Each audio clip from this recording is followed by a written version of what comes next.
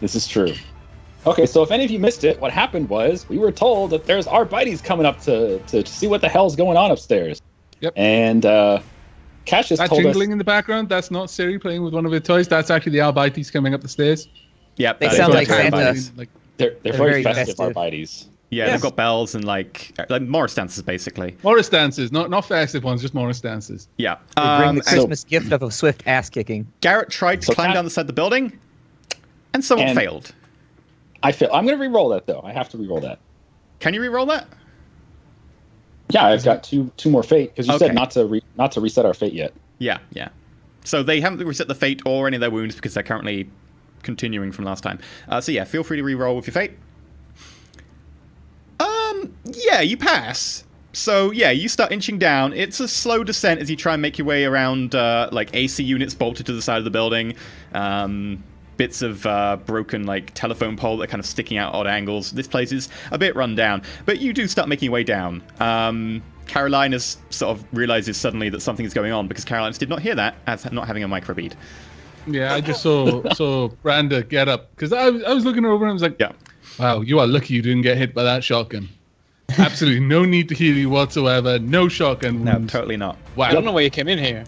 But he came in there to staple your suit to your chest, which he's done. I looked down like, wait, when did... Anyway. I make my way to the window. Okay, While eyeball this the is sheet. happening, Shock Cassius? I drag my blade across kind of my arm and my shoulder real fast to open up a small wound so I look like I'm bleeding. Okay, yeah, you take 1 point of damage. Yay. I look like I'm bleeding. No, you're bleeding. I mean, if you want to take 1 point of damage to make it look like you are really bleeding. Yeah, that's fine. Yeah. That's good. I'll do that. Okay. You managed to Because- cut through uniform. Because Garrett used a rope to get down, can I use the rope? Sure. Yeah, I'll I'll make an athletics check. Yeah, athletics or acrobatics with plus 30. It's a fairly easy check because you've got the rope there. And it's a fairly easy place to climb down anyway. Ooh, okay. 67, target 57. Yeah. That's so only 1 degree of failure. That's 2. 1 plus the difference. No! Oh. So is that like Does that falling mean your bum, or what happens? That's kind of... Please make me a strength check. Don't have good strength. Why can't it be strong. toughness? Be strong, Brander. Nice. Yes. Very nice. 24, you need a 27. So, yeah, you slip, you come off the rope as it goes down. It's a little bit starting to rain outside, and the rope's getting a little bit slick now that it's been there a little while. And you start falling, and you quickly grab onto an AC unit, and the AC unit goes... comes away from the wall at one edge, but it's still there, and you're holding on. You're currently about a floor and a half off the ground, so it's not massively far to fall, but it wouldn't be good. Carolinas, what did you roll?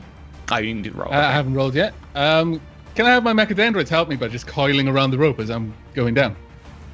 You've only got a optical and another one, medical, so medical. you could do that, but if you fail, they're not designed to take that weight. You could damage them. It's up to you. If you had the claw mechadendrite, that I can't remember what it does, Yeah. that one would certainly I'd just help. be able to go down. Okay, well, I'll just try regular acrobatics. Okay. Then. It's not a problem. We're plus 30. Okay. Man, we should have got a grappling hook earlier. I know. Yay! 30, target 45. Yeah, you start climbing down quite easily, and then you notice hanging next to you off an AC unit is Branda.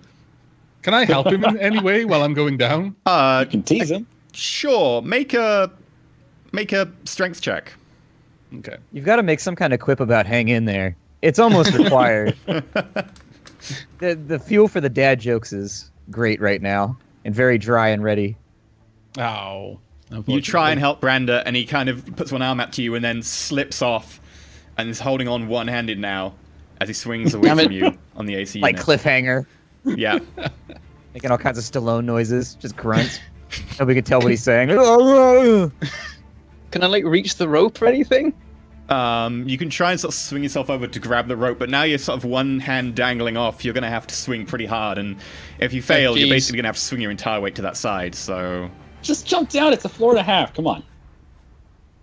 I've got a lot of toughness. I could just take it potentially, but Falling damage in Dark Heresy Might is hurt. pretty brutal. Take okay. it. Remember what happened in Shadowrun to fall him That down? was a different game. It was fine. I swear Dark to God, Heresy well, is 6 known for feet. having falling damage kill Space Marines. Yeah. Why is it so many games have so much trouble making falling rules that make sense? I was a roofer. I've fallen off 2-story buildings. You're fine. You bounce right back. Just tuck and roll when you hit the ground. You'll be good. That's Yeah, what the Use acrobatic rolls ability for. to dodge the ground. I've fallen out of 11 for high trees, and the worst thing I've ever done is sprain my ankle a bit. I haven't like broken cracked anything. Just like, collarbone, maybe. that hurts. I'm just going to limp for I'm a just few imagining days. while it Space Marine heals. falling out of a tree and going, that hurts in full like power armor. Ow, my ankle. The Yeah. Emperor's ankle is broken. They could legit die from falling out of an 11-foot tree in Dark Heresy core rules. Okay, point taken. I'll try and swing for the rope. Okay, you can make this is more acrobatics check. You can make an athletics if you want. Is the AC hanging off the wall? Yeah. Can I try and bolt it back on? You don't have any mechadendrites that do that, and if you try to do it yourself, you'll have to push it, and you'd be Can I moving just it. And it flash might... staple him to the AC and then just leave him there? Medical stooges aren't really designed to carry I know, but it would be funny. So no modifiers, I guess. What is this? A acrobatics or athletics? Athletics. Athletics, I'll give you a +0. Yeah, it's pretty difficult All one, right. this one. You Oh, failed geez. by 3 degrees of failure. So you swing yourself across, and you don't manage to get the rope. And instead, as you kind of come off, your hand slips, and you hit one of the telegraph poles just below you that's sticking out of the side. You do manage to hold on to that, but you do get the wind knocked out of you. I will roll some damage. F Brander. Everybody, just press F for Brander right now. Defeated by a I window. rolled 1. Your toughness... Yay! Yeah, you're fine. There we go. See, it Now get raises an down from interesting there. point, though. That, like, with So Dark I'm just- Heresy, you'd have, like, Space Marines fighting, like, a whole field of Tyranids, but then they get to, like, a 6-foot incline, and they're just like, no, we can go no further, brothers. It's terrifying. The worst threat to the Imperium. Slight inclines. No! A lack of All is stairs. lost. Our one weakness. All is So- lost. So I'm just hugging a telephone pole now. Pretty much. Yeah, you're not that far off the Is it ground sliding now. down? I suggest you settle down. You should be fine. That should work. Yeah, you start shimmying down, and you get to the bottom without Is it an too much old issue. wooden telegraph pole? Has he got splinters in places that we dare not speak of? All right, I'm gonna microbead to Cassius that we're all down. There's a rope at the window at the end of the hallway if you want to come follow us. Otherwise, come out the front. I say, coming out the front. Okay, as you Did anyone start see like us? walking forwards to go out the front, blood sort of streaming I'm down pretending your to arm. limp. Like, I'm putting on the full act right now of, like, limping and looking wounded going Okay. down the stairs. Okay. As you do this, 2 Arbites. The Arbites are basically the police of the Imperium. Heavily armored. Basically, think Judge Dredd, for those of you at home who aren't familiar with them. Come around the corner, shotguns in hand, raised, full-on body armor, helmets on, am the visor law. down, so you can just sort of see their mouth. Citizen, what's going on? Arbites, help! There's guardsmen upstairs. They've gone crazy. I'm not sure. They're kicking in the doors and shooting patrons and executing everyone. Yeah, okay, make a deception roll. Yay!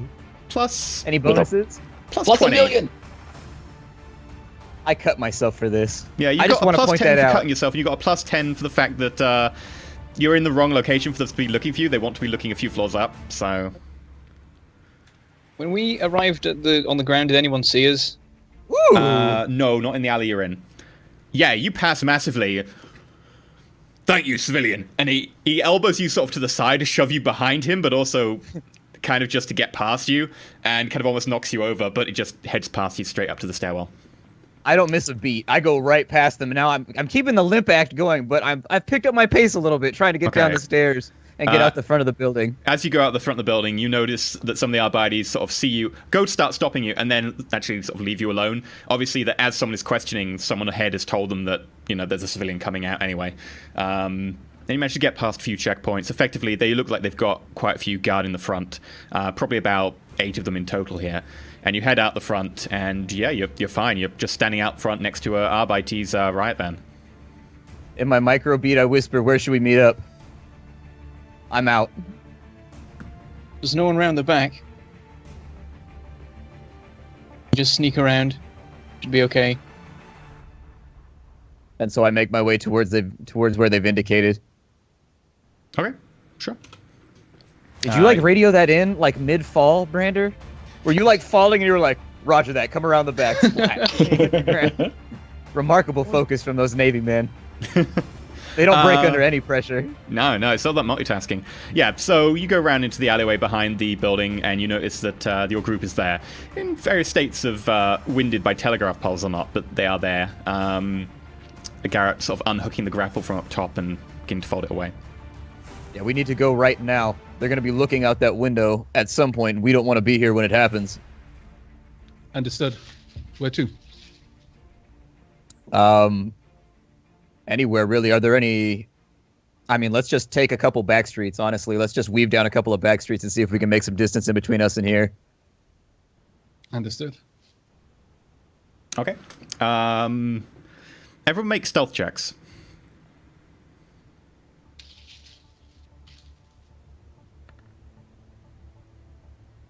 Pass. Oh, jeez. Massively fail.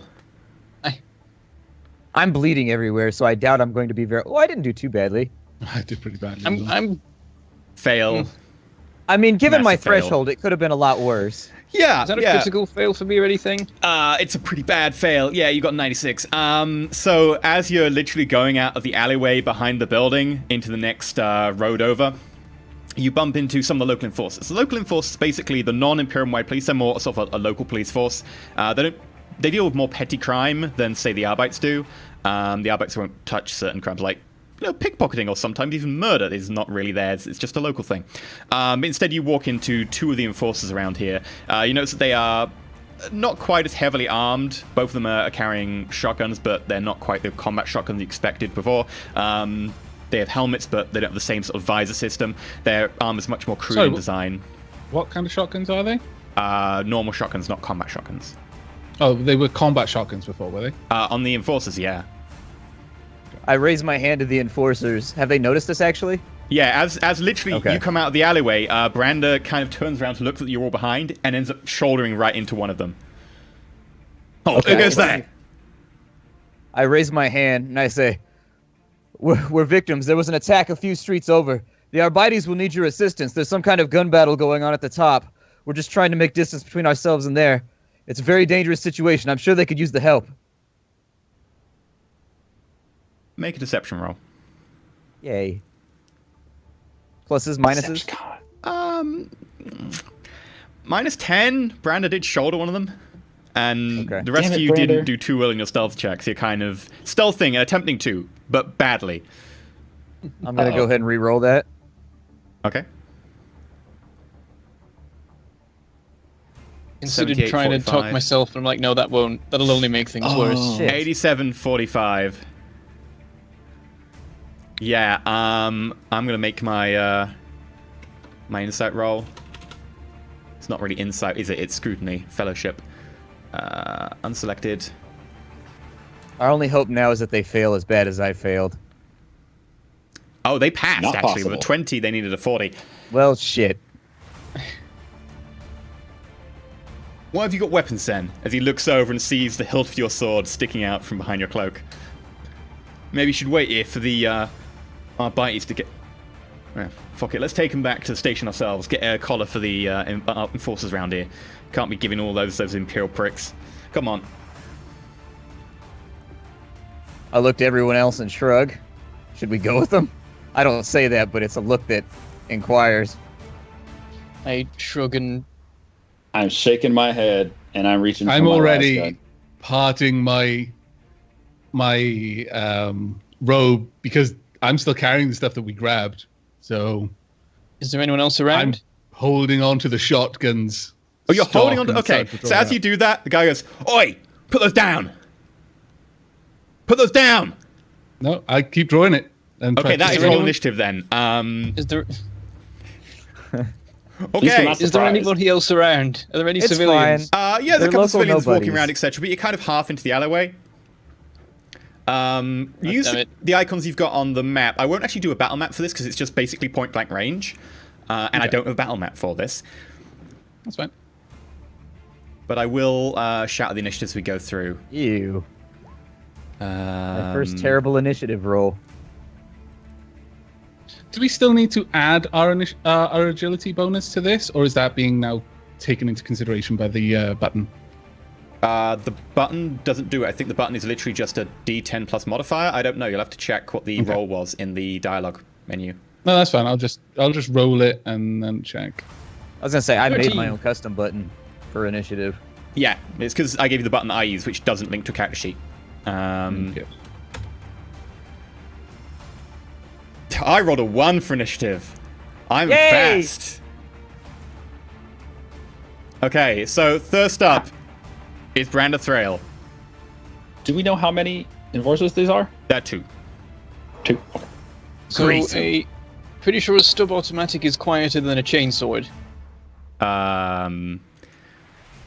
The stub automatic is technically louder because when you fire a gun, it's really loud. You don't get that from TV shows and stuff because the mics cap out, but it is really loud. You can hear it quite a distance away. That said, in a city, in the shoddy part of a city, it's not all that unexpected to hear occasional shots going off, especially in the downtown slum sort of area that you're kind of on the verge of on Eredis Dire.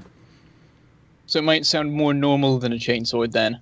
Yeah. I mean, a chainsword is also easier to pinpoint where a chainsword is because it's an easy sound. It's continuous. You can go, oh, it's in that direction, that close. Whereas a gun is always really loud, and then. Are we in a sort of like a working district though? Yeah, you're kind of on the edge of the. Wouldn't there be more industrial machinery sounds in that kind of environment? Nearby, but not quite. You're kind of in the more people live here to work in the district nearby. But you're in the area where it's between the slummy district and the starting to get okay district.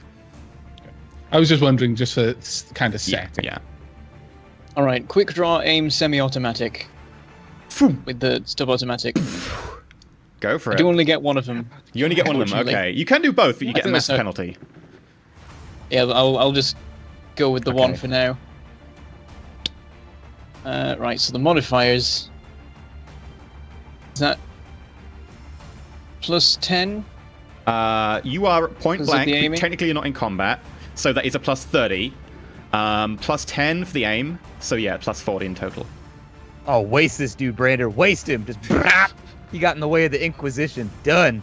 51 needed a 86. Yeah, that is a hit. That is also right arm. I forgot previously. I have close quarters discipline, plus 1 degree of success on ballistic tests at point blank or short range. Oh yeah, which would help if you were firing anything but a single shot. So yeah, you managed to get. No, I'm doing semi-automatic. Yeah, he's still doing semi-automatic, isn't he? Oh, sorry. Yeah, you said. Yeah, okay. Semi-automatic, yeah, which makes a lot of sense because I didn't say plus 10 for a single shot. So yeah, semi-automatic, basically for every 2 degrees of success beyond the first, you get an extra hit. You get 5 degrees of success. How much is semi-automatic value? Is it 2 or 3 for a sub-pistol? It is 3. All 3 bullets hit. That would be arm, I think it goes chest, leg, chest again, chest. So that arm, chest, leg. 3 shots. Raked him, just... Yeah, just like... yeah, roll damage 3 times. All right, 1, 2, 3. And the third one is a Righteous Fury. Dude, which instantly kills a mook. What a horrible time to be just a random law enforcer in this city. And there's no recourse for this. We just get away with it flat out by nature of our charge. This is like, meh. This is pretty much James Bond license to kill territory. Brand is just a badass. What can I say? So you just see this guy, and as he goes to sort of raise his gun to shoot Caroline, so obviously Caroline's having gone for those weapons. You just go, okay, decision making, spot on, pull the gun, and in one fluid movement, 3 shots. 1 to the arm. His arm pings backwards. The armor takes most of the force, but he's still knocked backwards by it a little bit, the bullet having entered quite far into his shoulder joint. The second shot hits him in the lower abdomen as he kneels over and sort of begins to vomit up something inside his helmet as the bullet has definitely entered into the abdominal cavity. The third shot impacts into his thigh, and you hear the snap of bone and blood begins to pour out as you snap the femoral artery. He collapses in on his own weight, and he goes straight into shock and very quickly bleeds out in a puddle of a lot of blood and some of his morning breakfast. Garrett. Even Brander's surprised by this. Oh, that went well. boy. Well, I was talking about drawing the gun at the same time that Carolinus was drawing his gun. So do I still have to draw it now at the start? Yeah, I would say combat? that your Okay. guns are originally not readied because they were kind of hidden. Right. But since a lot of you were like, we started drawing guns, I'll say that effectively as we're doing this, you got the gun halfway out to they are ready now. So half action to ready, and then you can take a half action shot. Okay, and in that half action shot, it can be any kind of shot, so I can do the full power shot. Yeah. Okay. Are Then full you using power a semi-auto or single shot? Whatever is it's a las, right? So does it do auto, or I thought it just did high power shots? You check the last pistol. If it says S / a number, that number is then the semi-auto value. It might just say S Okay, dash. semi-auto then, yeah. Okay, is that Yeah, 2 for the last pistol? S/3. 3? I'm not using the pistol, I'm using the gun. Oh, okay. So Garrett's like, screw this. Brings out the full-on las gun. Yeah, you can fire 3 shots with semi-auto. They're all high power then, which bear in mind that each one uses 4 ammo. So that's 12 ammo you're using for this. Yeah, go ahead and roll. You will have plus 30 for being point blank, and you'll have a plus... yeah, no, you won't have anything else. You didn't aim. So yeah, plus 30. Dude, you needed a 90, you got a 13. That is all of those 3 semi-auto shots hit. So feel free to roll damage for all 3 of those. That is fantastic. 13 energy with a pen of 2. 15. Does this include the bonus damage from the overheat? It does not. No. So that should be plus 2 damage on all of those, and plus 2 pen. Oh my lord. It's like 50-something damage. Like... Yeah, like, okay, so that is torso, 13 is right arm. torso, leg. 31, because it flip it. Oh, 31, sorry. Yeah. Torso, leg. If you shoot him in the torso once, and you hit him like high up on one of his pecs, and it goes in, there's a smell of burning meat, and he kind of takes a couple of steps back. You hit him a second time, this time having adjusted your aim ever so slightly straight onto sternum, and you hear a crack and the sound of superheated flesh, and kind of a smoke almost issues from out, but it's kind of tinged red with boiled blood.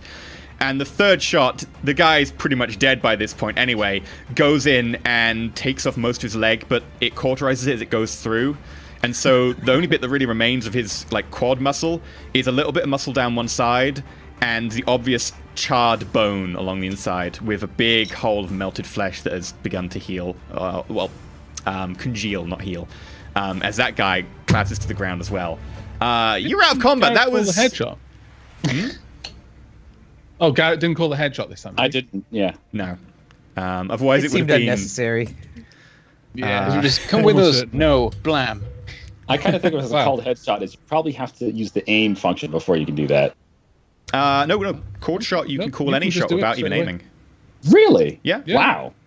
It's just normally you take a -20, but for your character, because you got the perk, which is an amazing perk, you wouldn't have killed the guy first shot with a headshot anyway, because it would have hit his helmet. The second shot would have killed, which would have then been a arm shot, I think. I'll have to check the table for it.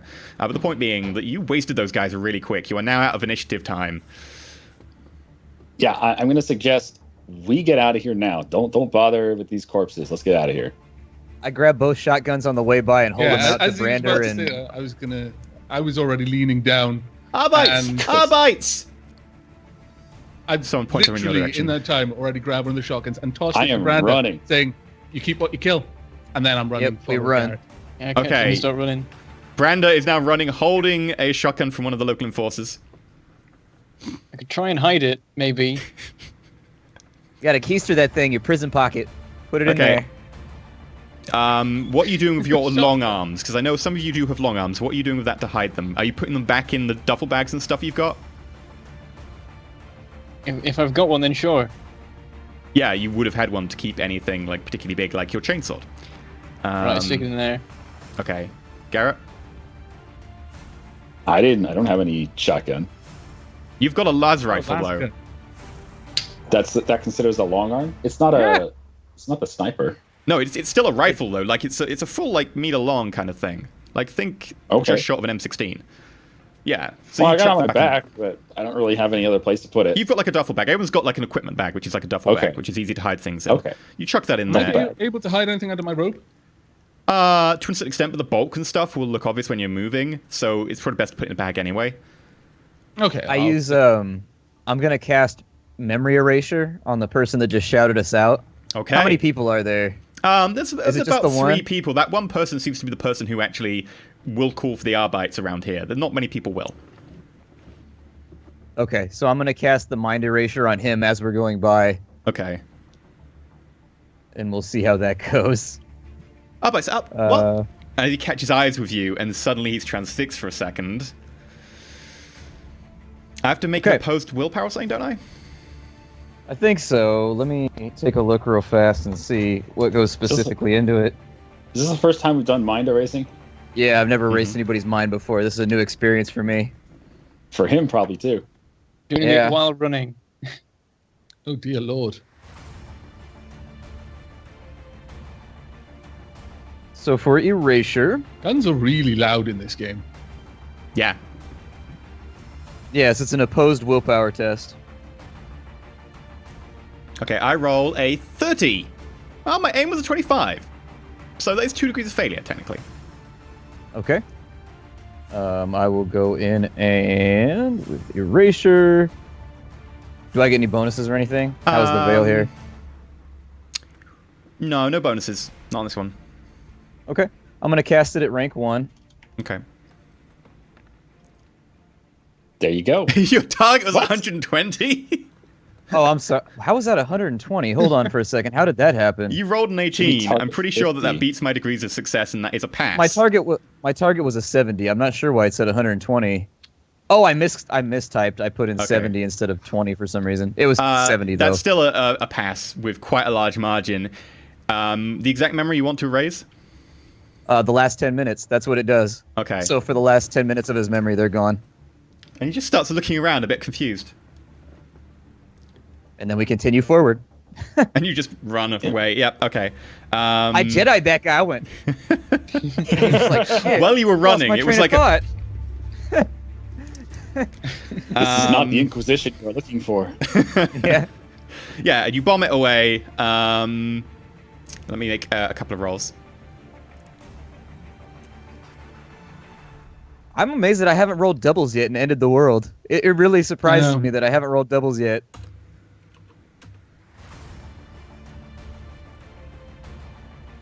Yeah, can you all make me stealth rolls?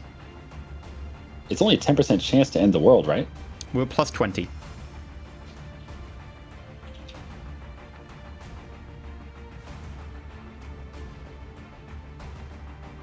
Damn it. No crit fails. Generally bad, but no crit fails. Okay, yeah, takes you like a couple of hours to just of lying low between each alleyway, moving to the next alleyway, sometimes double backing on yourself to make sure that you don't go past any enforced patrols or anything nearby, but you do eventually make it out of the region where you think that they're effectively looking for you. How many people's minds did I have to erase passively along the way? Luckily none. You kind of want to limit the amount of psychic power, so I'm assuming that you don't do that unless you really need to. How legit would it be though if like in D&D you've got like passive checks? What if you could just passively mind erase people based on your stats as you were walking around and people just like they get dumbfounded for like 10 minutes as you just walk like through a that? city block? You mean like that kid in the XCOM movie where anything that got close to him lost all their superpowers? Mm-hmm. Oh man. Yeah, but you do eventually make it far enough away. Hooray! All right, where are we going? What are we doing? What's the plan? I need a bit of a assume refresher. that, aside from us all being attacked in our sleeps, Cassius, did you have any better luck last night? I need a refresher from the GM as to what happened last week. It's been a very busy week for me, and I'm having trouble remembering minutia. You talk to Captain Julius Horatio, the captain of the Emerald Tigress. You found out, as far as you could tell, that they seem perfectly a nice person. You didn't find any links to them directly, although that's not saying there aren't any.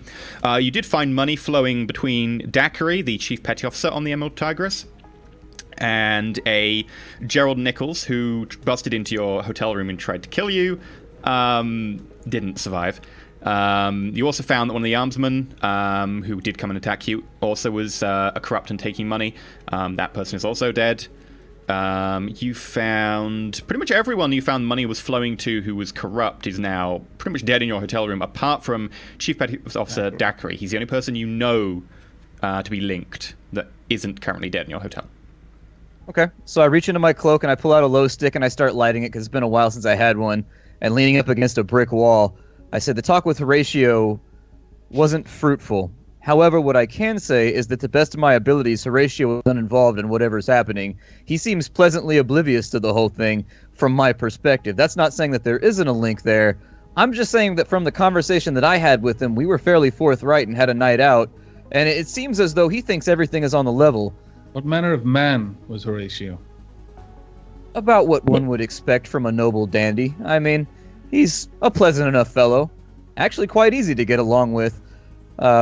I doubt that there's any ill intent there. Either that or he's one of the best actors that I've ever seen, even under the effects of drink. Are you speaking of First time Captain that I've known the Julius? captain unaware of the movings of his officers, if he wanted to pass along so much control to them that he didn't have to worry about the daily operation of his ship. He seems to be old nobility, and from my experience with my family, there's a certain aloofness that exists within those social circles where you delegate things to your underlings. Seeing as we've killed just about everybody else involved in the case, my suggestion would be that we find this Dackery.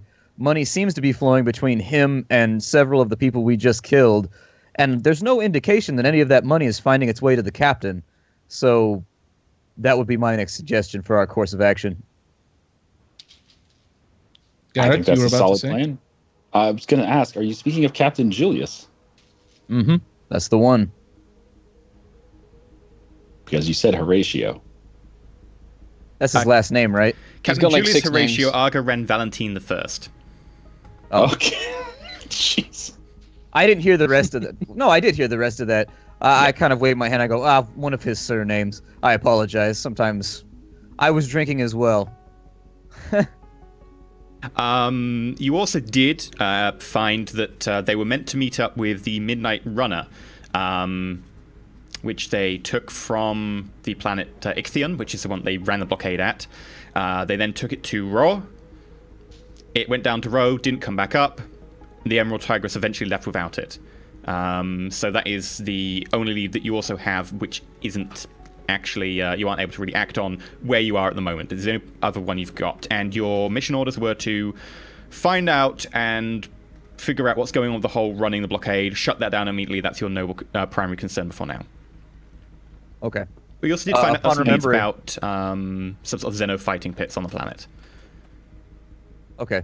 On remembering this, I also mentioned there's another ship that they abandoned on Ro, from what I understand with our conversation. The Emerald Tigress was contracted to go there and meet up with a ship called the Midnight Runner around the orbit of Ro. However, when they went to make their rendezvous, the Midnight Runner never showed up. Perhaps something happened to it on the planet, but that would also be another potential lead, although at this time we would have to go to Ro and check their chronicles in order to run that one down, unless we get incredibly lucky here on Eridus Dire. Do you know anything of Ro? I can make an intelligence check, I guess, just to see if I recall anything about it. You can make a... None of you got any skills related to that field in the sector, but it is relatively close to your home planet, so I will give you a +10. Okay. Seems like our next port of call once we've exhausted investigations here. You've not really heard of it. It's one of the recent worlds that's come back from the warp storm, so... I think our first priority needs to be this Petty Officer Dackery. He's the last link that we have at this planet. We should take him alive, too, if we can take him. That way we can subject him to the tender mercies of our dear friend Carolinus and perhaps get some further information from him. Perhaps we could arrange a meeting if you can speak with the captain again. Sounds like a good enough plan. My rapport with the captain seems to be good enough. Although my suspicion is that once he finds out half of his contacts have been whacked in a hotel assassination, there may be some questions raised, but I think we did a fairly decent job of leaving no trace. None of them but Lieutenant Dackery have any direct connection with his ship. They were dock hands, dock workers, local authority. He might have no knowledge of their existence. It seems that everything was coming through his lieutenant. Yeah. Do we know where the Emerald Tigress is docked right now? It's in orbit. It's in to be a orbit, ship to come that's in right. gravity well. Okay. So let's right, find this. because... Oh, sorry, just out of character mention. Oh, right, because Nichols was the guy who was supposed to be on duty at the Every port time when the Emerald Tigress came down. import stuff, yeah. Except Nichols is gone, so who's going to be on duty? These But he would was not be the assigning concerns of the himself. captain, so we're likely free of that. And the less that we can involve this individual, the better it will appear to the Inquisitor.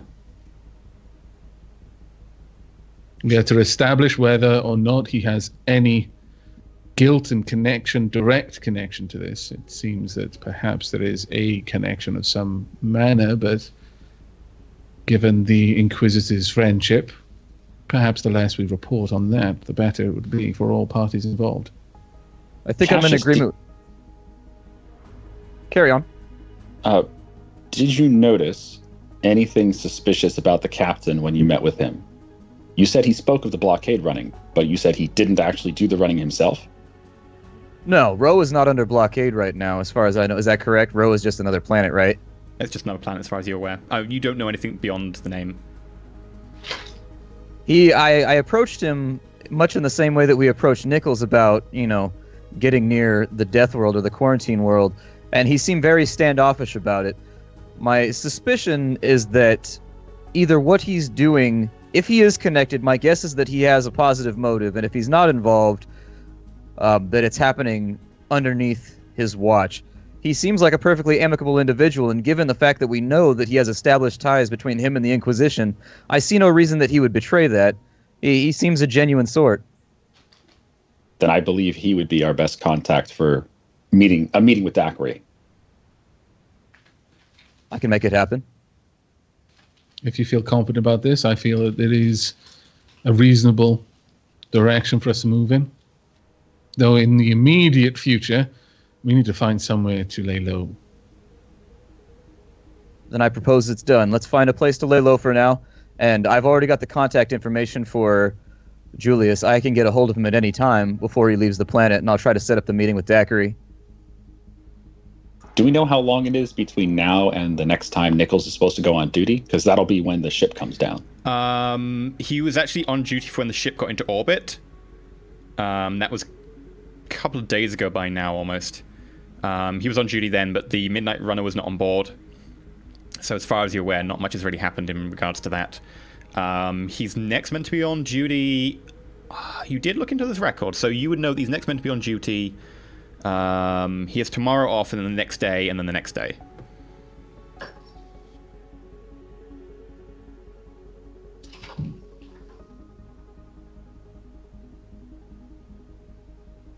Okay. So let's find a place to lay low. Okay, what sort of place are you looking for? bed down or something. Another hotel, like a flop house?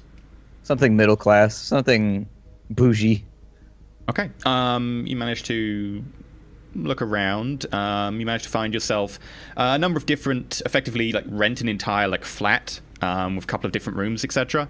And you find that's probably more up your speed at the moment because you've got not people coming in and out, and like you do in a hotel.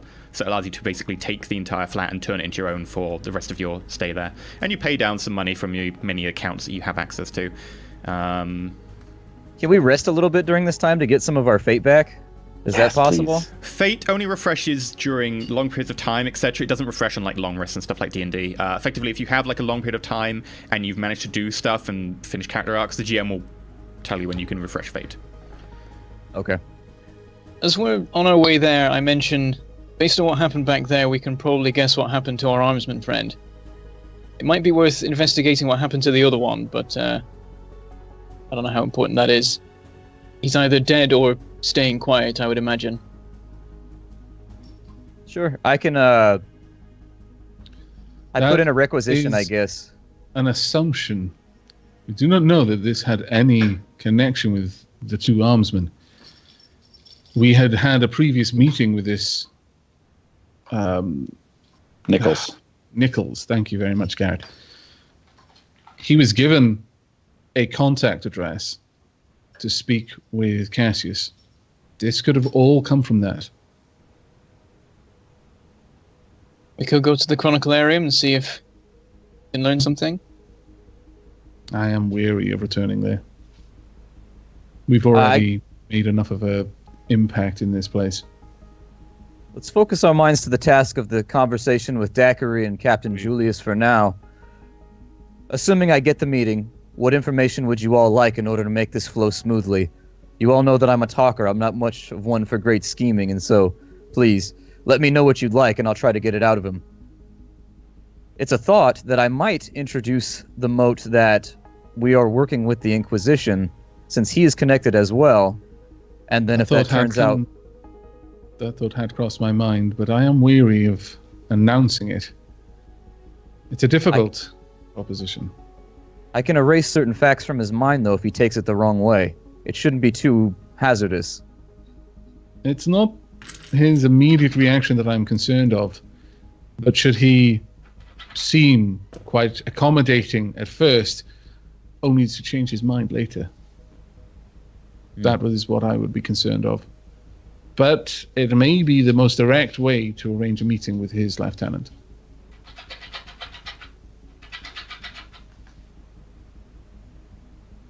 What say you, Garrett?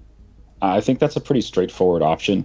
Another angle of attack could be that suggest to him that Officer Daiquiri has been less than honest with him, and apparently has been doing dealings of the shady nature, and perhaps we could help him solve some of that problem. I like that idea. He and I both seem to be of the same social standing, and there's a certain understanding that exists between the two of us.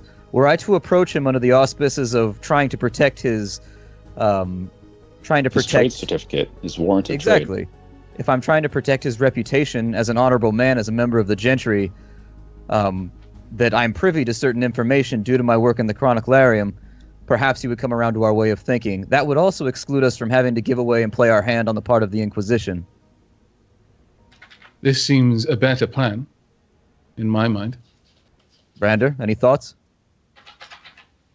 It seems like a good course of action. I think we should try and get to Roe as soon as we can. That ship could move on. Seems to be the one we're looking for. Very well.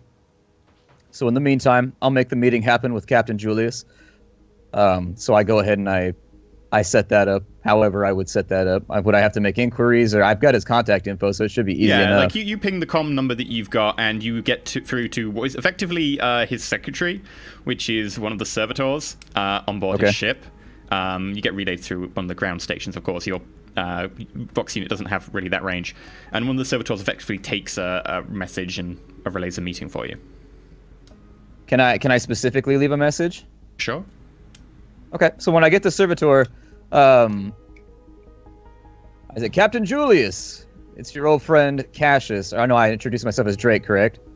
Drake, Got to make a memory check? Okay. It's your old friend Drake from the other night. I just wanted to let you know it was quite the pleasant evening sharing stories and tales of being out in the void. I've come across some certain information in the Chroniclarium, and I'd really like to contact with you. I think it'll be something of interest to a man of your stature, assuming you wanted to protect your reputation. And I understand how these things go, so please, I'm concerned for your well-being. Contact me back as soon as possible. Thank you for your message. We'll get back to you as soon as possible. Ooh.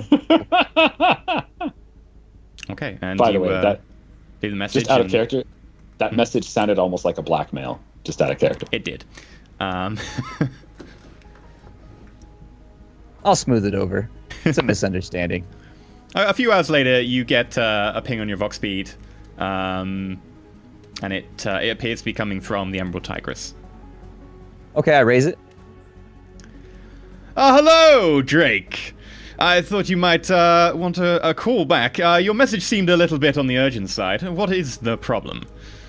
Yes, absolutely. This is not business, though, for a Vox that can be monitored by someone. I'm privy to a little bit of information that I think you would be interested in, and obviously it comes at no charge. This is purely from one member of the gentry to another. I'm attempting to protect your reputation, so please, if you'd like to meet me for another drink, I'd love to discuss it with you.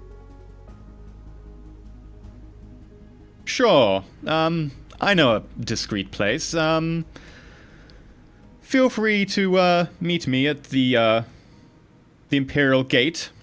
That'd be one of the more upmarket bars around the district. I'll see you there in a minute. Absolutely. Thank you for your time. Okay, and he signs off. I head there straight away, but before I leave, I let everybody else know the plan, and then I also inquire as to whether they want to come along or whether they'd prefer to observe from a distance. Perhaps best left to you. I don't think any of us would fit in that area of the town, don't you? Not Maybe at all. more difficult for you to present your case with a retinue. I look down at my shabby uniform. Okay. Still not fixed up. In the meantime, I take a small scrap of paper and I write the name Daiquiri on it, and I tuck it into the folds of my robe, or into the fold of my tunic, and then I head out for the meeting. Sure. You hail one of the passing cabs, and you get in. You get taken there. Not much delay. It takes you probably about 8 minutes to get there. You're not far away in the district you're in at the moment. And you get outside a pub, which is effectively several stories tall, sort of gold filigree embossed in the front in the shape of a giant arch. And in the background, you can see slightly raised marble, which just about you see the relief of what is effectively a giant human being standing with a two-handed sword, blade down. It is a picture of the Emperor. Okay. I head up. Is there a doorman? Yeah, you go through the door, and you're greeted by a plexiglass screen and a person behind it. Good day. Are you entering? Indeed I am. Drake Rousseau, and I'm here for a meeting with Captain Julius Horatio, the rest of his name. I fire it off. Okay, that will be 40 gold crowns, and feel free to go into booth 3. I silently produce the money, and then I head over to booth 3 as soon as he lets me pass. Sir. If you want any drinks, please just buzz the intercom in your booth. Thank you very much. And you head on in. You find yourself in a darkened corridor with velvet curtains and heavy drapes behind them with some much heavier fabric, and you can start walking past them. You can hear sounds coming out of a few of them, but the sounds themselves seem muffled, more muffled than you expect for fabric. It does sound like there's some sort of dampening fields in each of them, but you can hear vague mumbling along the lines of and one of them you get the sound of kind of like Imagine The Sims, but more muffled than that. You eventually find your way parents. You eventually find your way to one with the large Roman numerals 3 over the top. Okay. I go ahead and I open the curtain. Inside you see the familiar face of Julius Horatio Argo Ren Valentine I, resplendent in a lovely, heavy green velvet coat with gold embroidery around the edge, this time wearing a slightly different sort of waistcoat combination than the one you saw him in previously. And next to him is sitting a woman, much more slender of face, very sharp features, black hair tied back in a bun, her dark complexion very much accentuating the hooded eyebrows that she has, hiding her eyes, very sort of deep set eyes that look out at you very suspiciously as she sits there wearing what is a tattered form of Imperial Navy uniform. At the point where I see that a woman is involved, I quickly sort of stiffen, and I say, "Oh, I didn't know we were going to have a visitor. Pleased to meet your acquaintance, Drake Rousseau," and I extend my hand. She looks up at you from under her heavily hidden eyebrows and just inclines her head slightly. I apologize if I made your offense. Oh, don't worry about her.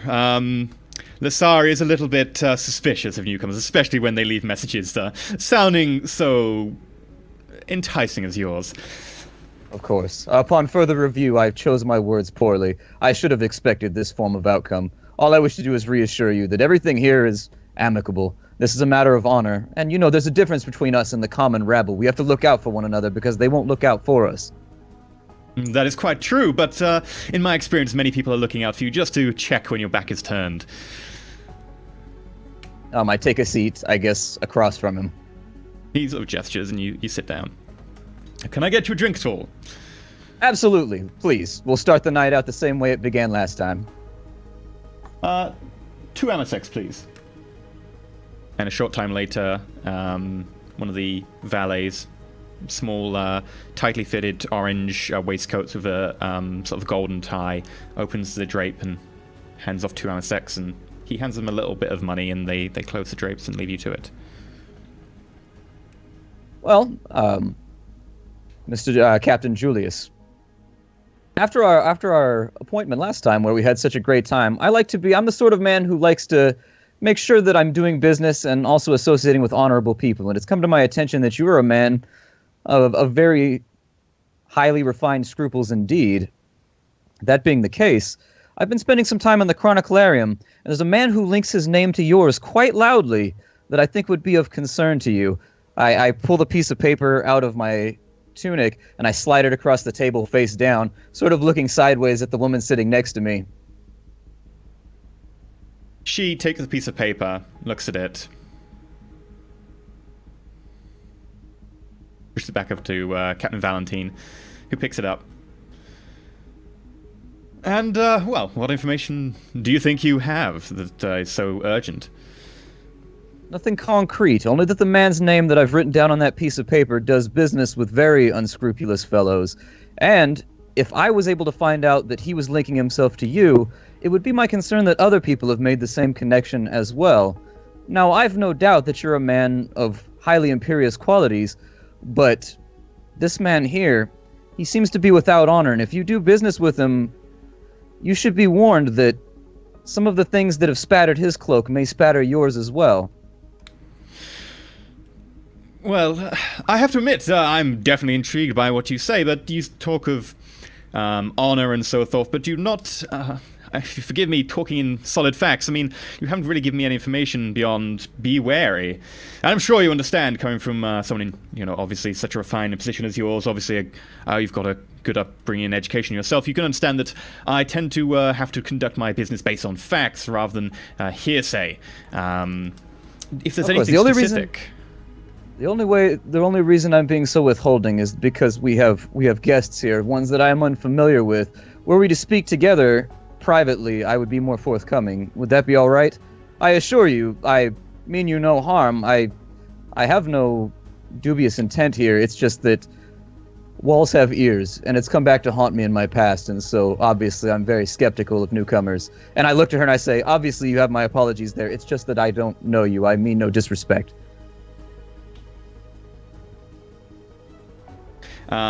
Make a persuasion roll. Sure. Would that be a charm roll? Oh, yeah, charm.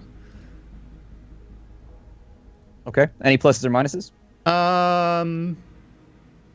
I'd say it would be a flat one for this roll. Okay.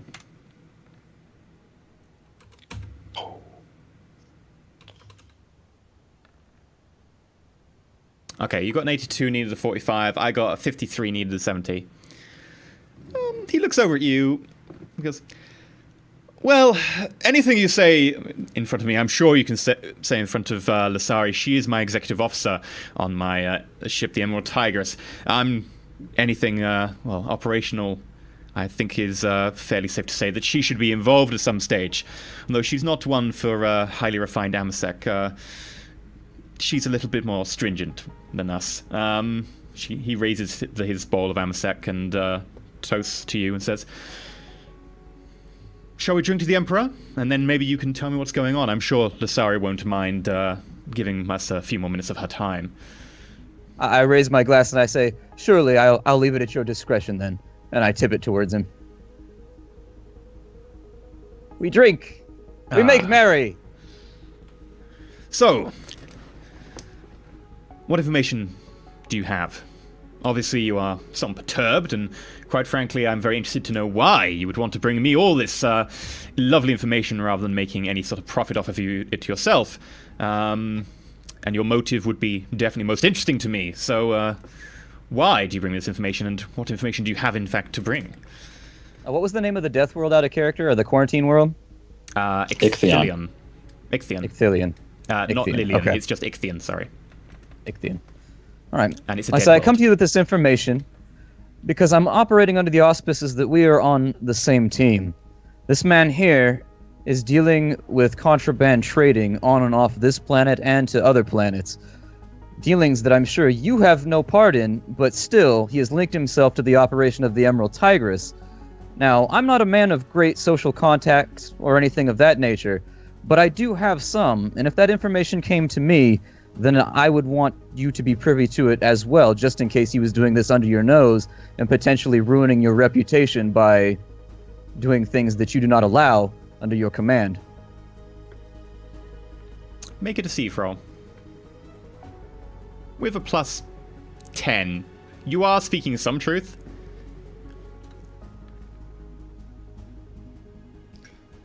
Man, his rolls are on and mine are so off. This is garbage. Wow, yeah. He looks over at you. Obviously, swilling the last Zamsek around the bowl. Well, let me be quite frank, Cassius. You are obviously a man of great taste and so forth, and I did appreciate the company for a few drinks last night. But I have to say, I think you know a lot more than you're letting on. Did he legitimately just drop my name right there, or was that a GM slip? Oh, that was a GM slip. Because I'm Drake. That's meant to be Drake. Yeah, sorry. Okay, I just wanted to make sure, because if he was legitimately dropping it, I was like, ah, shit, jig's up. Yeah. All right, well, let's go do this. That was legit a GM slip. It was meant to be Drake. Okay. Good call. So, let's be quite frank with one another. I've done some looking into you, and it was very interesting that you are now staying somewhat completely different from where you were last night. And considering the place you were staying last night, well, let's just say that, well, some interesting things happened there. Now, of course, I'm not one to judge a man by what he chooses to do in his spare time. And obviously that, what I can find out about the incident at the hotel that you were staying at, it appears that someone certainly tried to attack you. And I don't think, of course, to hold that against you. Everyone makes enemies in their line of work, especially in my line of work. So what is your line of work? I smile softly and lifting the Amasek to my lips, I said, well, then let's just be out with it then. You and I have worked on the part of the same parties. Is that enough information to pique your interest?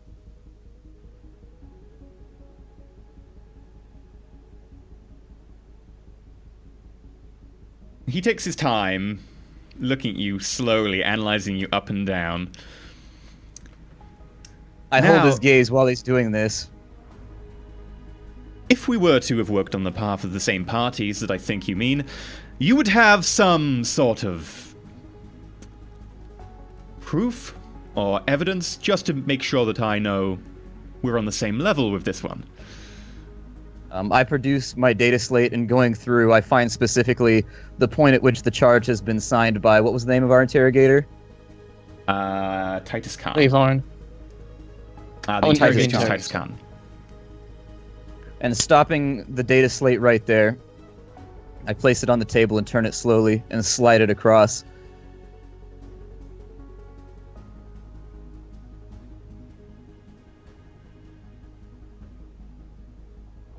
Out of character, did he work with Titus Khan, or did he work with the Inquisitor who was above Titus Khan? The only evidence you have is that he worked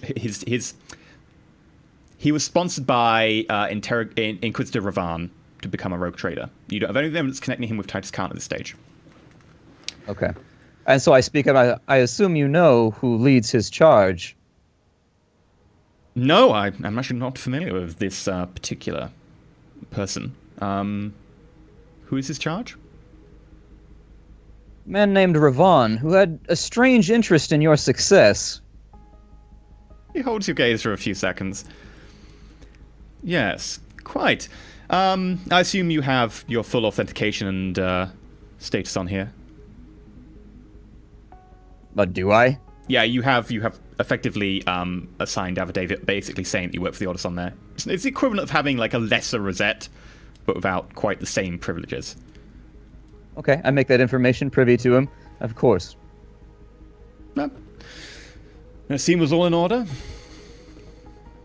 How can I help seeing you? As well, seeing as he sponsored your rogue trading license, I assume that you must have done some business on his part, much in the same way that we that end up working for men such as him always seem to have found some way to fall into their gaze. He shows concern over you, and therefore I show concern over you. Well, Ravan is a sentimental person when he gets right down to it. He's really just a big, cuddly bear. I don't know if you've seen bears. They come from some of the Deathwoods around here. Quite scary creatures, actually. But yes, I may have worked with him in the past. It is entirely possible. And of course, there's someone on your ship who appears to be trafficking in contraband creatures from Ichthian. I've laid eyes upon them myself, and in fact, one of those men now lays dead in the suite which I occupied the previous evening. Well, I must say, I was wondering how the Midnight Runner was getting its cargo off my ship if it was quite so illicit as I suspected. Then again, I guess it's not a job for me, quite a more a job for the Imperial ports themselves and the port authorities. So, I guess at least no part of my business has been touched by this. However, it is somewhat worrying, as you say, that such a person could be in my employ and be such a corrupt individual as well. I assume you have some evidence of this. Not that, of course, you need evidence in your position. Only what I've seen with my own eyes. What was the name of the gentleman we killed? I'm sorry. Nichols. Jared Nichols, Petty Officer. I was present for a meeting with Petty Officer Nichols where he made it clear on no uncertain terms that he could get me on and off of Ichthian, and also showed me his menagerie of creatures that he had imported from there. The name of the Emerald Tigress had come up during that entire thing, and if he was so forthcoming during that conversation, who knows who else he would have been forthcoming with.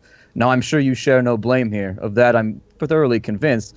But if you could help me, put me in the right direction to find the Midnight Runner and find the root of this great taint, then I would be greatly appreciative. And of course, I would include that commendation in my report with Interrogator Khan and also his lord, Inquisitor Ravan.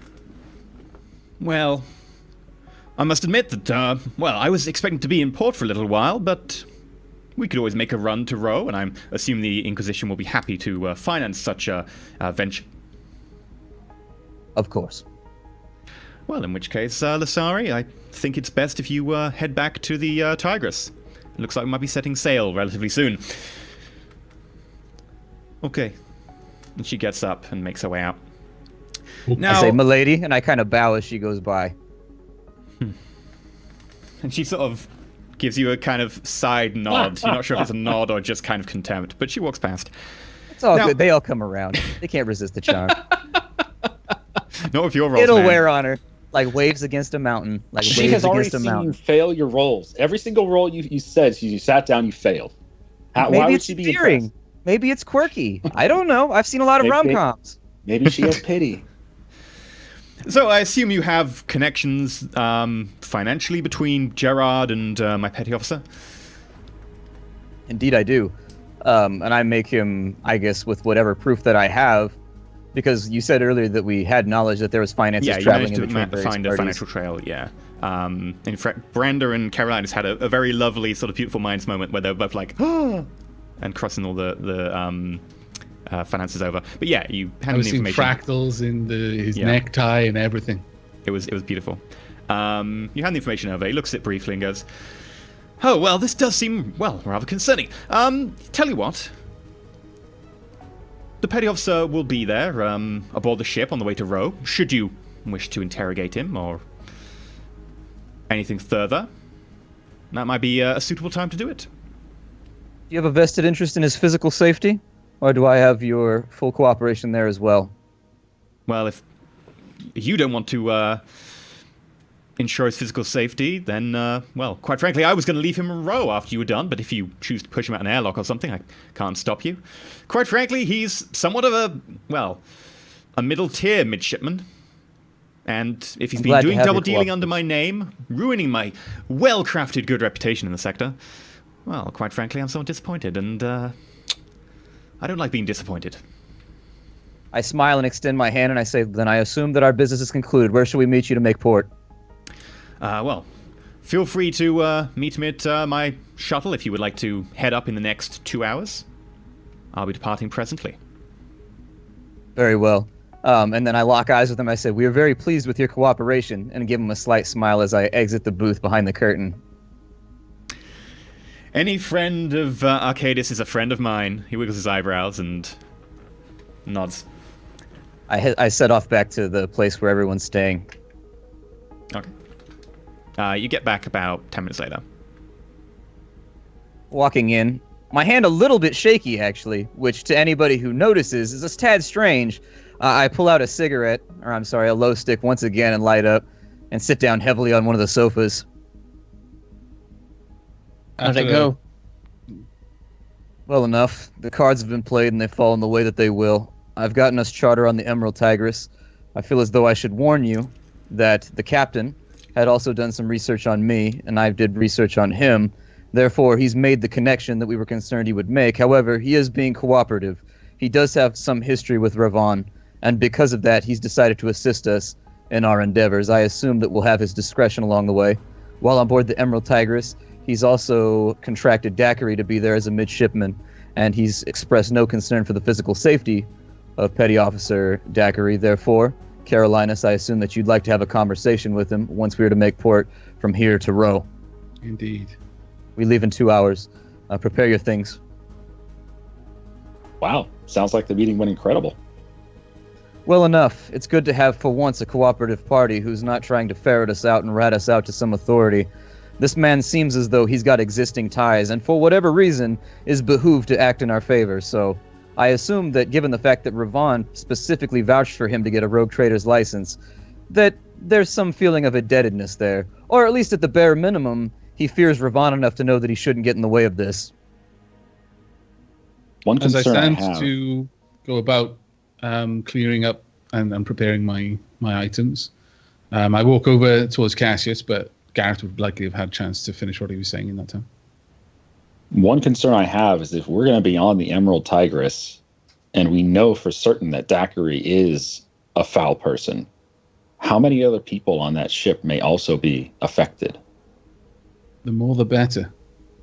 Interrogations are easier if you demonstrate what's going to happen first. When we stick him to the jumper cables, it should allow us to glean the remaining accomplices. I certainly hope you're right. As I go on, ready to begin packing my items and making ready to leave, I do pause as I'm passing by Cassius, and I put a hand on his shoulder. You seem a little worn. Was that meeting more troublesome than you have yet made apparent? The captain himself is a worthy adversary and something I'm not used to being up against. That's all. Very well. Should you need any medication, do keep in mind that I may be able to procure all manner of stimulants for a man such as yourself. I should keep that in mind. Thank you. I continue on my way and just make ready. Okay. In the 2 hours before we set off, is the time for me to go for a walk Sure. to the Astropathicus, is it called? Sure. So Branda leaves you guys for a walk. Going for a walk. I'll be back in time. I Okay. set off. Where? I'm just I stretching my legs. Very well. Okay, you head out, you find one of the nearby message terminals that will effectively take a message and then send that through to the Astropathica Congress on this planet, which will then forward it wherever you want. I will send a certain message. Okay, yeah. So the message we discussed earlier has been sent, and you make your way back. It doesn't take you particularly long. You get back with about 20 minutes before you have to head out to the shuttle.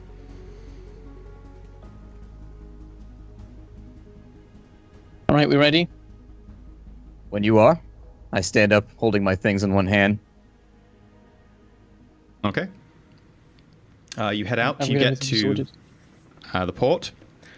When you're at Port Dyer, you slowly make your way through towards the landing pad that's been given to you, and you notice a large ship. This is more of a cutter rather than a shuttle or anything.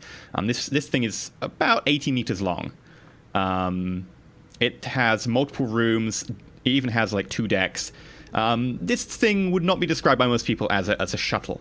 And you can see down the bottom near the ramp that serves as the main entranceway to it. Currently the form of 2 servitors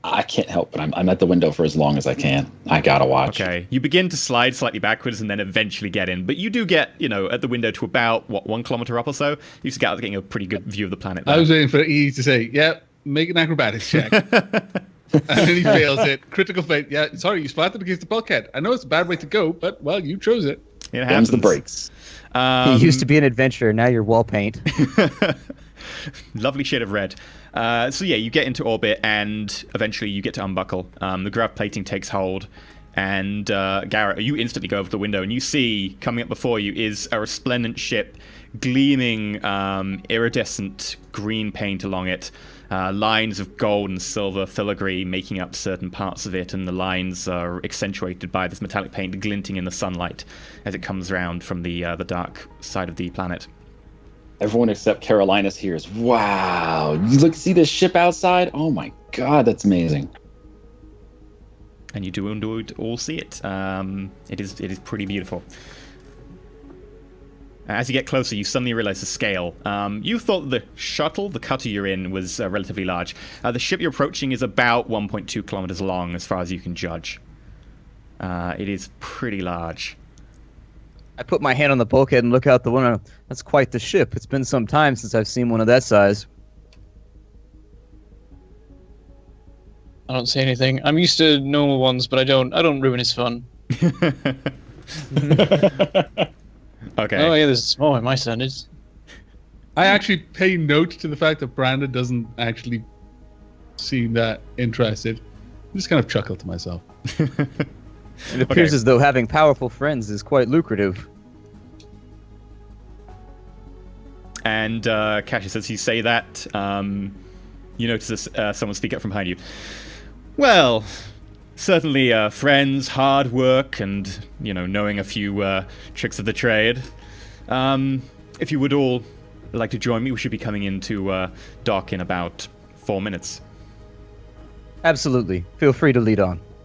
Okay, and he exits from the door of your room where he has been standing for the last 30 seconds or so, pings all the other doors, invites everyone out, and eventually you dock with the ship. The rear ramp hisses open, and you step out onto a plinth of what appears to be solid marble. The walls themselves are covered in ornamentation, embossing, outlined in metallic colors. There's a giant mural on the painting on the ceiling above, which appears to show the Emperor in a titanic struggle against the forces of darkness. The forces of darkness themselves aren't depicted in detail. They are depicted as effectively a sort of black cloud that he is smiting with his sword. And as you step forwards, you notice a procession of servitors. These themselves are definitely a sight up from servitors you've seen before. These servitors have gleaming metal components, faces sculpted like angelic cherubs with half masks of what appears to be sort of carved ivory. All of them having like different items. One of them's got an incense burner. The other one's got a standard with a flag of some kind. A third has a tray with little shot glasses of some sort of clear liquid. Another one has warm towels arrayed on a platter.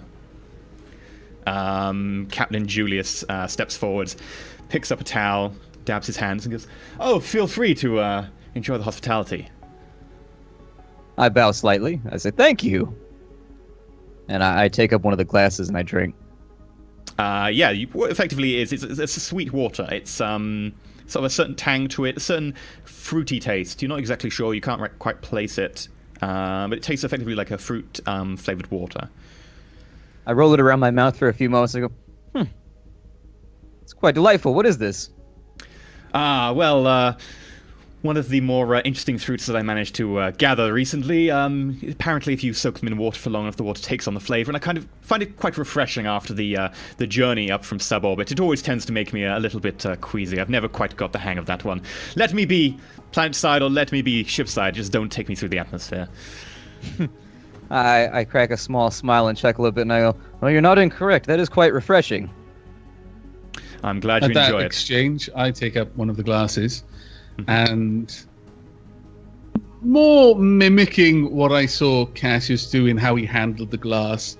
I'm sort of holding the glass for a moment, but after a few seconds and before I take a sip, the value and quality of a ship can be measured by the quality of its servitors, you have my compliments.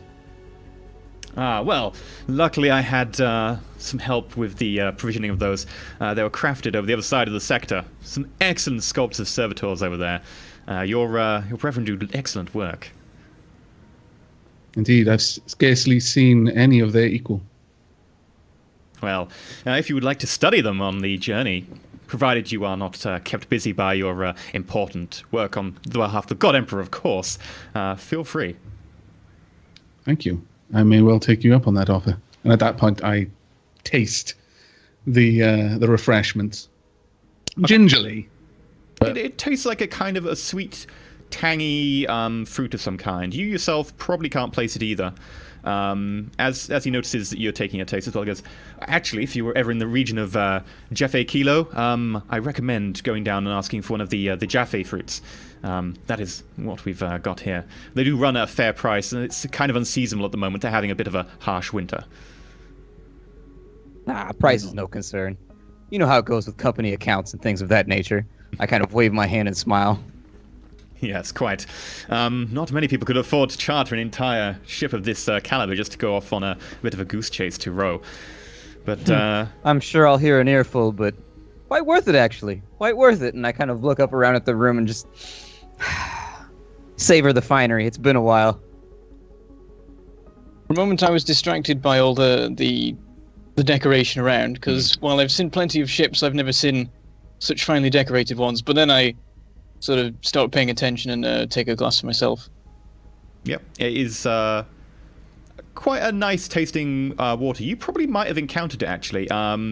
It tends to be something drunk by naval officers, etc., who get a little bit queasy during certain types of travel, because it tends to be quite good at suppressing nausea. And because of its high status, etc., it tends to be reserved in that it is a very hard-to-grow fruit, so you only tend to find it among the quite veteran space travelers. But you probably have encountered it once or twice. Not an appreciation. I'm going to give out a loud whistle. Wow, this place is oppressive.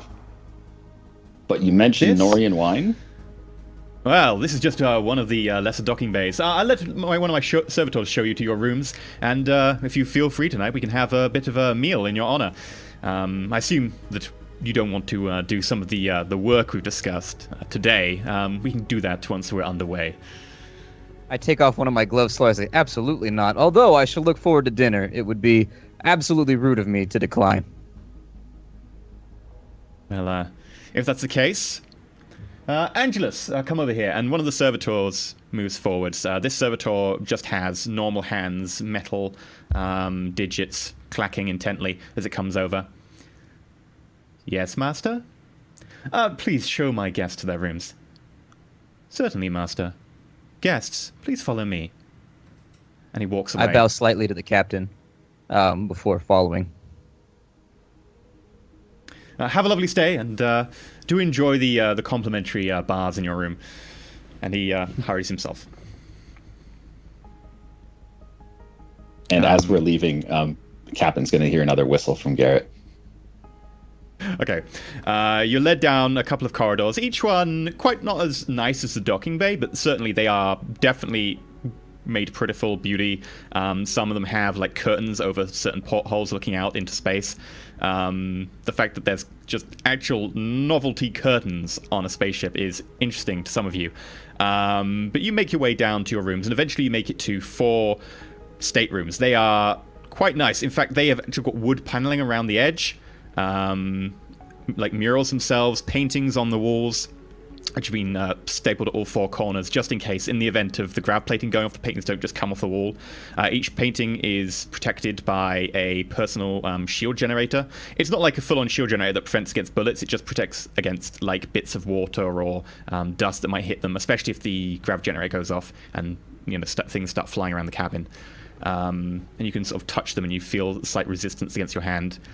Other than that, the beds themselves are like a very, very soft, fine, pliable mattress.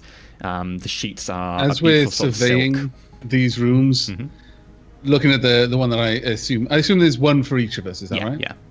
Looking at the one that's indicated to be Carolina's, or rather mine. I heave a sigh. It's more of a resigned sound as I step in and inspect. And whilst I'm taking in the scenery, it's clear that I'm sort of caught between this is nice scenery and why is this here? I hear a sigh, and I say, "What's wrong, Carolinus? You dislike rooms that don't use roaches as part of the interior direction, or as part of the interior decoration?" I'm not accustomed to such a luxury. It is unnecessary. All of these coverings on the walls will mute the engine's song. I slap him on the back, and I'm like, "You wish some to sleep by these soft pillows." I give a hearty laugh. You have the strangest fascinations, Machine Man. I turn back, and for a moment he can see into the hood because I cock my head back, and there's just an arched brow, like, look at me. What part of my reactions does not make sense? Don't say anything. I'm just like, really? And I just turn back and I resign to my room and walk in and start making myself comfortable. Okay, as you go to walk in, the servitor following you says, "One moment, Carolinus. A small supply bay just down the corridor and 2 floors down, I will send directions to your datapad, is now available for you to use as a workshop. One of our servitor brethren has been sent there. Feel free to have a look around at will." I clearly cheer up at this and turn back and nod, already pulling out the data slate as my optical mechadendrite is looking over the directions. Okay, it turns around then to Garrett and goes, "Garrett, please find in the refrigeration unit in your room a bottle of Nor wine." Oh, hell yes. The refrigeration unit is currently set to -4 degrees Celsius.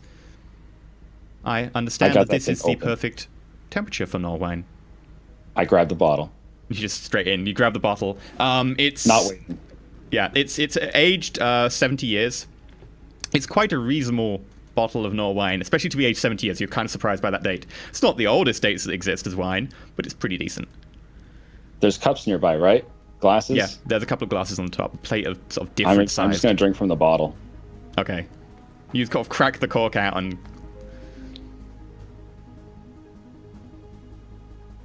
Cassius? Isn't Brenda? it good? It is very nice. Apparently this is a good year for the Nor wine. I'm just going to tell him the microbee, this is so good.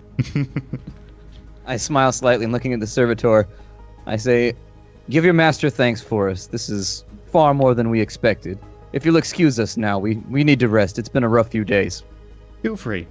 Also, one of the conference rooms, 2 floors above, has been laid out for your use should you wish to discuss things in a more private environment. Thank you. And it begins to scuttle away down the corridor. This one's not creaky. Normally we get the ones with the busted treads.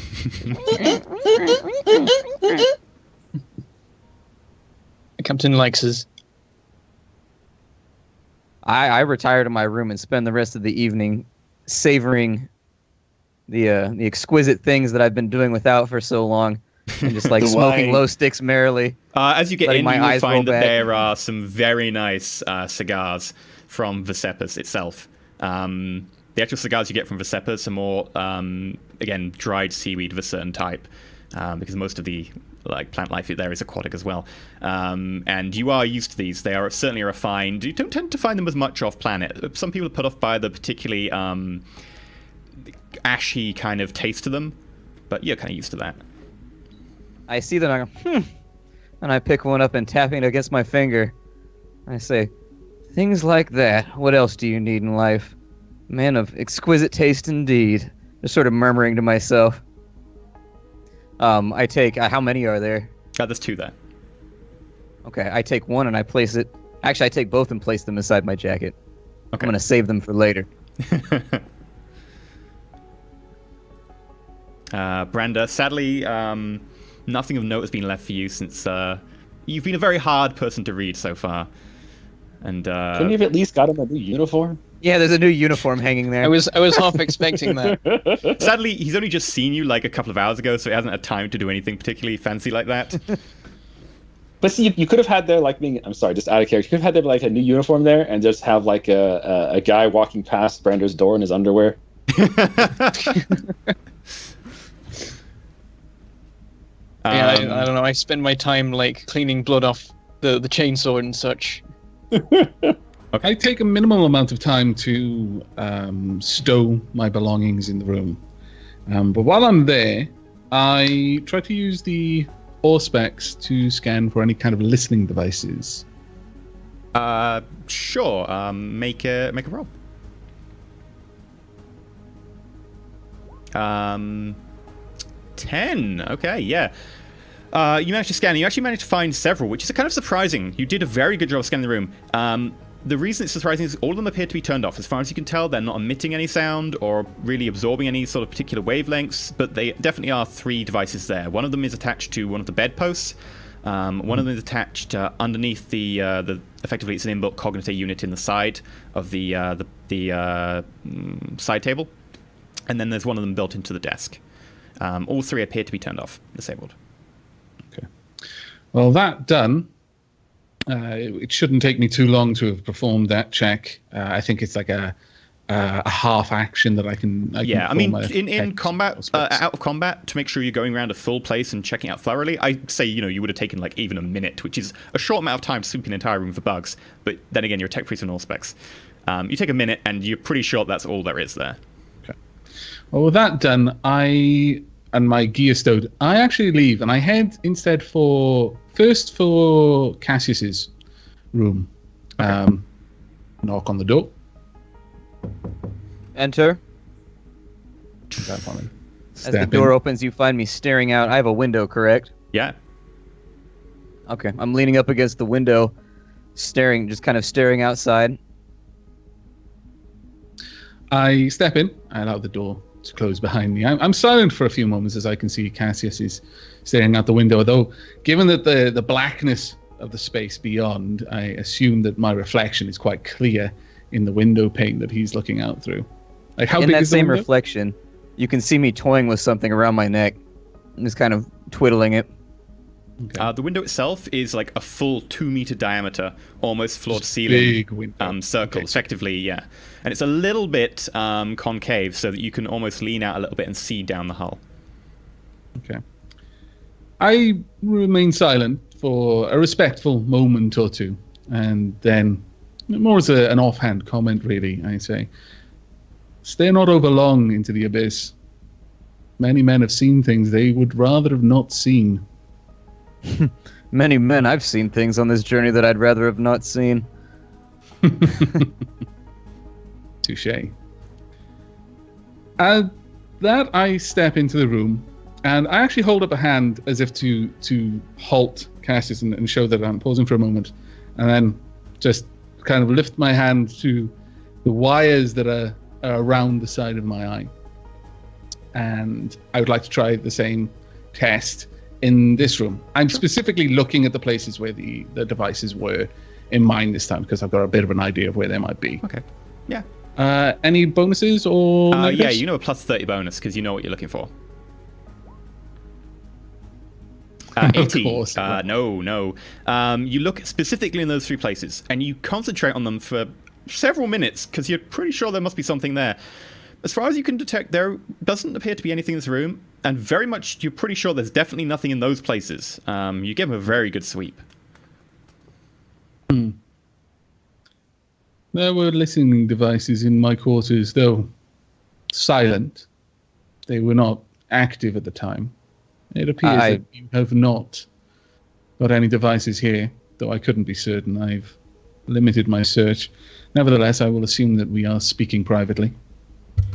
I turn around and I say, yes, I would assume that listening devices are to be expected from a man such as he. My guess is that these rooms are usually used for transferring dignitaries and other people, and listening devices in rooms like that can provide powerful rumors. It's a common practice on my world.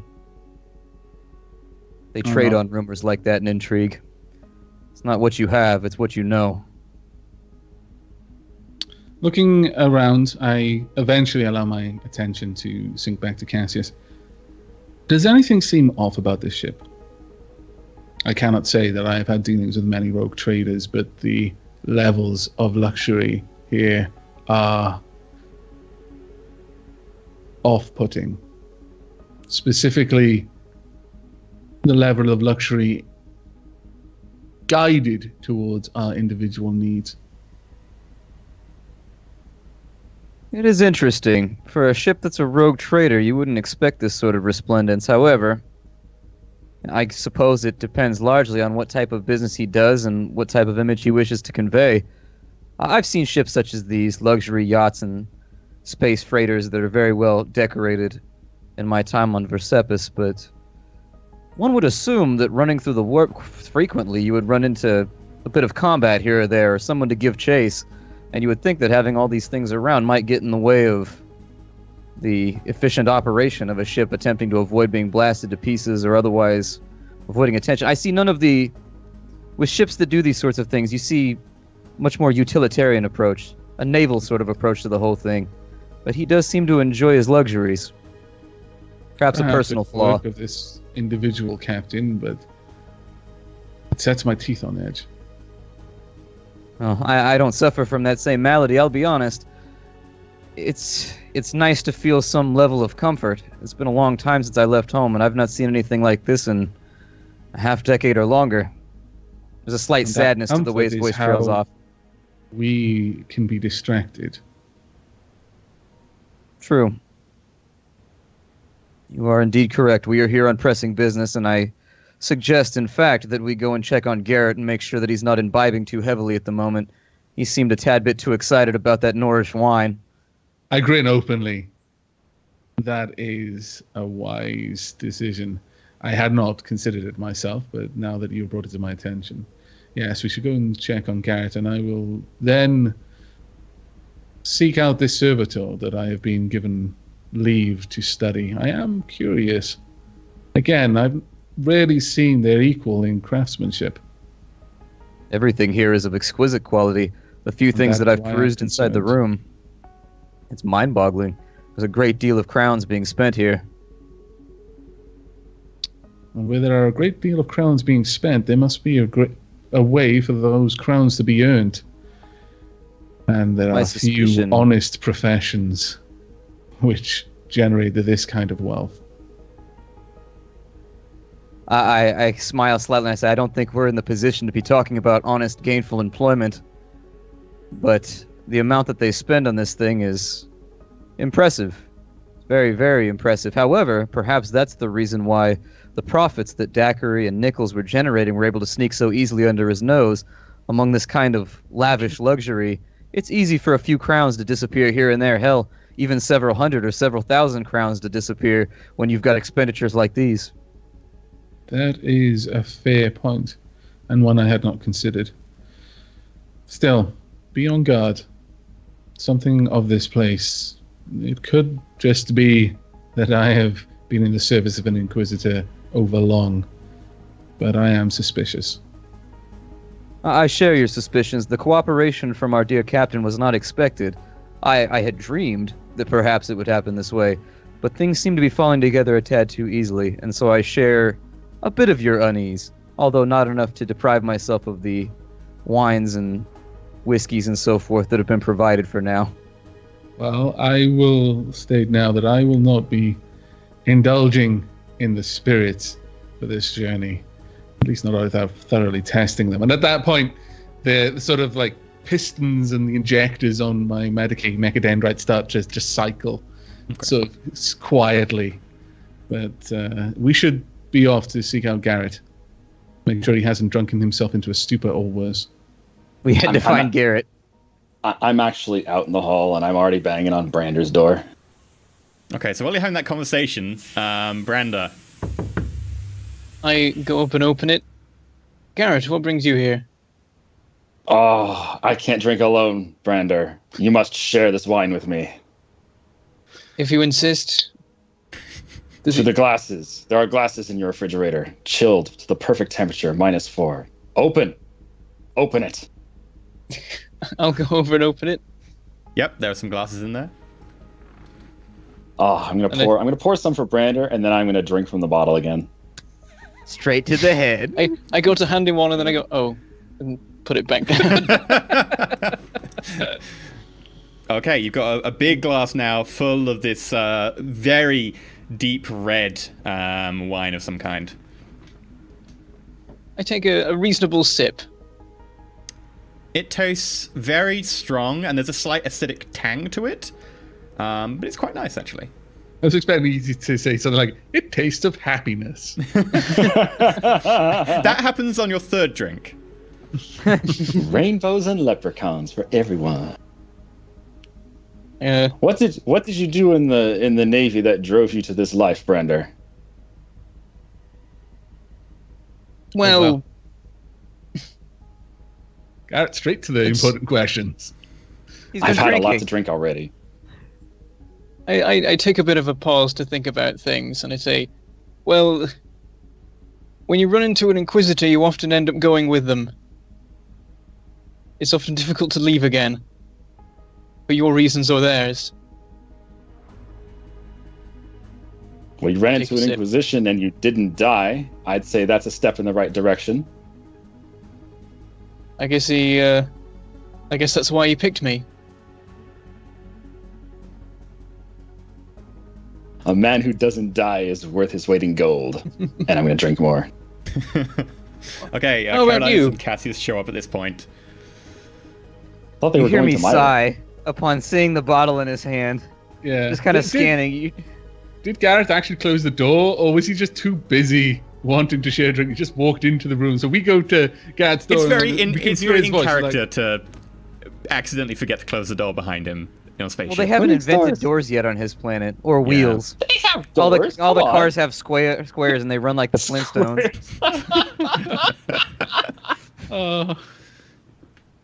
Wheels are the heretics' work. Yeah, Yeah, As we you can't enter, you invent new notice that technology. bottle is basically empty. As the I'm walking looking in, around I'm inside the rim. I As sort they're of walking rub in. my brow. saying, how did someone from a feudal world end up in the employ of an Inquisitor? My entire town was devastated, decimated, nay, destroyed, flattened, wrecked. I'm sorry to hear that. Someone from this wonderful operation decided that with a heretic involved, it was safer to remove all traces. Everything was gone. So when I returned home, there was no home. So I followed the man until I found out who was responsible. And after strong words, and strong wine, I decided to seek his employ, as I had nothing left on my and island. kind of murmur, why does it not surprise me that wine is involved in this story? It does seem to be involved in a lot of his ramblings. I just try to rig up the bottle, but there's nothing left. I'm still licking the rim. Yeah. I noticed this He's and offer sucking him from a the dry remain- teat. I flick him on his shoulder and I go, some decorum, man. Christ. Or Emperor saves. I notice and offer him what remains in my glass. Oh, perfect. I look at Brennan. That's what he needs. More drink. Absolutely. And I continue to rub my brow. I shrug. Okay. Oh, that's some good How wine. drunk is he? Pretty drunk. What's your toughness? That sort Toughness of drunk. 30. The toughness roll drunk. Pretty drunk. Not massively hammered, but he's definitely leaning slightly sideways. Really? He finished a bottle of wine in like He's used the to time this it took us wine, to have a soap and it's not had that conversation? long to kick in. It will kick in. Yeah, that's true. That's true. Needs to metabolize that stuff. Yeah. Well, it seems that Garrett is at least out of harm's way. Assuming that Brander has a firm hold on his leash. I'll keep an eye on him. Branda, briefly seeing him leaning sideways, you kind of, like, your instinct as a Navy man kicks in. You're like, the grav plating must be, like, calibrated wrong. There must be something wrong here. And you, like, pick up, like, some innocuous item from your person and drop it. And it drops straight down and you go, oh, no, he's just drunk. But yeah, beyond that, a few hours pass, Garrett gets more drunk and then starts to sober up a bit. And then a servitor comes down your way and knocks on each of your doors in turn. Dinner is served in 10 minutes. Dinner. I'm up. I make ready to leave my room. I'm leaving my flak armor behind, obviously. We're going to dinner. I'm assuming we're going to be eating at the captain's table. You don't just show up in armor at the captain's table. You have got Even- nice clothes. Each you do have like a variety of clothes you bring with you. Not a massive variety, considering you're I'll be living wearing out my of a robe. My backpack robes or are the whatever. nicest clothes. They're the sign of my dedication to the But Omnisci. you must There's have a nothing couple nicer. of pairs of robes, like your combat Yeah. robes and your ornamental. All my like- robes. Fancy dinner at the captain's table Yeah. robes. Take He's them got the everywhere I chill and go. watch Netflix robes. He's got different sets. I hope those ones are cleaned regularly. Oh, God. Why did you go there? That's the What? decorum, that's- man. You work a lot. Decorum. There could be, Why do you there'd, have to lower the tone? You... there'd be That's lubricant when he needs stains his- from all the engine work you do. That's when he needs his special hand-shaped mechadendrite, you know? Yeah, all that engine he has to pleasing. have all this time. Yes, engine pleasing, yes. Yeah, so you'll make ready. Another servitor I've still- appears and knocks on Branda's door. I'll answer. And it brings out what is effectively like a suit bag. And I take it and say thank you. And He said, "Dress yourself." He said, "You look too nappy for my table. Put on new clothing, boy." Inside is an officer's uniform. It's not entirely correct. It looks like it's been put together from different items of Imperial Navy like gear. You kind of recognize, well, that one's actually out of date by about 40 years in terms of the actual like style of the uniform or where they make them, etc. Because you know you've got the history there. But it is technically correct for your rank. It looks like that the rank icons have been quickly removed from it. But the rest of the uniform is correct. It has no rank icons, so if you wish to do your rank icons across, you need to do a quick bit of sewing, but it wouldn't be too difficult to do.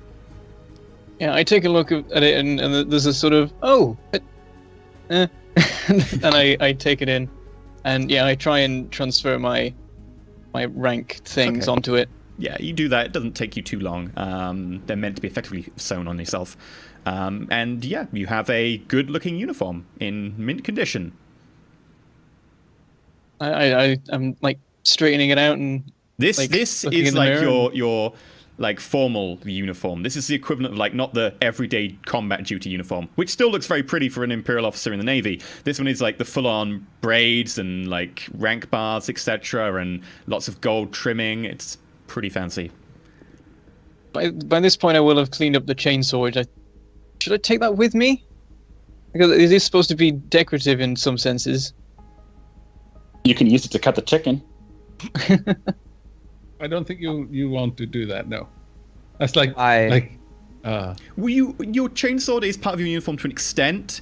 However, it is a combat chainsword, not just a pretty-looking combat chainsword. And also, taking one to a dinner table could be seen as a little bit.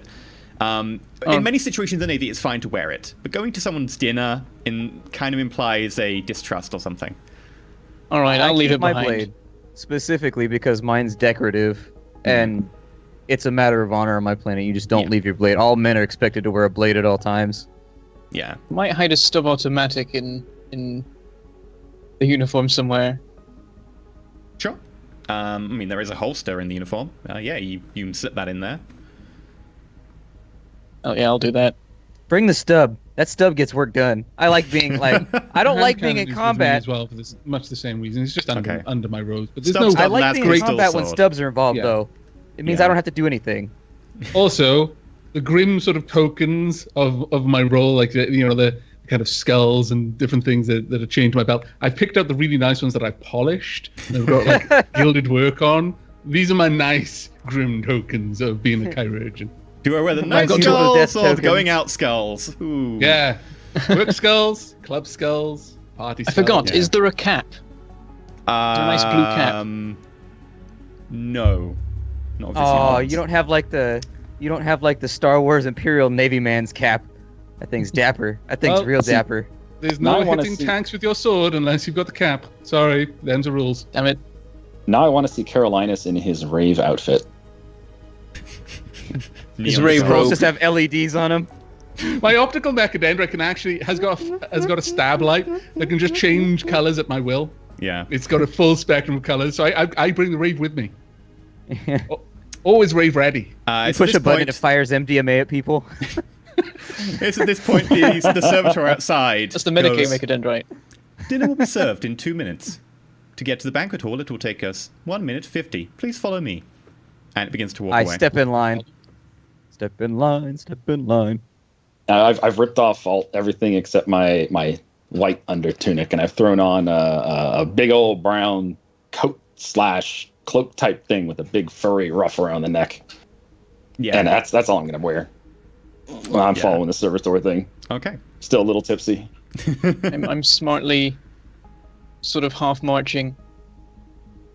Okay. And you get to the banquet hall. When you get to the banquet hall, it is enormous.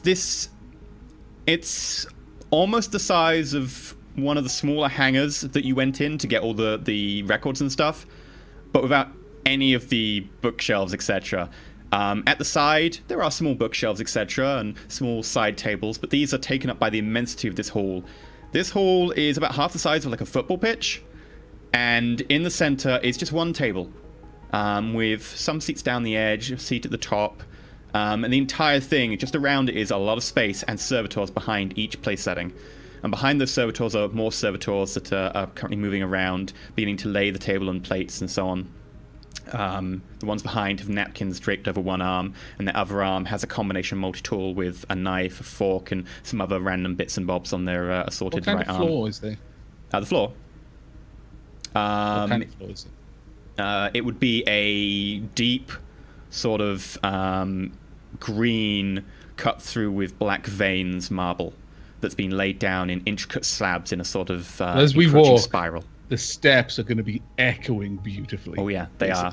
But especially because the outside of this is, of course, beyond the facade is all metal. And as you walk through, especially the sound of the heavy footfalls of Carolinus, you can hear the clack, clack, clack, clack as it echoes back, each footfall getting loud. The servitors themselves do seem to have like little rubber plimsolls, so as they move incredibly quietly. Rubber plimsolls. I'm sorry, I can't take them seriously anymore. It's for stealthing. And as they move around, quickly shuttling between the place settings, you see at the head of the table, just off to the side, is Executive Officer Lasari, who Cassius met before. The head of the table is currently unoccupied, and each place down the side of the table has place settings with a little bit of gold leaf embroidering on the name tag.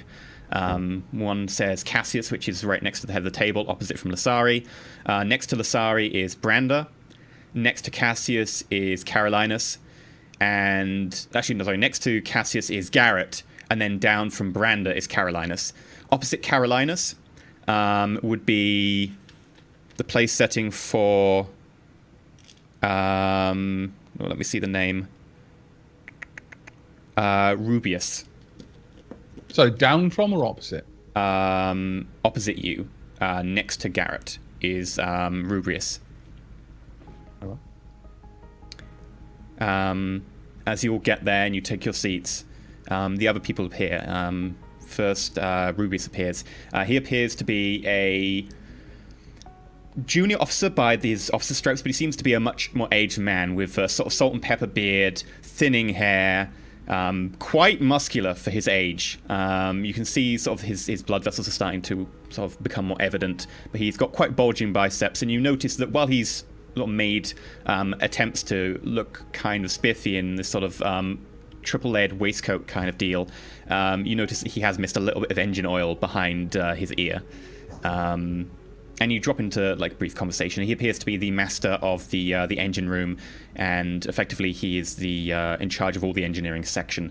Apart from being the hands-on engineer himself, he's the officer in charge of that section.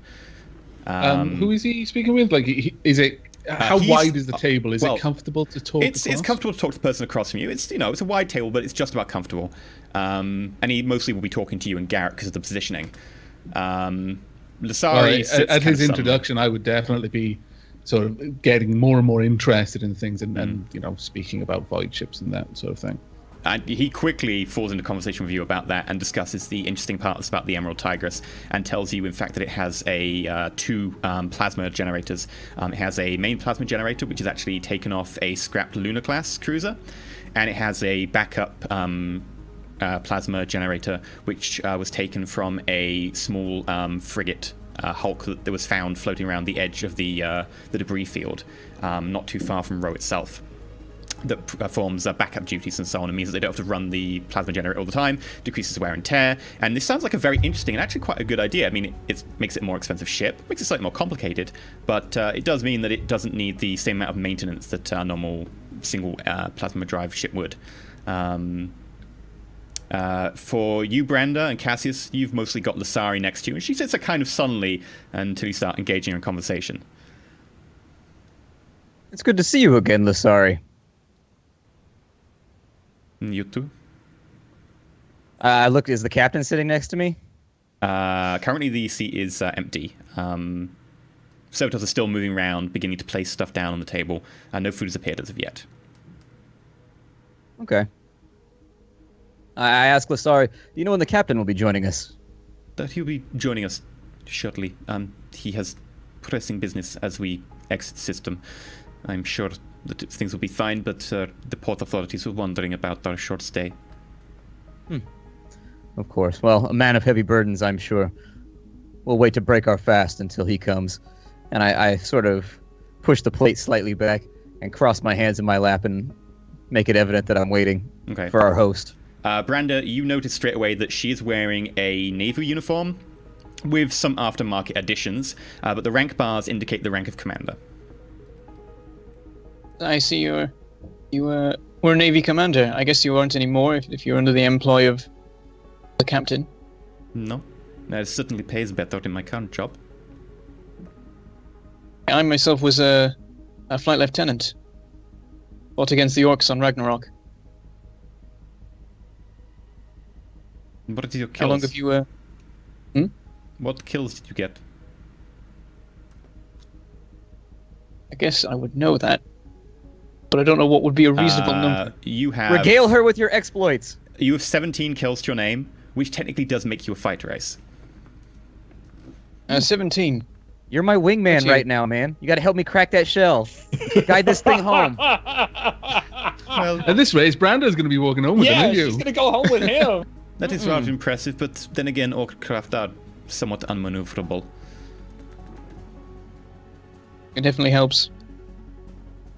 And at this point, the doors at the end, big double doors, very high. The doors themselves are probably about 2 stories high in a normal building, maybe 2.5. Crack open inwards just enough to let through a figure resplendent in 2 layers of cloaks, what appears to be like a suit, but with a fluffed embroidery. Small goatee, but this goatee seems to be embossed with sort of gold filigree strands. And it is Captain Julius Horatio Argo Ren Valentine I, but looking ever so more resplendent. He has a small, like, diamond nose stud as well, and his attire is stranded with metallic lines all down it, and he's wearing several very ornate rings on his hands in a variety of silver and gold with, like, little jewels in them. And as he walks down, he goes, yeah, basically. My friends, sorry, I'm afraid I've kept you too long. Angelus, please direct the servitors to start serving the food immediately. The starters, and then give us 5 minutes and then we'll start the main course. Right. And he sits down, and instantly servitors come in from behind you.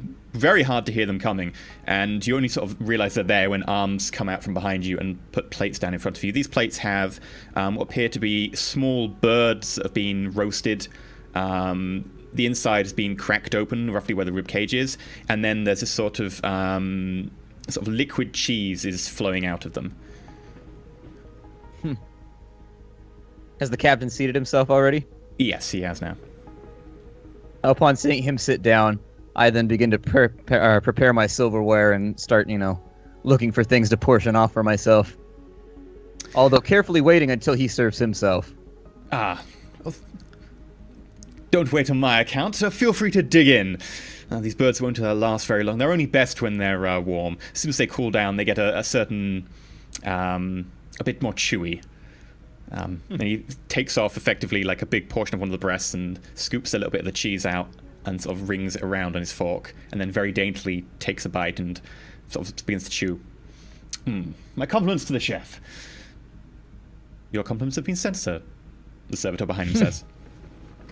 I begin to portion off food for myself, and as I get the first little bit into my mouth, I go, You know, Captain, in my travels, I've become privy to some information. Did you know that angels do not smile? Really? That is quite interesting information. Do you have this firsthand?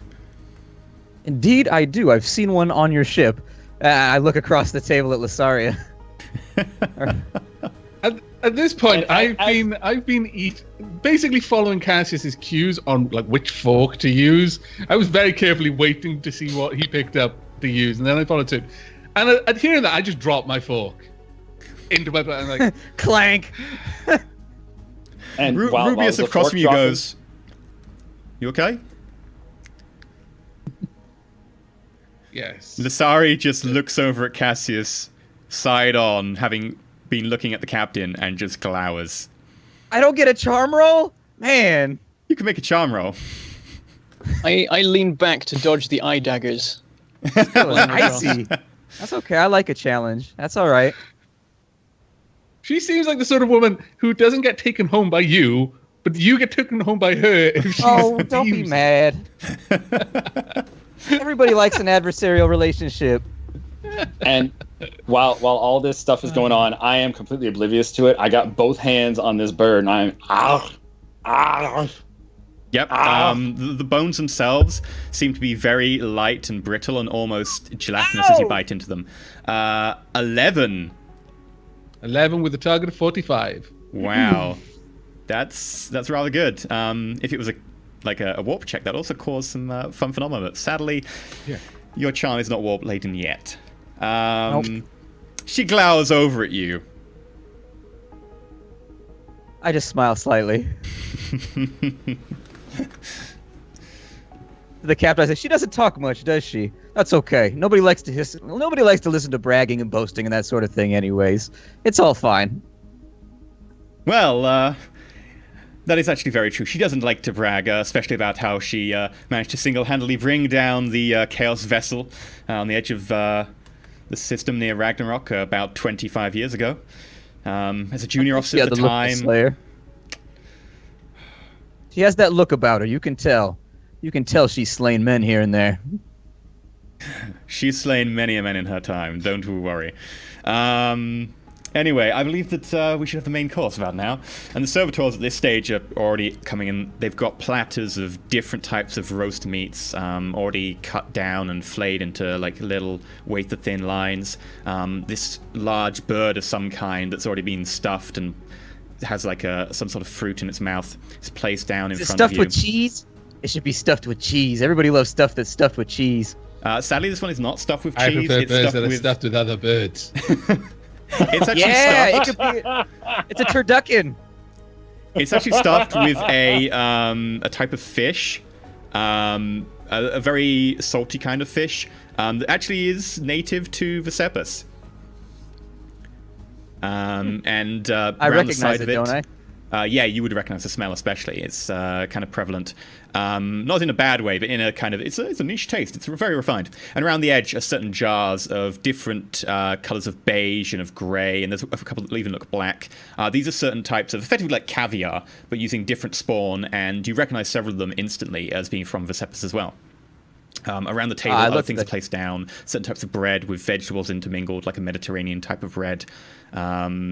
Other things like certain stuffed peppers, a few more of the birds, but this time they seem to have been put onto sort of like kebab skewers, and many more esoteric dishes are brought in. I turn to the captain and I say, if I didn't know any better, I'd assume you were trying to make me nostalgic for home. And I crack a smile. Well, we are a couple of subsectors away from this episode, and I thought that, considering I had a little bit of stock left from my last run there, I thought it might be worthwhile making an acquaintance with some of the food that has been lounging in my stores for far too long. Well, be honest with me. How do you find Versepian culture to be to your liking? How do you like our food? Well, I noticed that we are certainly obeying Versepian custom tonight. He points to your sword. Actually, that's a very good point. If we are to dine in the proper Versepian way, Angelus, would you mind? Yes, thank you. And the servitor scuttles out. Well, Angelus will be back in a minute, but yes. Indeed. Let me just, I think I've got... And he brings out a little black coral token. And he puts it down on the table and goes, I understand these are normally given as sort of blood debts between your people. But let me just say this. I know that I'm doing the Inquisition a favor by helping you in this situation, but isn't it every man's duty to help the Inquisition where they can, being, beholden to the God Emperor of mankind? And of course, my trading name would be infringed upon by allowing certain acts on my ship to continue. His voice is getting noticeably quiet and directed at you at this point. So, let me just give this to you as a note of my regard. And you notice that the coral token it's a genuine coral token, and it looks like it was blank until recently embossed on it has been a sort of tiger figure with green inlays of what appears to be some sort of greenish jade. Just to confirm something out of character, I may well have gotten it wrong, and in that case, Carolinus will react by, getting it wrong. But when the black ones, when they were introduced, weren't the black ones a sign of like a feud? And the white ones are the sign of camaraderie. Oh, I've got the wrong way around. It's a white one. Sorry. I was gonna say, I was like, oh, this took a turn. Start killing each other. This took a very no. Oh God. This is what happens. I should not GM when I'm tired. It's gonna explode. No. It is a white token. Hell no, it's not a black token. Come on! I thought for sure it was gonna be roll for initiative. Yeah, I thought it was like you look at the token and it's a black hound's head, and I'd be like, oh shit, this dude has beef with my family. It's on now. Roll to flip the table. Yep, we're about to stand up and slap with gloves and be like, I bite my thumb at you, sir. I was genuinely concerned that this is just going to go down in the middle of a ship where I couldn't really shoot my gun because it's like, I don't want to shoot my gun in a place with windows. I've spoiled it now. Oh. It's a white token. That's twice in one session. You called me Cassius earlier too. I keep seeing, like, oh my god, I keep thinking I'm in trouble. It's because your character has so much depth that, I have struggled to keep up with your excellent role playing. He nods to your token still evident on your uniform and coat and says, I suppose your last name would be Cassius Caligo, the 12th of House Caligo. I produce, having seen his token, I take it, and I assume this is for me then. Well, consider it for you and the rest of your team. Very well, brother. And I clasp it to the mantle that I'm wearing, and I produce one of mine very, very slowly, and I slide it across the table. And you seem to have me at a disadvantage, but sure, that's what I would expect from a man as well informed as you. Don't worry about it. I have spent quite some time on the planet. One of my favorite destinations for trading because, well, there are certain fineries there, luxuries to be got, and also it's a very nice place to spend your time, provided you don't get involved in too many house feuds while you're there. And please do not worry about reciprocating. Once I save your ass from whatever situations might arise on Row, then feel free to reciprocate, but don't feel you have to do it out of some sort of obligation. Not at all. It's customary. Well, I leave the token right where it sits. Thank you very much. And he places it onto like a little bit of embroidery at his shoulder and tries to get it to stay there, and after a little bit of it, it manages to hold. I'm sort of watching and listening to all this, but really, I'm grabbing at things. I've got the bread. I've got one of those chicken fish things or whatever it is, a bird fish things. I'm just chowing on it, just gnawing on it. I've got some cheese on my hand. I'm licking it off. Yeah. One of the bottles near you is very specifically a type of Nor wine as well. Oh, more wine. Get that cork out of there. One of the servitors leans forwards and pops the cork for you, and then pours it into your glass while holding a glass at a certain angle to make sure it aerates properly. Seeing now that Cassius has started to talk with the captain, and the potential drama has decreased somewhat, and I got legit scared. My heart dropped. I was like, "Well, no, I did too." But the way he was talking, it was like, I'm not sure if this guy's that cold. He's like, yeah, I love you. I'm going to kill you in the face so hard. Or what better place to kill us than on his ship? That would have been either way, epic. I was feeling really, really quite antsy. But seeing Garrett, licking the cheese off his hand, I just heave a sigh. I take a bite of food, fairly small bite. I'm not really too interested in the food. And I turn to Brandon. You're being... And he can hear me start to say, and then I pause. Usually quiet. So you said it to me? Yes. I'm sat next to you. I'm just leaving them to their business. And I've been watching the interaction with the tokens with interest. I turn to the captain. I say, "What have you to tell of Versepis? It's been some time since I've been home. If you know my name, I'm sure you understand why." Well, sadly, it's not particularly great news, especially for your family. I used to actually do some trading with your father. However, his position politically is waning somewhat, and a number of his holdings have become more dispersed between some of the other families. I look. The amount of trade has certainly decreased with his house. Some chagrin crosses across my face. This wouldn't happen to do with the Lomo family, would it? Sadly, that name does certainly ring a bell. My father's indiscretions with that woman will be the end of our clan. True, although her family can be very useful at getting certain things if you need to trade certain luxuries quickly. I hope you don't hold that against me. Not at all. A man's business is done the way that it's done, and she's part of my family now, whether I like it or not. I seem to be sort of spitting the words through my teeth. Oh, don't worry, I'm no fan of the woman myself, but sometimes business is business. Actually, I quite lament the days of trading with your father. He always used to have a spare cigar or two. A big fan. A big fan of those indeed. As you can tell, I've inherited his particular disposition towards flavored smokes of all kind. Yes, I noticed. I hoped you liked the present one of the servitors left in your cabin for you. Absolutely. If you have time later, perhaps we could meet at your chambers and share them together. Oh, well, after this, how about we have a couple of glasses of Amasek over some cigars? Sounds fantastic. Excellent. And thank you for the word about home. By all means, thank you. It's regardless of the tidings, whether bad, ill, or good, it's good to hear things about home, especially when you've been gone for so long. What do you call home? He looks around. Well, at my age, I believe home is where the heart is, and, well, I've certainly put a lot of effort and heart into this ship. I bark a laugh at that and keep on chowing down. My heart is in the machine, so they say, and he taps on his chest, and you hear a certain metallic sound. At that, I perk up a little bit, and I lean a little bit forward, looking down the table at him. And my optical mechadendrite is now looking over Brander's head at him as well. Caroline, I just see it rising up behind his head, like... Caroline, your people do excellent work. I have to commend you. Some of the cybernetics, certainly that I've got recently from some of your more recent Forge World acquisitions, have been most excellent quality.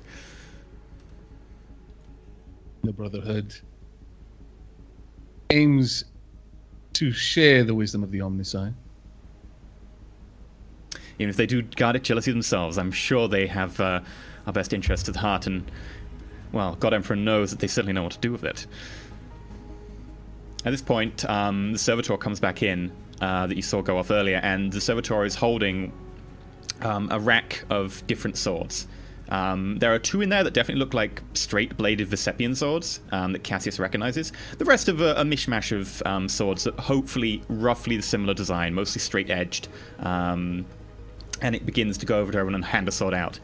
Yes, well, since Cassius was so kind to show us the lead, I believe we should all grab a sword so that we can all dine in true Vesepian custom. By all means, you don't have to entertain me in any way that's inconvenient for yourself, but I do appreciate the gesture, brother. No worry, do not mind. It's always fun to experience another culture. In my line of work, it is always a nice treat to be able to go around and experience different cultures on different worlds. And make a fair amount of money at the same time.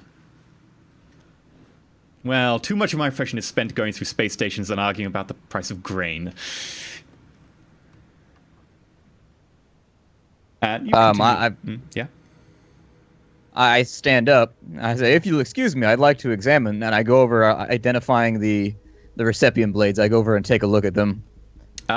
Sure, yeah. The one of the blades, which goes to I don't slide it out of the sheath, though, at all. Versepian custom. You take that thing out, not at dinner and not at the house of your ally. You never unsheath a sword inside the house of an ally.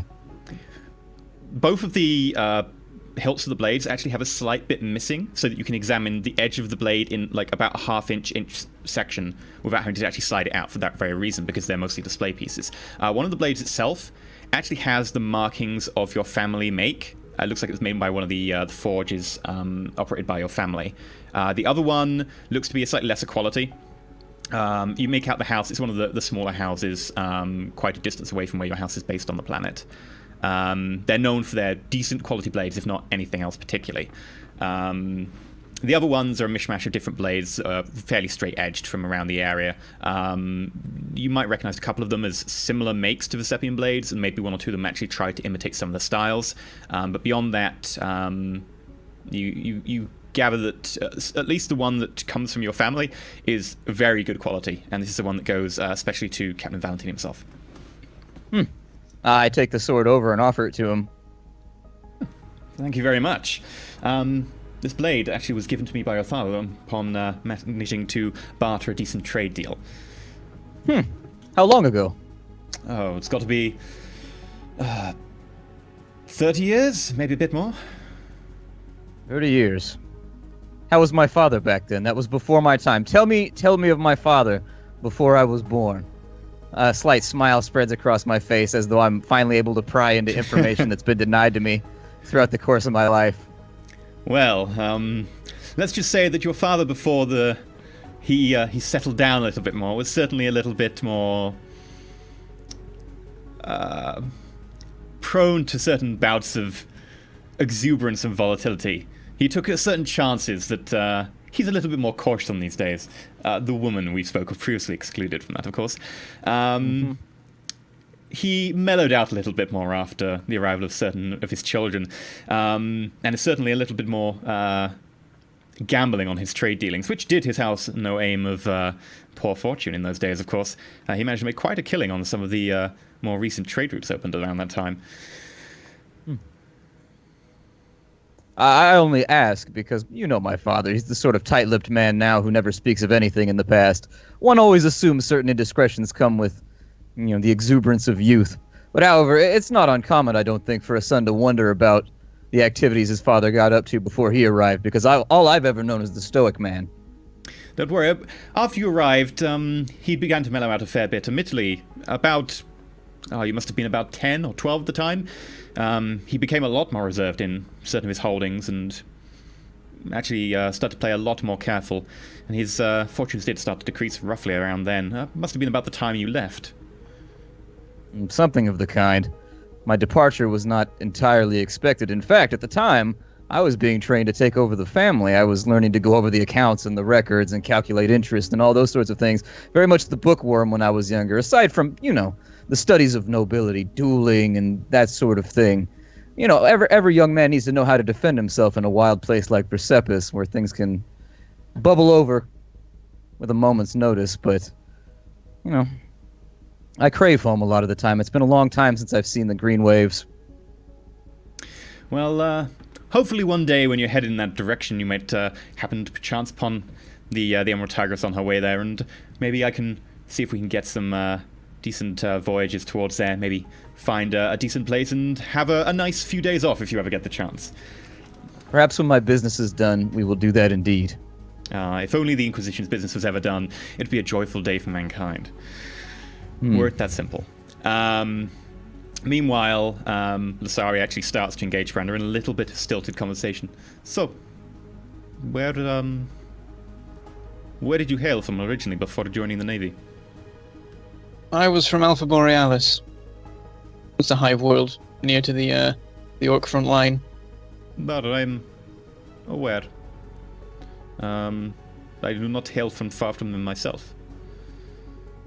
In fact, I was there in one of the very first waves of orcs that hit the area. Yeah, a rough time. Yes, it was. I hope our recent fighting has helped with the matter. far be it from me to criticize certain tactics of the Admiralty, but let us just say I don't believe that fighting the orcs ever really accomplishes much more than bringing more orcs to the area. Well, what else can we do? Yes, if only the God Emperor knew that, we would have a lot easier time. So, how many kills did you get in your service?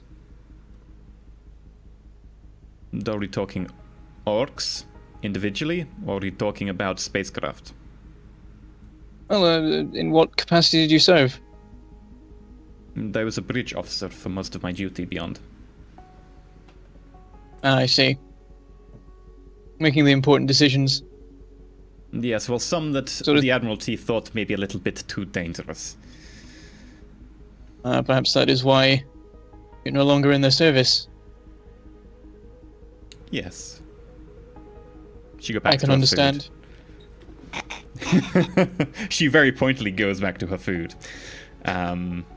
See, you only get one shot with this lady. This is a lady that needs to be wined and dined very carefully, because you only get one. It's like 8 Mile up in here. Brandon, that was.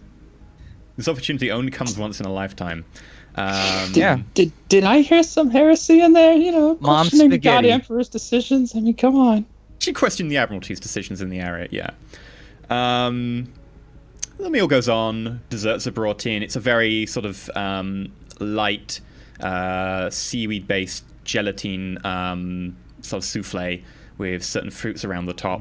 And you notice, again, that sweet tang. It appears that these are Jaffe's fruits that have been mixed in with the actual jellies themselves.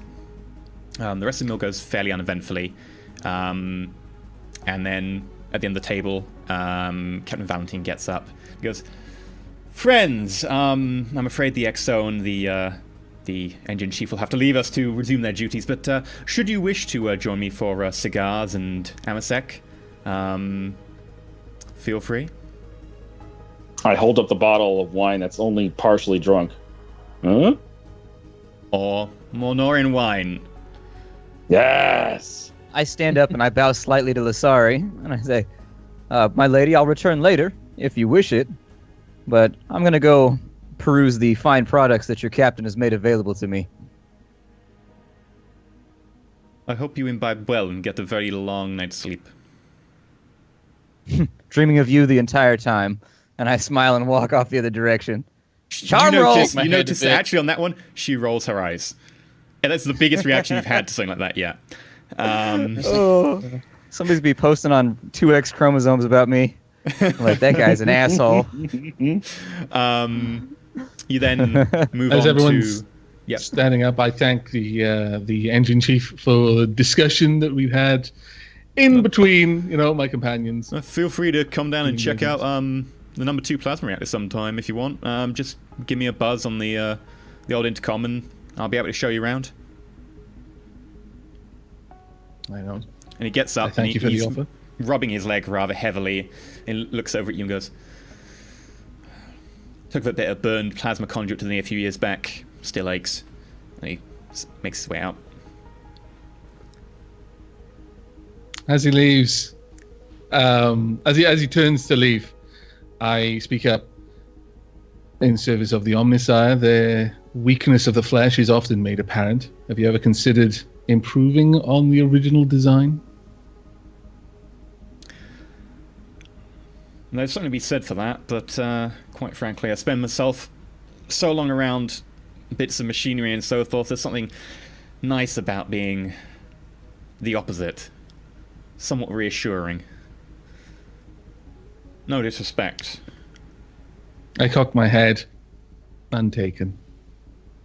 But it's clear a little bit it was taken. You're just like, I don't understand. This does not make sense. At this point, you retire to the adjacent room. This one is much smaller. Still a really high ceiling. It's a much smaller room. The ceiling is actually probably slightly higher than the distance from each wall. The walls themselves are lined with bookcases with treatises and volumes of books. Stuff like The Spheres of Longing by Gideon Ravener. Similar treatises and books themselves. Very well-renowned sort of books of lore, of naval histories, of poems. In the center, there are a couple of sort of round tables with big wingback chairs behind them. And he sits down and starts offering you drinks. You have a little bit of small talk. He gets out some cigars, and you puff on those for a little while. And then he goes, "Well, it's been a very nice time talking to you, but would you like to perhaps, maybe we should invite someone else in? Would we perhaps want to invite a certain Chief Petty Officer?" Is everyone else in the room with me right now? Yeah. Yep. By all means, if you think the time is right. You're the captain of your vessel after all. My eyes go wide at this, and I decide I should probably put the bottle down. Yeah, how After drunk is he? after the last gulp. I've got Should an I eye on invigorate? Garrett. I can invigorate you. Garrett is a little bit tipsy right now. Yeah, he's... Like, will he take penalties? He's gone through 2 bottles got, of wine like- and had enough time for it to get into his bloodstream. At Yeah, this he's point. got probably about 3 degrees of fatigue right now. So anything of 2 degrees of bonus or less, and his stats is halved. Okay. He's probably okay, but don't What ask him room are we in anything. at the moment? Pardon? What room are we in at the moment? It's effectively the smoking room. Okay. And what does the room look like? High bookshelves to the side, filled with volumes. Nicely decorated, so Nicely decorated. Big rugs on the ground in front of you, really deep. Cassius actually recognizes the carpet around the rugs as being a seaweed derivative made At of the acetus. suggestion then, by the captain, I query, how attached are you to these furnishings? Oh, well, no, I definitely suggest we retire to one of the more disused areas of the ship first. That would be wise. And he presses I'm a button. very thorough.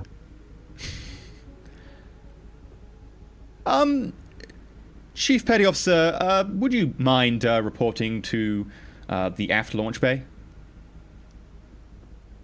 All right, sir. I'll be up in a second. Very I well. motion for Brander and for Garrett to take up positions alongside the door. Don't worry, we'll head over to the aft launch bay and we'll do this there. And you'll trek through the ship, and you notice that as you get towards the aft launch bay, this place it's utilitarian. There isn't much in the way of decoration. There's certainly more decoration you would see in most starships, and there's ornamental light fittings and so on. But the embroidery, most of the finery, the wood paneling is just gone. As we walk, I move to take up pace beside Garrett and just ask casually, how good are you with your fists? I've seen that you are quite capable with a gun.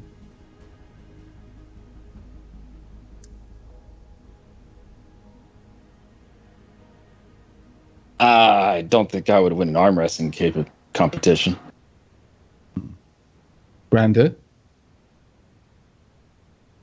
I'm better with weapons myself. I do have this, and I at the Very stub well. automatic for what it's worth. I could always go get the chainsword if we have the time. No, we will not need implements of that nature. I come well equipped. And that the sort of buzzing of the chain scalpel and the clickety clack of the claw-like appendages of the Medicae mechadendrite start to make themselves known. But it is Captain. useful to beat a man Yes, prior to Cassius. cutting him open. You wouldn't happen, so seeing as we're taking this little party on the road, I say, looking at my Amasec glass, suppose we were to furnish him with a drink. He is, obviously, he's in the presence of esteemed company. Perhaps we bring him a drink with something in it so that makes this easier. There'll be less of a struggle. Do you have anything on board that would suit that purpose?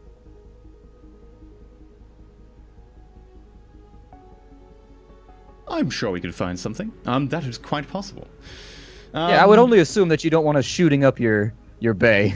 Yeah, and he touches his neck for a second. He says, "Don't worry, I'm sure drinks will be brought to us presently. Just make sure you pick the one not on the back left. Your left, not the servitor's left." I make note of the drink. Okay. You enter into the launch bay, and you notice that there are 2 Aquila landers there. Most of the armaments removed, etc. Most of the armor removed. They just seem to have been stripped down. Effectively, they look like emergency shuttles. You wait a second or two, and then about a minute later, this short but tough and wiry looking Chief Petty Officer enters, thinning moustache and beard. Hi, who's these? Ah, Daiquiri. They're just showing them around the ship, and I thought it might be best for you to show them around, since this is under your purview over here. These are some of our trading partners who will be taking us to Row, and we'll be going to pick up certain cargo there for them. I thought it best if you introduce them around. So, this is, like I said, the aft launch bay, and he talks a bit about the aft launch bay, and you'll be using this as a cargo hangar. Should you need to take any landers down to the planet. Servitor enters with some drinks on it. It offers it to the guests first of all. Okay. I make sure that I do not select the back left one. Okay. Yep. Yeah, I'll take a drink. Karanos, you take What a are we drink? drinking tonight? I don't take a drink now. Okay. How many are there? That leaves 2. He picks up 1, and there's 1 left. And Chief Petty Officer, obviously being the lowest ranked person here, effectively, takes the last pick and picks up the one on the back left. Yeah, well, wrong accent. Well, we've got the 2 shuttles here that can take you down. Both of them are fairly dampened to avoid sensors picking them up should you want to make your way out, somewhat surreptitiously. And then, of course, you got your, weaponry. Most of the weapons be stripped off, but there are 2 cannons on one of them, should you need to actually have some weaponry on board, although please don't wreck them. It takes enough to get them put into pieces again. Don't want to have to actually get the servitors out and do maintenance. Not got enough spares for these ones. Getting enough spares for an Aquila lander is hard enough. And then you've got... And he stumbles forwards, leans against the Aquila lander and goes, "What are you doing?" Goes to pick up his pistol. I'm gonna run over and grab him before he falls to the ground. Okay. Yeah, do we have manacles? Somebody had manacles, right? That was Shadowrun. Okay, I didn't know if anybody got manacles with their class or whatever. I'm gonna grab him underneath his armpits from the back so he doesn't fall over. Well, I believe my job is done here. Feel free to use the cargo bay next door. It should be already set out for your purposes. I bid you farewell. And by the way, if you need any of the servitors to do any cleaning or whatever, just stop one of the passing servitors and let it know. Thank you for your cooperation, brother. I'll Don't worry go about over and take the other side of the guy so we can have an arm each. it. Okay. Is Is there like a Take his weapon first. is there like a bench we can put him down on? Well, as you go into the room next door, the little cargo room, which is effectively where they store things that are needed for the landers themselves, you notice bolted to the floor is what it looks like, effectively like a dentist seat, but it has arm straps and leg straps as well. And a forehead strap.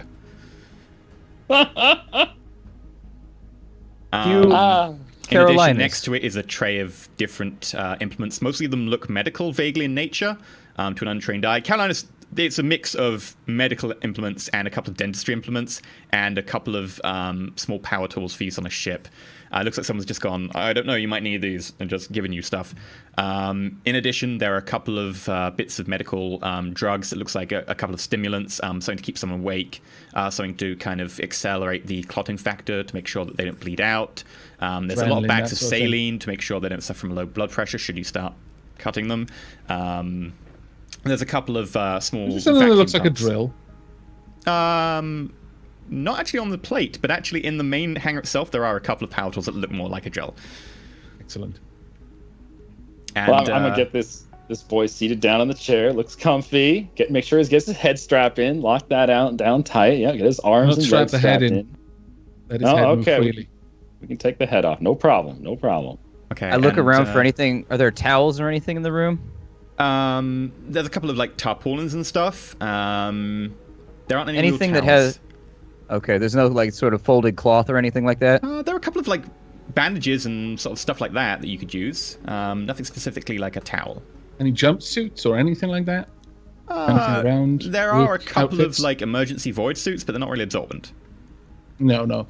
I'm looking for things specifically like workers' overalls or anything like that. Something not looking for something that can absorb stuff. Looking for something that can spread an impact across a larger area. Yeah. Looking around, you can see a couple of like workers' uniforms and so on that you can use. In addition, there are a few like medical garb, just designed to keep like surgeons from getting blood all over them. And they have like heavy leather inserts as well, just in case an errant servitor goes crazy and takes a swipe. It has been known to happen. I start gathering things from around the hangar and just putting them in a rather neatly ordered pile just around the seat. Just almost like I'm measuring them out, like step 1, step 2, step 3, all the way through to power tools and things like that. And brethren. while you prepare, I think this is probably a good point to take our break. Yes, it is. Late for our break, and I need to go pee. I don't know about you. So we'll go to a break. This is the perfect time to go check out our Patreon. Patreon.com/Roll4it. Go look at that. There are some cool perks there. We're planning on maybe introducing some stretch goals relatively soon, so look out for those. They're going to rule. I think people will be relatively happy with those. We will probably be announcing them about Sunday, so look tuned for that. Also, do bear in mind, if you're watching, that we are moving to Sundays. No longer Wednesdays, Sundays. And, as a bonus, we will be also streaming this Sunday, so you've got 2 episodes this week. So this episode and bonus episode. XP. It'll be Sunday, an hour earlier, so 8 p.m. BST, midday PST. So do look out for that. And of course, by the way, if you choose to tip or Twitch bit, and I know Twitch are doing something weird with bits at the moment, feel free. That would be a great way to support us if you can't do a monthly thing like Patreon. I know a number of people are a bit worried about monthly things. So thank you very much for your support, and we'll be back in about 6 minutes. So do stay tuned, and in the meantime, have a look at our sexy artwork. Adios.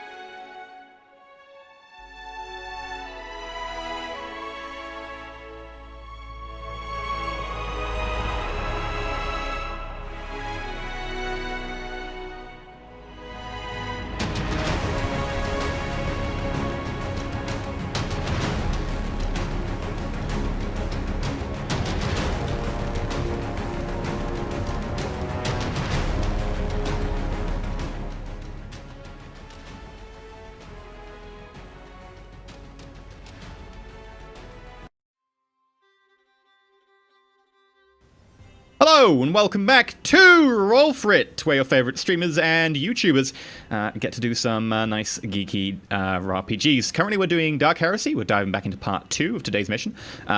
This mission has been continued from last week. They managed to find out about a Xenos specimen smuggling ring. They managed to get aboard a starship that was apparently smuggling them. It turns out that the captain probably wasn't involved, but certainly Chief Petty Officer Dakari was involved to some extent. They've managed to get that Petty Officer unconscious and in a little place. They are now holding him, and they are going to begin their interrogation. Right. Aavak. Okay. Carolina, sorry. This. Right, well, whilst... could you give me the Petty Officer's name again? It was... but Dakari. What was the full name? You didn't actually have a first name. Oh, it's Dakari, not Dakari. Okay, I got that wrong then. Oh, well, you can pronounce it both ways. Dakari we'll go with. Petty Officer Dakari. Very well. Well, Petty Officer Dakari is currently still unconscious. Do we have any idea how long they'll be out? Was this... it wasn't stated to you, but it looks like, from what you can tell from your medical expertise, that they are not going to be out for long. It looks like it was a combination paralytic and sedative, so the paralytic will probably wear off a little bit later, so they will become conscious but won't be able to move for a little while. Okay. I look to Carolinus. I say, let me know how we can assist you. Otherwise, I'll let you to do your great work here There are many for the ways Emperor. that will be able to assist me, especially you, Cassius. I feel that as this particular specimen has information that we need, it would not do to simply brutalize him. We're interested in what information he has, and he may be quite forthcoming.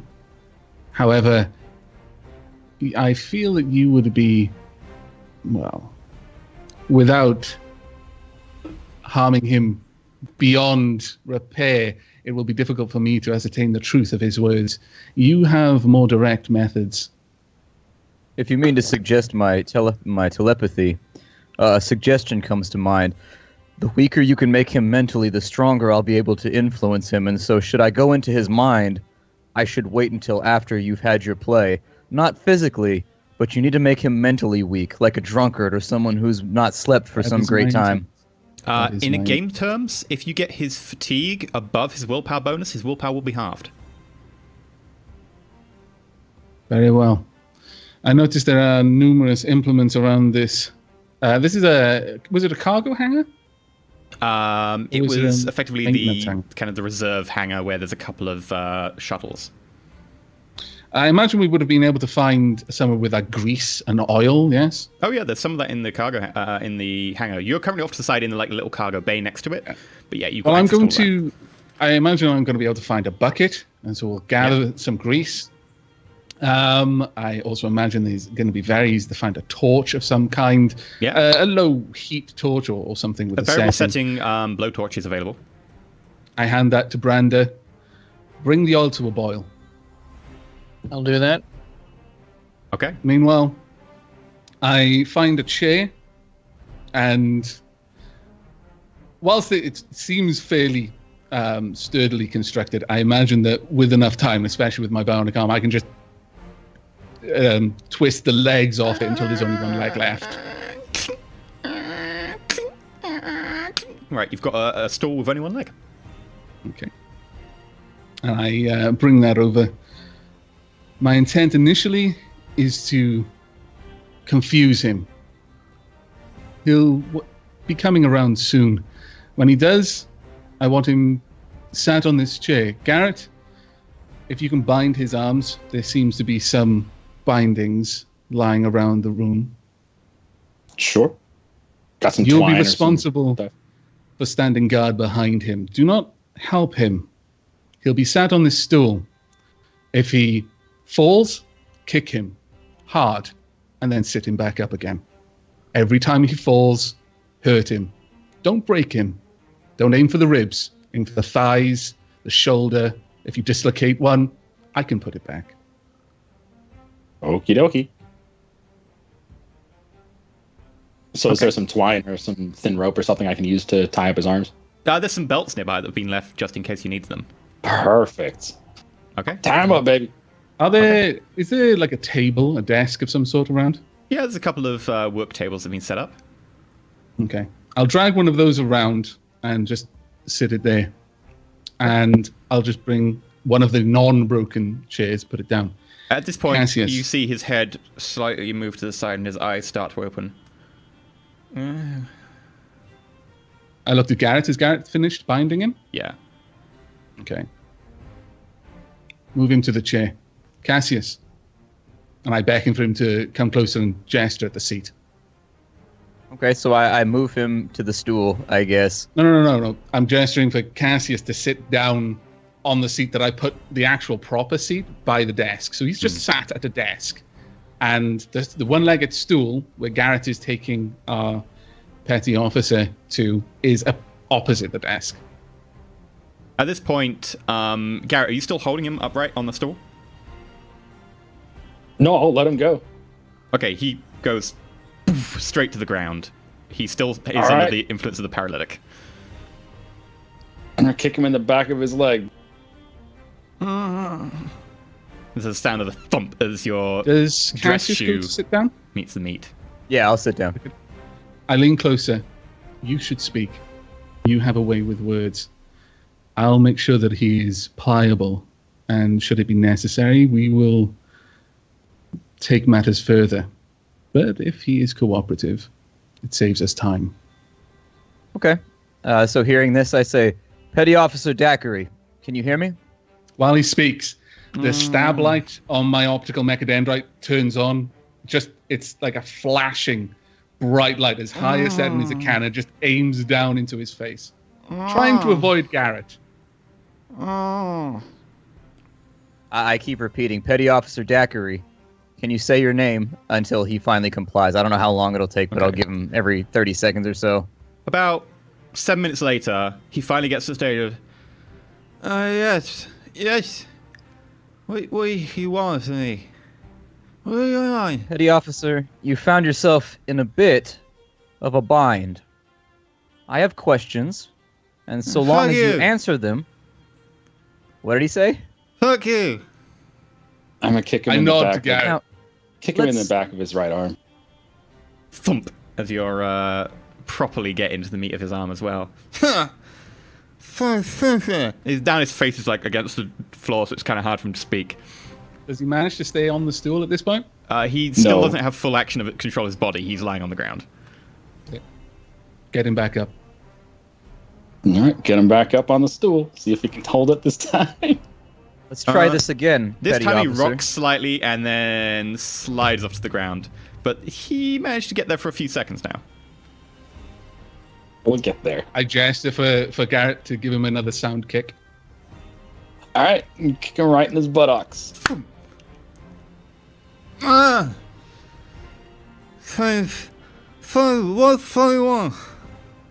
Speak only when spoken to. Petty Oh! Officer Daiquiri, I'm here with some men that have some questions for you. And they aren't going to ask nicely. I, on the other hand, am a gentleman, therefore I'm going to give you the opportunity to speak first. We have a great number of questions about a man named Nichols and a planet called Ichthion. And if you come forward with what you know, everything will be fine. However, there's some people in this room that want to do horrible, horrible things to you. The next few days are just going to be absolutely miserable, the type of suffering that you couldn't imagine. And then maybe, if we're feeling merciful at the end, they will kill you. I'm the only thing that can give you a fast death right now, so I'm imploring you, please tell me what you know about this man Nichols.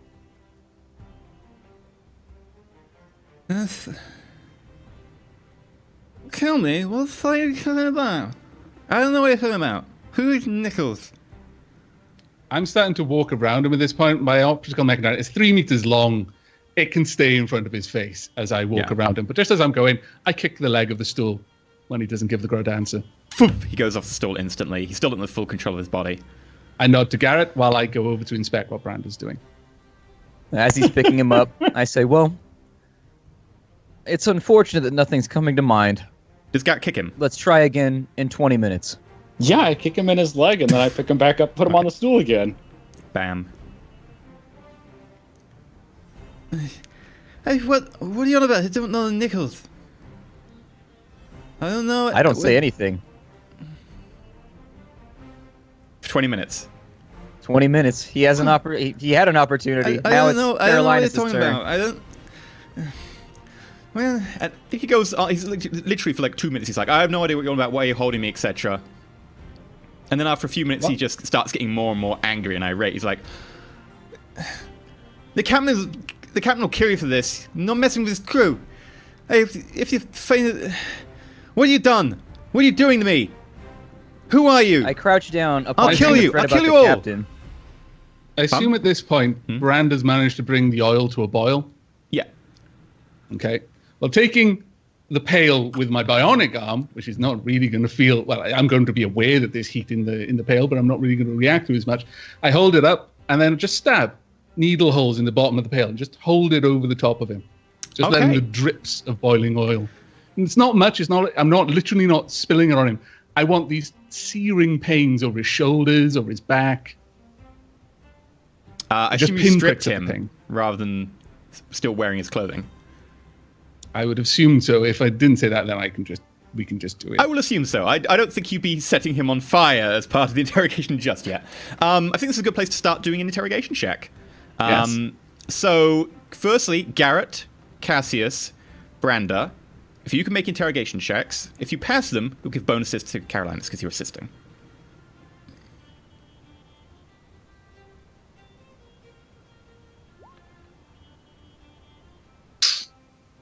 Nope. Target 8. You're just too nice. It's a wonder that you weren't able to woo that lady at the table with such a nice guy. Garrett is also nice, but just, eats Cassius passes, however. Carolina, so you get a plus 10 on your interrogation check. Okay. Nice.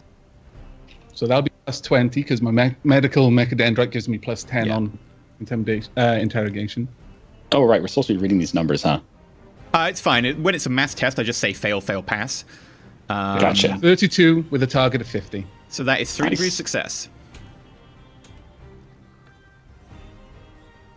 Yeah, I massively failed, like 5 degrees of failure.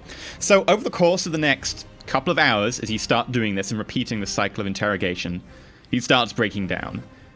And he starts admitting to certain things. He goes, well, I was involved in sudden trading. I mean, I never knew what they had on board, but they certainly had something weird. And, I just didn't ask, and I did certain things to make sure things could get off the ship without going through customs. I mean, it's not really a particularly large crime, is it? I mean, why are you looking into me?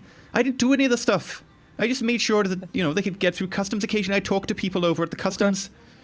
Calm down. It's all right. Calm down. All I need from you, it's obvious that you were just an accomplice. So all I need for you to do is just document the process. How did you make this happen? What steps did you take?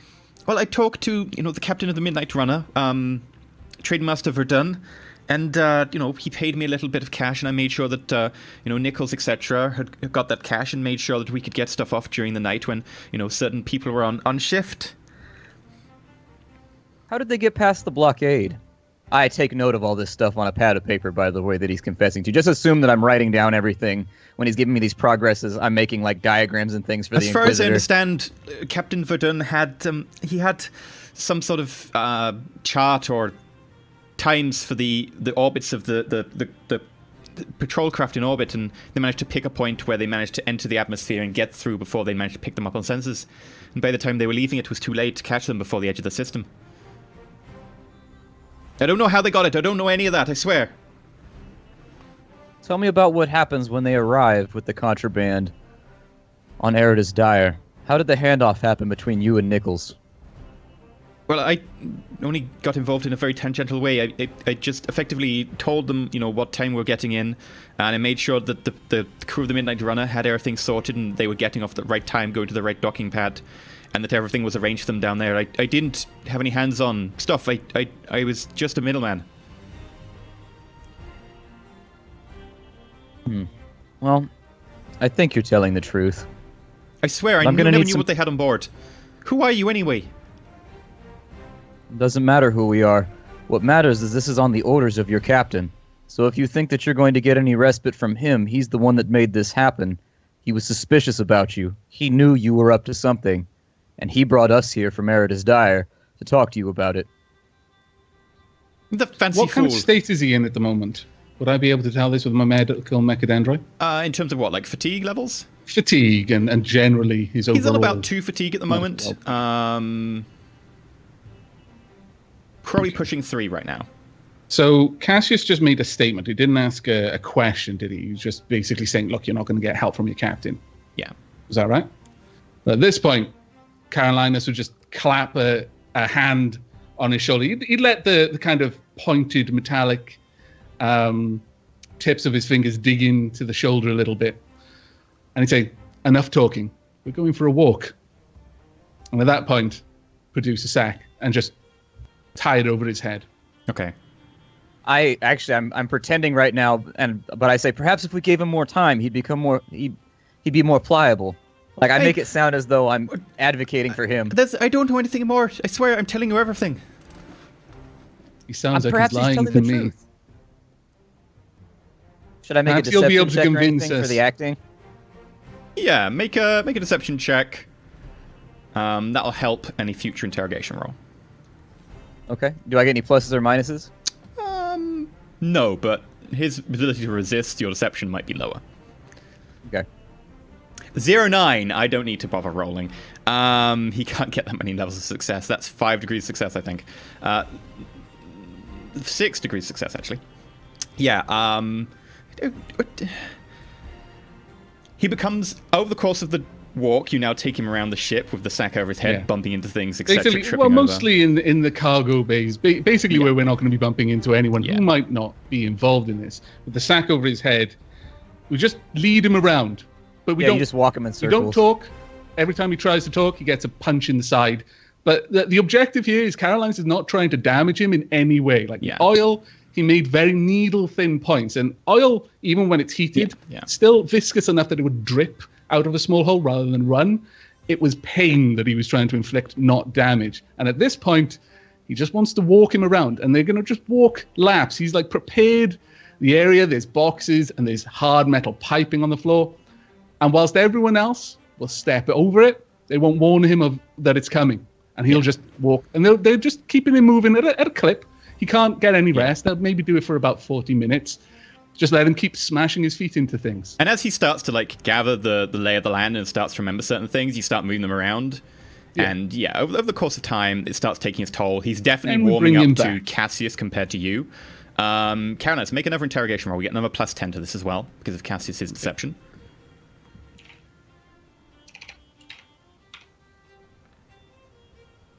I will use a fate point for that one. Okay, 85, target 50. You want to re-roll that? Sure. 41. Yeah. So that is a pass. He takes a little bit more fatigue. He's now a little bit bruised. The side of his face, you think you may have cracked something in the jaw. Not like a proper broken, but there might be a crack in the bone there.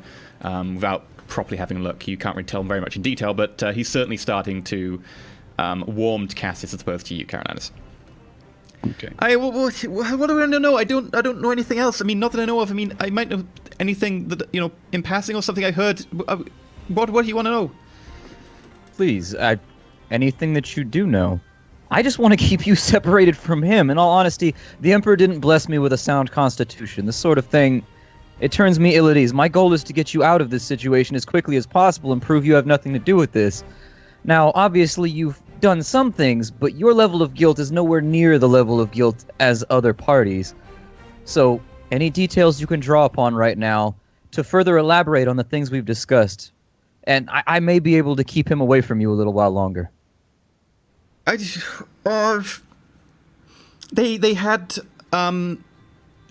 several items being transported off the ship this time. I know they had at least 3 or 4. They wanted full-on cages of some kind with some sort of animals inside. We had to make sure they were arranged to have covered and stuff so that they could get through redundant life support systems in case they got inspected and sensors managed to pick them up, and we didn't want anything going in and out, so they had to have internal air tanks. And I'd arranged all that at the end.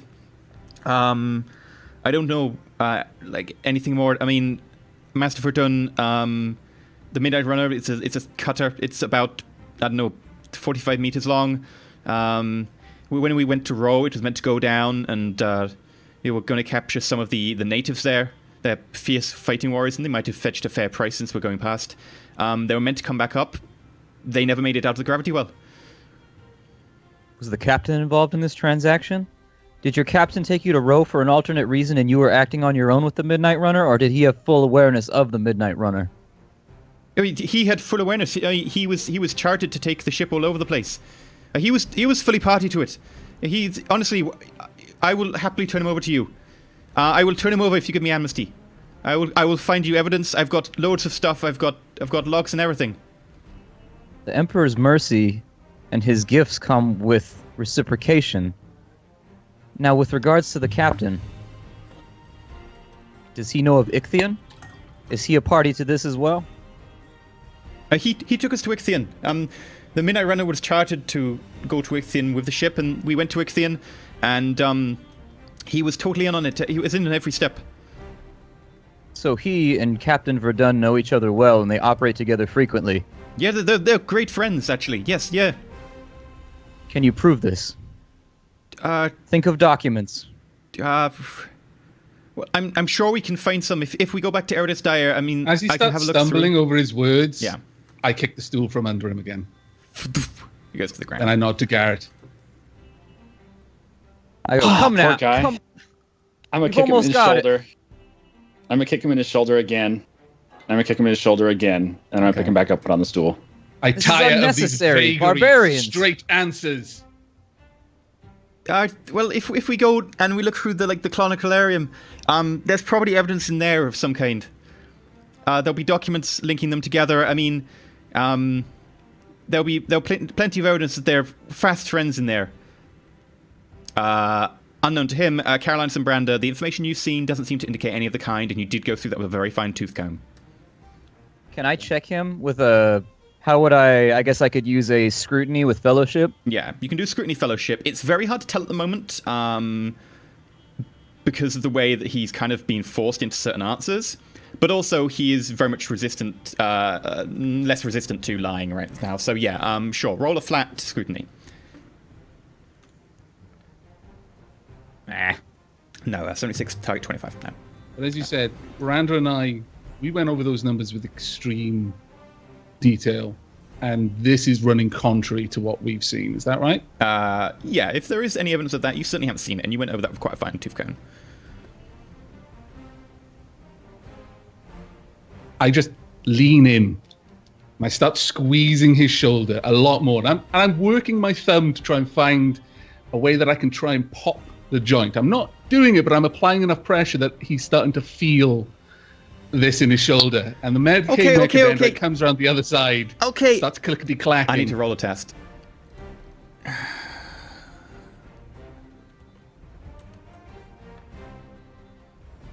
Fail.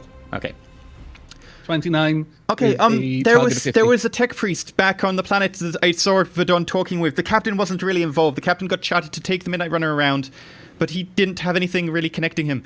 Beyond, like, he was chartered. He must have known that there was something, but he didn't really. I mean, he never really spoke to Master Verdun.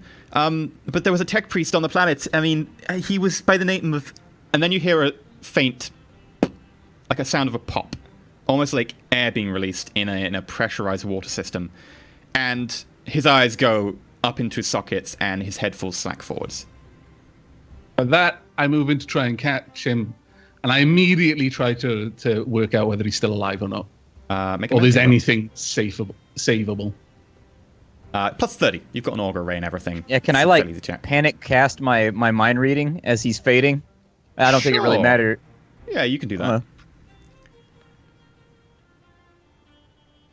Got a 74 with a target of Caroline, 82. it looks like he suffered brain death.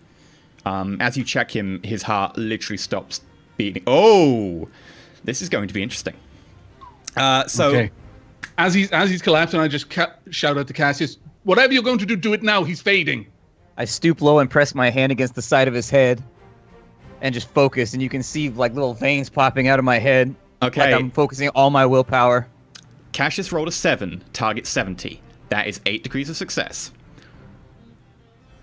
You dive straight into his mind. All resistance gone. You find yourself in the mental equivalent of a broth, a soup. There are bits, chunks floating around. Things are rapidly deteriorating and disappearing.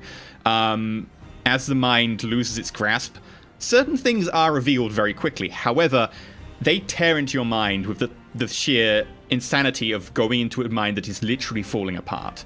You manage to hold your coherence long enough to start picking out certain faces and ideas and concepts. You get the idea, and you don't get anything completely in depth. You don't get any full memories. What you get are fragments. You get the fragment of a memory of a handout, a payoff. You get the idea that the books that you look through, while payments are made to certain people, there were other payments, small payments that needed to be done, like bribe here, a bribe there, etc. But behind those was a fee being paid to a tech priest of some kind. And you get the fact that this guy was very afraid. You just feel a sensation of fear. You're not too sure if the fear is just related to the fear of impending death, but you very much get the feeling that a good chunk of it is actually directed directly towards this tech priest that he's mentioned. Do I have a first letter of a name, a face, or any You get a sense of deja vu. You've heard the name before, but you don't get a full name. It seems that this guy, although he knew the tech priest, more as a periphery character, not as a direct character. He probably did know the name, but unfortunately, all solid concepts like names and stuff have already fallen apart. You get basically more conceptual ideas. You get the conceptual idea from what you vaguely get hints of, that you maybe know this character. You can't really go beyond that, though. You just get this vague inkling in the back of your head.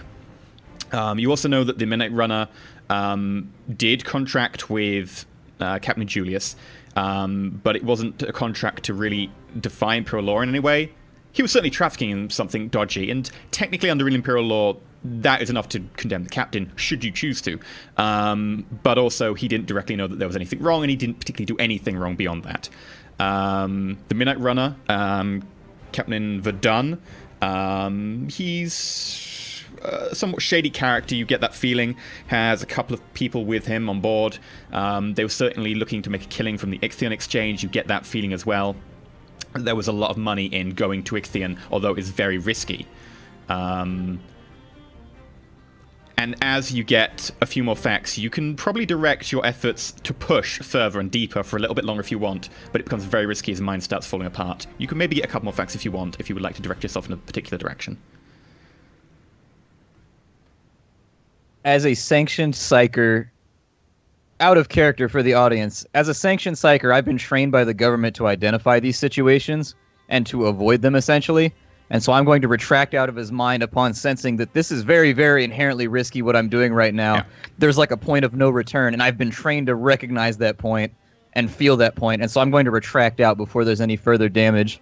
Okay, literally, it took you about half a second of real time to just grab those ideas as his mind just collapses. I need to make a willpower check.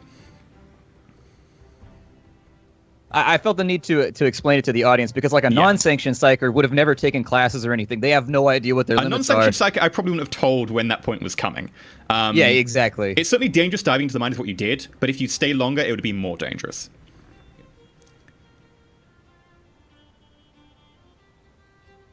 And when I pop out, I'm visibly sweating, which is strange for only having been out for like 20 seconds. Like, I've got beads of sweat. I look to Carolinus and I say, there's not much left inside of there. However, whatever caused that, was that you? Or was what happened? I shake my head. No. It seems... Do you know what caused that? I have ideas. An autopsy will confirm or deny them. The autopsy it is then. We need to recover whatever caused that. Because he was here and then he was just gone. I felt like we were so close. I'm already like pulling him up onto the dentist chair. Okay. And I signal for Garrett, help me. Cash, if you can make the willpower check. For what? Reasons. Okay. Does that include my psi focus? No, it's just a willpower check. Okay. Yeah, so 31, target 50. You will only take half. You take 3 insanity points. Okay. Mind is a terrible thing to waste, but it's also a dangerous thing to be inside of. See, this is why I don't take risks for you guys. I'm be that crazy guy on the side of the street begging for change I used to be an inquisitor. Nobody believes me. Probably because I've shit myself 5 times today. Carolinus, if you want to make a autopsy, you can do so. Autopsy. That would just be a straight Medicaid roll? Yeah. Will I get any bonuses? Yeah, I'll give you plus 10. You know the area you're looking for. Yeah, 36 target. 62, sorry. It's okay. Habit these days. Yeah, you basically do an autopsy, very much aiming for the brain, and you find the remains of what looks like a very small explosive linked to a very, very crude mind impulse kind of setup that seems to have been shattered by the explosion. The explosion was very, very tiny, just large enough to fry the motor cortex of his brain and the area around that. It looks like some microscopic microlin fragments from the shell have been used as fragmentation to basically scramble the back of his brain. It looks like, from what you can guess, a kink bomb set off by certain phrases or actions or words. A certain pattern of neurons firing at the same time. Yeah, these are very high-tech devices. Not like super high-tech, like only the Assassinorium has them, but they are pretty damn high-tech. I lean back. My Medicaid just covered in gore. My robes covered in gore. I took a little bit more time than I really needed to. I may have, taken some souvenirs, teeth and the likes. His head is split open like a ripe watermelon. Yeah, I've literally split it open to examine the brain. Yep. Not just around the crown and taking the crown. I've split his face open first. Everyone else around you, without even proper medical training, can see, oh, look, a brain cut very cleanly in half, and oh, the bit at the back is very much squidgy. Yeah. I'm not even watching. It's kind of liquefied in places and charred in others. I've got that one-legged stool up, and I'm trying to balance on it. And I'm like, it's not even hard. As he says that, without even turning around, my optical mechadendrite goes around, coils around the neck, and then just yanks it. Garrett, make an acrobatics check. Damn it.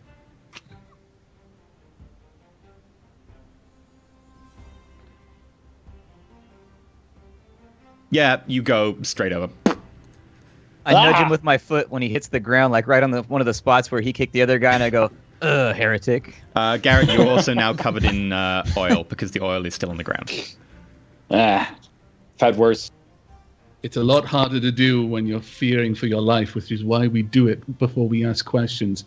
It's harder for them to think of a lie if they're already panicked. But what killed him, unfortunately, does not bode well for us. A device that would not be used for just some random smuggler, nor a device that could be easily acquired. Well, his mind was not much use. Imagine, if you will, that you've got a vessel of clear water that you can peer through, only slightly distorted by the curved glass. And let's begin to say that syringes start injecting every color you can imagine of dye into the water, and it coalesces and comes together. It's what happens to the mind when it dies. And while there were little strands of color here and there I could glean from, there wasn't much information. All I know is that there's a member of the Adeptus Mechanicus of whom this man is deathly afraid, who seems to be at the center of this entire charade. Aside from that, I have no names, I have no letters, I have no anything. It's just, he's got an inherent fear of whoever this tech priest is. Perhaps we should inquire with the captain. Well, it does seem to make sense that he would be afraid of such an individual. I imagine they were party in the installation of the device that killed him. We're not talking simple technology here. This was the kind of device that you would not use unless it was of extreme importance. Someone covered their trail. Indeed. And By I the seams of suggest it, I would say it was primed to trigger when certain thought patterns occurred. I was not entirely shocked when it happened, but dismayed all the same. Was there nothing else you could get of this tech priest? Nothing of note. Everything else was a swirling mass of nothingness.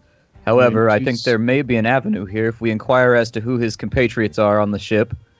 who his friends are, who he associates with, and also with the captain, I don't think it'll be too long tugging on strings before we get some inclination as to who this priest might be. Indeed.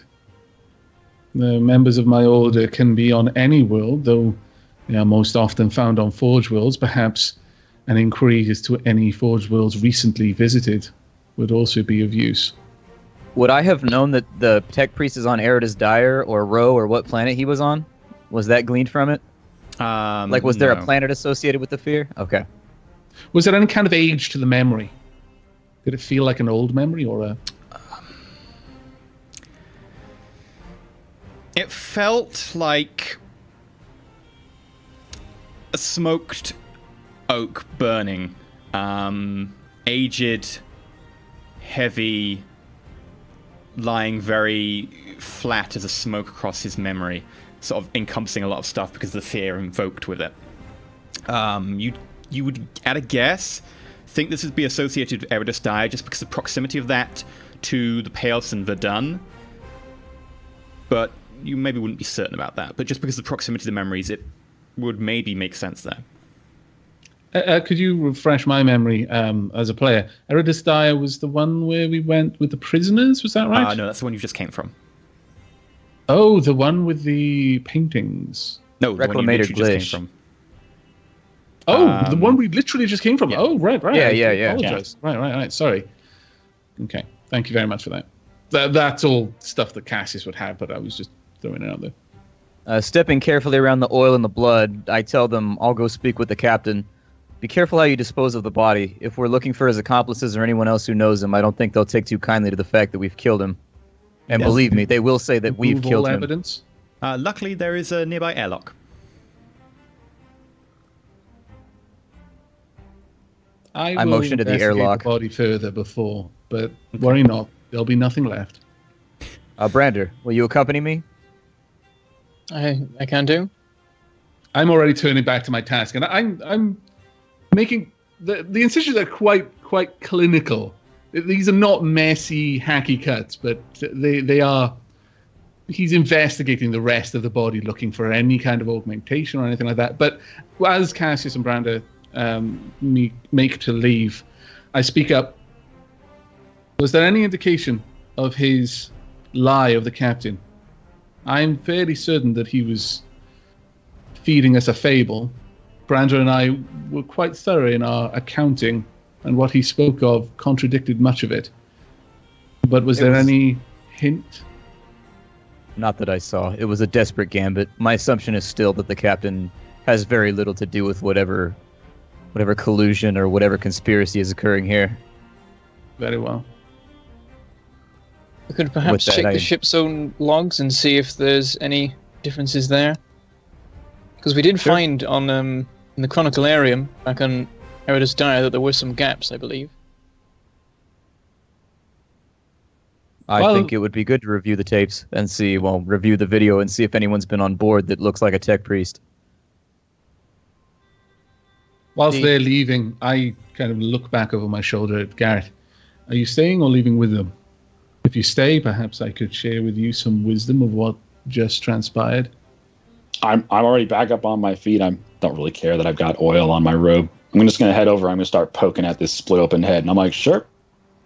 At that point, I'll just talk him through some of the reasons why Carolina set up what he did. And also point at certain places where you can inflict a lot of pain to someone without actually breaking anything. And just general chit-chat over, how to make someone tell something they don't want to tell you. So, a few minutes later, Cassius and Brander, you not looking quite as resplendent as you did before, make it to the captain's quarters as he's currently relaxing, according to the intercom you ask. You go in and you notice him wearing a heavy fur dressing gown type thing, resplendent with embroidery that says JHARV, and then a single Roman numeral I. Captain. Ah, yes. How can I help? How did the interview go?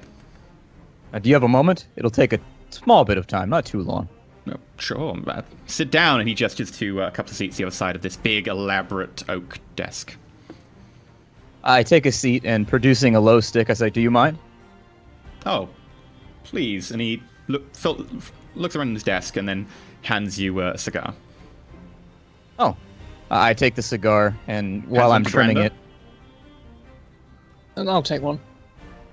Take a seat. Gets out a pair of clippers, gives them to you, and then lights each of the cigars in turn. How can I help? So, it's my duty to inform you, I think you may need a new petty officer. I say as I light the cigar. Feel free to bill that to our benefactors, if you desire. Add it to the list that we owe you for. Don't worry, and I will do. And, of course, I don't have to pay his last month of wages, so that's something. I thought it pertinent that you should know he tried to name you. This was exactly what I was concerned about back on Eridus Dire. That was the first piece of information he tried to give us. Obviously, we've cross-referenced it with the Chronicles back on Eridus Dire, and we know well enough that you're innocent of all this, but that was my initial concern, was that he was going to do precisely what he did and try to drag you down with him. I need to have access to your ship's chronicles. He mentioned something of a tech priest, a man he was very, very afraid of, but unfortunately, someone detonated a device in his mind which instantaneously killed him. Oh, I would that is caution troubling. you...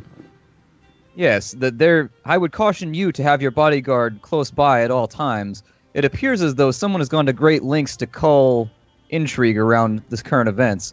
And seeing as you know about it, I would say that that puts you at risk as well as everyone on my team and anyone else who knows about what's going on.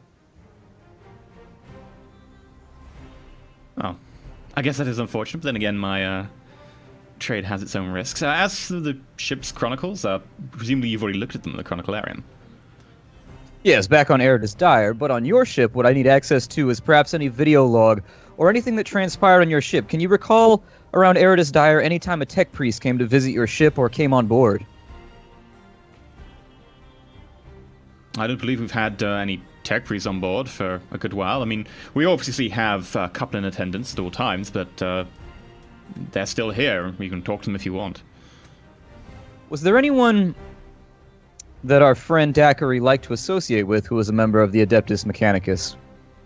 He occasionally talked with or had to his bunk or went and visited. Who are his closest associates? Who are his friends? Well, he talked to a few of the lander pilots and a couple of others. He was more sort of a self-insulated bloke. He was, much more at home when we went back to port than when we were actually on the starship itself. Do you have family back on Eridus Dire? Not that I know of. I believe that he was actually escaping an ex-wife when he joined up. An excuse to leave his home planet and get out of here. I see. Was Eridus Dire his home planet, or what planet did he hail from? Oh, I believe he hailed from Felix. It's just over near Patria. All right. Well, is there any sort of video monitoring that takes place over your cargo holds or any of the areas where he worked? I should very much like to scrutinize the video and see if maybe I can corroborate some of my information. Well, I have gone back through logs covering certain transactions, and it does look like he was using one of the cargo bays because, well, quite frankly, the cameras in the cargo bay, particularly the one with the Midnight Runner, have not been working when he's been on duty. Now, of course, that is perfectly the prerogative of whoever's in that cargo bay, especially if they're transporting cargo. I wouldn't want to interfere on their privacy at all. But it appears that what cameras were there were disabled. I'm sure a captain of your stature has redundancies for just this case to make sure that the crew aren't behaving in ways that they're not supposed to be. Were any of those redundancies in place? Monitoring captain or a couple of them. petty officer However, Daiquiri? it does appear that they were either taken offline or jammed during certain periods. And that said, they are quite good quality. I did pay a little bit extra for those, and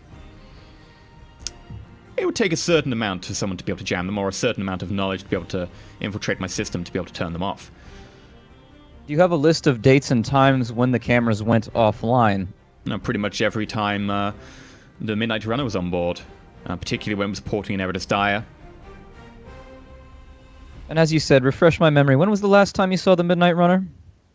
It left to go down to Rho. We waited in orbit. It never came back. How long did you wait in orbit? It crashed.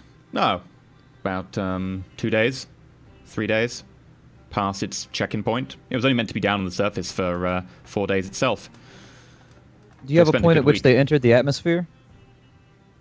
Yeah, we have their projected trajectory.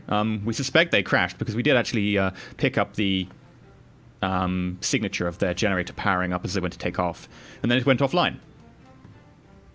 All right. If you could have that sent to my bunk, Sure. I would very much like to see it. And thank you once again for your cooperation and for your wonderful fine cigars and your company. I'll excuse myself. I'm sure you've had a busy day and you'd like to get some sleep. Now, I've got the busy duty of finding a new chief petty officer. I'm sure you understand. My apologies once again. As we stand to leave, I say I must thank you for the gift of the uniform as well. Gesture to it. It's very well made. Thank you. I had one of the servitors take one of Lissari's spare uniforms and tailor it for you. Appreciate it. Well, if that's all, gentlemen, I've got to get back to captaining a starship. He says as he stands up, resplendent in his heavily furred gown, which parts ever so slightly. He likes to stand at pose. He doesn't stand normally. Whenever he stands, he's got like that Indiana Jones thing going on. Yeah. And as you exit, he starts producing a comb and combing his goatee as you leave. Sure. Did anything you want to do? I return to my bunk just to ponder. Okay. Well, if there's anything particular you want to do, I think it's pretty good to accelerate towards Row. Sure. Okay. I assume we've put the body out the airlock by now. Yeah. Finishes doing a very thorough autopsy and being able to demonstrate to Garrett, since for all intents and purposes, you know, I feel as Carolinus that Garrett may be quite useful in further interrogation situations. So I want to pass on my knowledge, make sure he knows what to do, pointing out certain joints and why they're good places to apply pressure, because pop, and suddenly the joint dislocates and things like that. Also have a little bit of fun pulling on tendons, making his foot move. I feel like Garrett will probably appreciate that. After a bottle, got to and a make the half of lessons wine, fun. yes. That's the important bit there. Yeah. Okay, cool. Well, you've done an autopsy roll already, and I'll just go on from there. You don't really find anything of particular import around his person. It does look like he's got an implanted microbead. Okay. But other than that, nothing of particular note. I'll pocket that. Okay. Is there a manufacturing origin on any of the things that have been placed inside of him? Like any small symbol of workmanship or craftsmanship or the craft world it came from? The actual I'm sorry, microbead the Forge itself world. has quite a Wrong common term. stamp. Specifically the device that was used to kill him, I imagine there's not much of it left, but is there any identifying features to it? The entire thing Other than was designed to effectively be its own shrapnel, shattered apart. Okay. And very specifically, you look around for an identifying mark. Either it was completely destroyed or there was never an identifying mark on it. Okay. Either of which you're not sure about because the entire thing is very microscopic pieces. It was good craftsmanship. You are impressed, even though it confounded you. All I know is it's really well made and well beyond my understanding. I kind of have an idea of how it works, but like I don't know how to make them. Yeah, I mean, even it's where they outside might your be made. field. You understand how it works. You understand the principles of it, but you won't be Yeah. able to make one because it's definitely not your field of expertise. You specialize in other areas. But yeah. You eventually make your way to Row. Ship pulls out of warp a few days later and begins to While we settle were into on an our way orbit. there, was there a way for me to learn about where we were going? Yeah, you can look it up effectively in the cognitive information that you can pull up. It's very basic stuff. It is a feral world. There are certain clans and tribes. The tithe on the planet is 0, except for the Imperial Guard, because the feral warriors make quite good soldiers. Very specialized, shock troopers, effectively. They are well-trained fighters. They are tough and hardy. Effectively, it has them down as a good stock for the Imperial Guard. The planet itself is pretty damn warm. It's actually mostly a desert planet. The poles can get a little bit cold, but generally, especially around the equator, it is a very hot planet. Water is scarce. The entire area is mostly mudflats that have dried out and broken into effectively large chunks with sort of fissures running between them, or sand dunes. There are certain caves around where sand is blown in and excavated certain parts. These are particularly often places that water collects. It's out of the sun. And those tend to be jealously guarded by the clans themselves, almost revered in certain nature because of their life-giving potential. They see the Emperor as both a dual-natured god to them, both the sun, which they fear, but influences their livelihood, and also the god who gives through the darkness, because they associate caves with life because of the water that collects in them. It seems like quite a savage, primitive world, so hopefully something like a crashed ship should stand out quite a bit. If it hasn't been picked apart already. Even then, we might find bits of jewelry made from it and The such. trip itself takes only about 6 days. In that time, there will probably have been time for us to mingle and talk with each other. So I would definitely have in amongst the fluff, I would have been paying the master engineer a visit, talking about various things about the ship and so on and so forth. But I would have visited Cassius at one point, and again, boom, boom, boom on his door. Come in. I'd I'm enter. reclining on kind of a basically like a lazy boy chair, but more fancy looking. The sort of thing you would expect a classy English gentleman to have, like in his study, back in the Churchill days. I stand inside just long enough for the door to close, and then with a bit of a grin, I'm almost a little disappointed not to find your quarters occupied with numerous scantily clad ladies and boys. Well, I seem to be in short supply on this ship. Not The that Ice you Queen haven't tried. The Ice Queen won't give me the time of day, but I'll keep working at her. I keep think you working at her. probably should stop, lest she decide to work at you. I don't think the results would be very pretty, but that's not what I came here to speak about. After the interrogation, when you jumped into the mind of our uncooperative guest, you seemed taxed when you returned. Side effect Shaken, of the warp, even. I suppose. Unfortunately, the things that we do with our minds after spending our time with the Telepathica and the Scholastica are not necessarily natural to the human mind. We're a young race psychically, and Indeed. it takes adjustment. Especially when diving into someone who is dead. That is not normally practiced. To do such a thing is generally considered to be a very, very poor idea by all fields of academic study. Unfortunately, the situation deemed it necessary as we were about to lose our prime lead, and so I didn't want to disappoint the group. Well, the risks you took are certainly appreciated. But were they perhaps a little too much? It wouldn't No, do not for at you all. to I die. I just needed rest. I assure you, I'm perfectly fine right now. It's just very, very taxing. And it had been a long day already. We had been drinking and making merry with the captain and then this business. It's just a lot for one day, both natural and unnatural. Very well. In future, I will endeavor to keep our guest alive at least long enough for you to conclude your investigation into their memories without hindrance, but for what it's worth, I'm glad you're all right. That's a question. Mm. In theory, how would someone have known to detonate whatever that was inside of him at the moment that they did, unless they were wouldn't have needed listening? to. No. The device, I've heard speak of them. I'm not unfamiliar with the mechanics behind its operation, only its make is well beyond my understanding. I'm not as schooled in how the brain works as how people work. Nevertheless, the device would likely have been tied to certain thought patterns. Similar ones can be tied to the larynx, triggered on certain sound patterns. He thought of the wrong thing. Likely exactly the right thing for us, but it resulted in his death. Very unfortunate. Well, thank you for clarifying the topic for me. I was concerned that we may have been being monitored. I had no idea such technologies even existed. They are rare, difficult Who to invents a thing like manufacture, that? exceptionally expensive.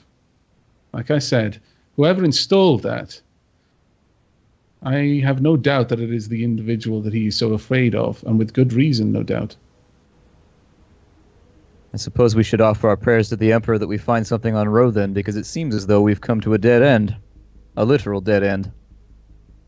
Well, hopefully we will find the ship that has crashed, or whatever may have happened. For all our knowledge, it may simply have waited until the Tigress left orbit and then returned. Perhaps there was another ship waiting to pick it up. But hopefully there'll be some signs of it regardless. I believe Brander has been looking into it. I've heard him muttering things and being is usually studious, yet oblivious to everything around him. Well, every piece in its proper place in this group. I suppose we'll find out when we get down to Ro. Perhaps you can have a talk with Brander. It seems he struggled a little at the dinner. Certainly. I can check in on him. I don't think he's at any risk, but perhaps you could give him some pointers. I'll think on it. Good evening, Cassius. All right. With that, I leave. Okay.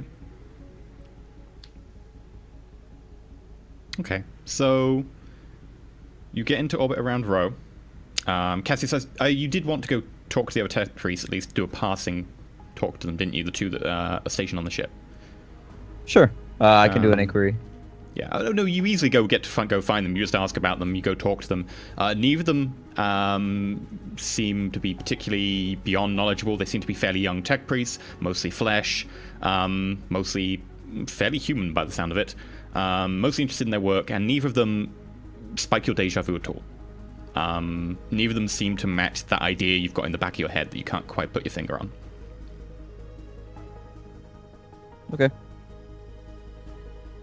Right, you get to Ro, and the captain lays out his plan to you. He's going to lend you a lander if you've got someone who can fly the lander. We do indeed. I can do that. So you'll get effectively a stripped down Aquila lander, which does not have any guns on board, doesn't have the same armor. It's just normal civilian transport. Nothing to see here. And you can take it down to where they saw the last bloom from their reactor on board the Midnight Runner. And so hopefully they're still somewhere around there. He does say that he will wait in orbit 1 week. Shouldn't take you any longer than that. If you need longer, let him know. And of course, the Inquisition will pay. But of course, should there be something happens like happened to the Midnight Runner, he will only wait in orbit for a week without any further say-so from you.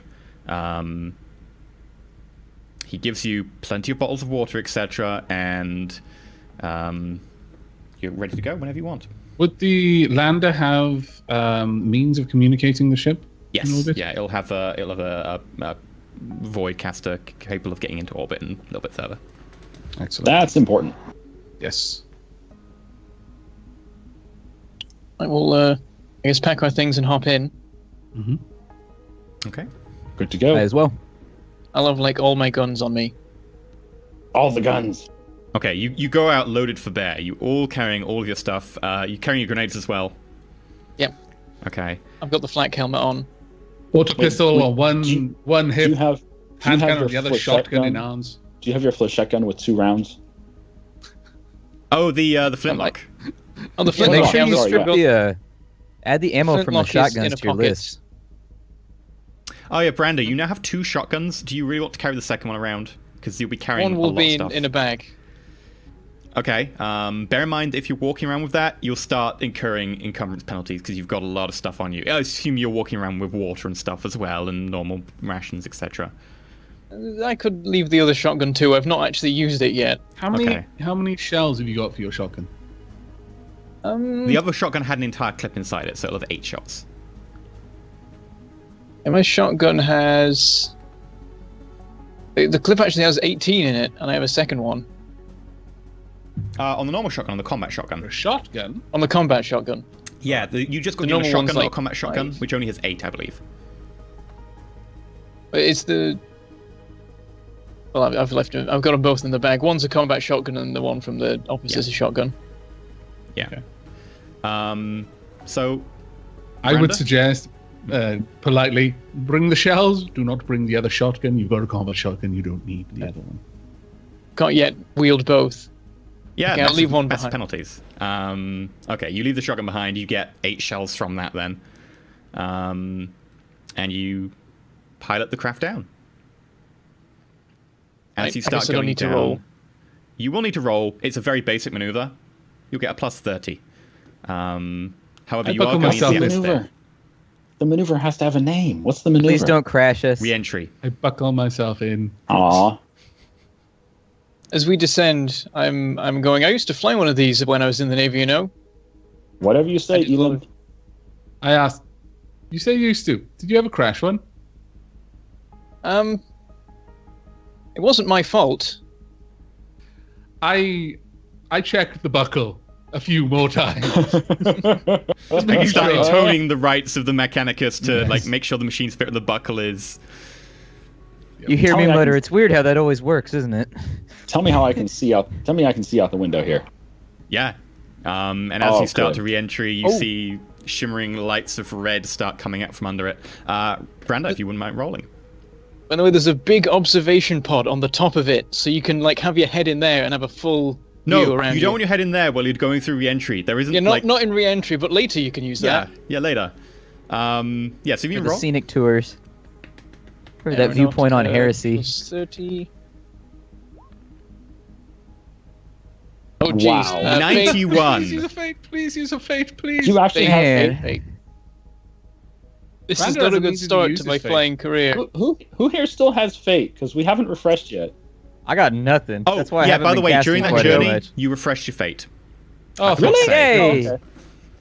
Yay! No death. The luxury of the surroundings combined with the excellent food and sustenance and the relaxation. Would that all also? Can we also say? Was anyone wounded? I was Any fatigued. wounds, etc., I think were gone by your first aid, and you also get fatigue and stuff back as well. Yeah, so on the reroll, you got a 53, needed a 68. Yes, you managed to re-enter the atmosphere, bring her down, the streaks of red going to orange, and then gradually start petering out to red again, and then into sort of the Mach shockwave of white as you re-enter and slow down and begin circling around where the coordinates you were given were. You notice in the distance, under a thin sheet of sand, lapping around the edges, a large, metallic, bulbous shape, which as you head over, turns out to be the crashed form of the cutter. It looks like it probably impacted from being maybe 100 meters, maybe 200 meters up. Not a massive drop, but enough that it broke the back and that certain fins on the side have shattered. Particularly the underbay has been ripped open as it crashed. Where's the wind coming from? Is there like a wind shadow? At on the this? moment, there is no wind currently. It is very still. Are there any tracks? Well, you set down not too far away. Oh, sorry. you- When you said when you went over, I Sorry. thought you fast forwarded. You're I flying over, apologize. doing an observation first. And then right. you get out onto the planet. As you get out and open the door at the back, the sheer heat hits you. It's a very dry heat. Pretty hot. Not as hot as you would expect because you don't feel the humidity aiding it. But it is pretty damn hot out here, and you make sure that you buckle up with extra rations and start trudging out towards the downed cutter. Your feet slipping into the sand and having to make sure that you take very careful steps as you head forwards. You get to the cutter, and it definitely looks like the Midnight Runner from what you can tell. You start brushing some Sinisians sand check. away. And... Okay, go for it. Sinisians. It never works, As well- though. I got the worst luck with Sinisians. And you, as you say that, 87. Yeah. Yeah. Worst How's luck it with 50? Sinisians. You Like a can dead stat for me. not really feel much about the area around you. There's certainly the essence of maybe people have died here or something. You certainly feel that there's a, that background chatter. Beyond that, no. I mumble weapons to everybody. Something If feels you want to amiss check here. for tracks, make a survival roll. A survival. Survival roll, is it? Survival. Does anybody have survival? No, I don't. But I'll be using my. Just roll it anyway. A natural My- 8. But the target was a natural 5. Oh See, man, you should that just give me burns. something on that one. That burns. Empty one.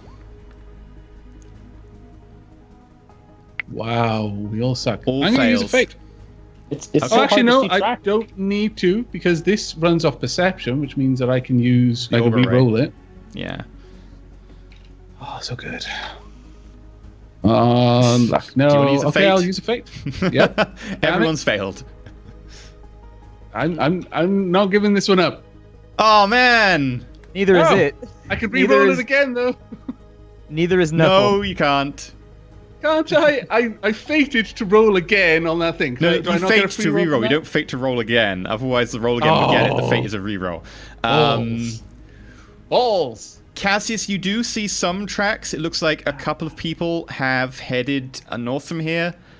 You have a hard time following those tracks, and they do start to disappear under a thin layer of sand that seems to have blown across them a little way away. But it looks like there were a few people. You can't really tell numbers or whatever. You tell there were multiple people, at least 2 or 3, who have headed north from here, carrying or pulling something. Watching the listening to the MP3. I had a target of 45. I rolled a 71, an 80, and a 72. It's really bad luck. I mean, statistically, that's, not completely unlikely, but it's just, well. Just bad luck. Um, Gonna make a tech use. Is it to ping for any kind of any radiation, any that would signals, be like local wave radio or anything like that? Yeah, okay. Yeah, you can make that. As you see this Carolinus walking around, you notice that large chunks of the ship have been opened up with... Carolinus failed that. Got a 62. The target of There is 42. certain amount of background radiation that's been emanated by a few ripped fuel cells, and it looks like certain innards of the ship have been ripped open, but beyond that you can't really tell. They're blanketing out a lot of the background radiation, the information that you can gather. But yeah, certain parts of the ship are ripped open, and you can see a couple of hallways and stuff quite easily accessible.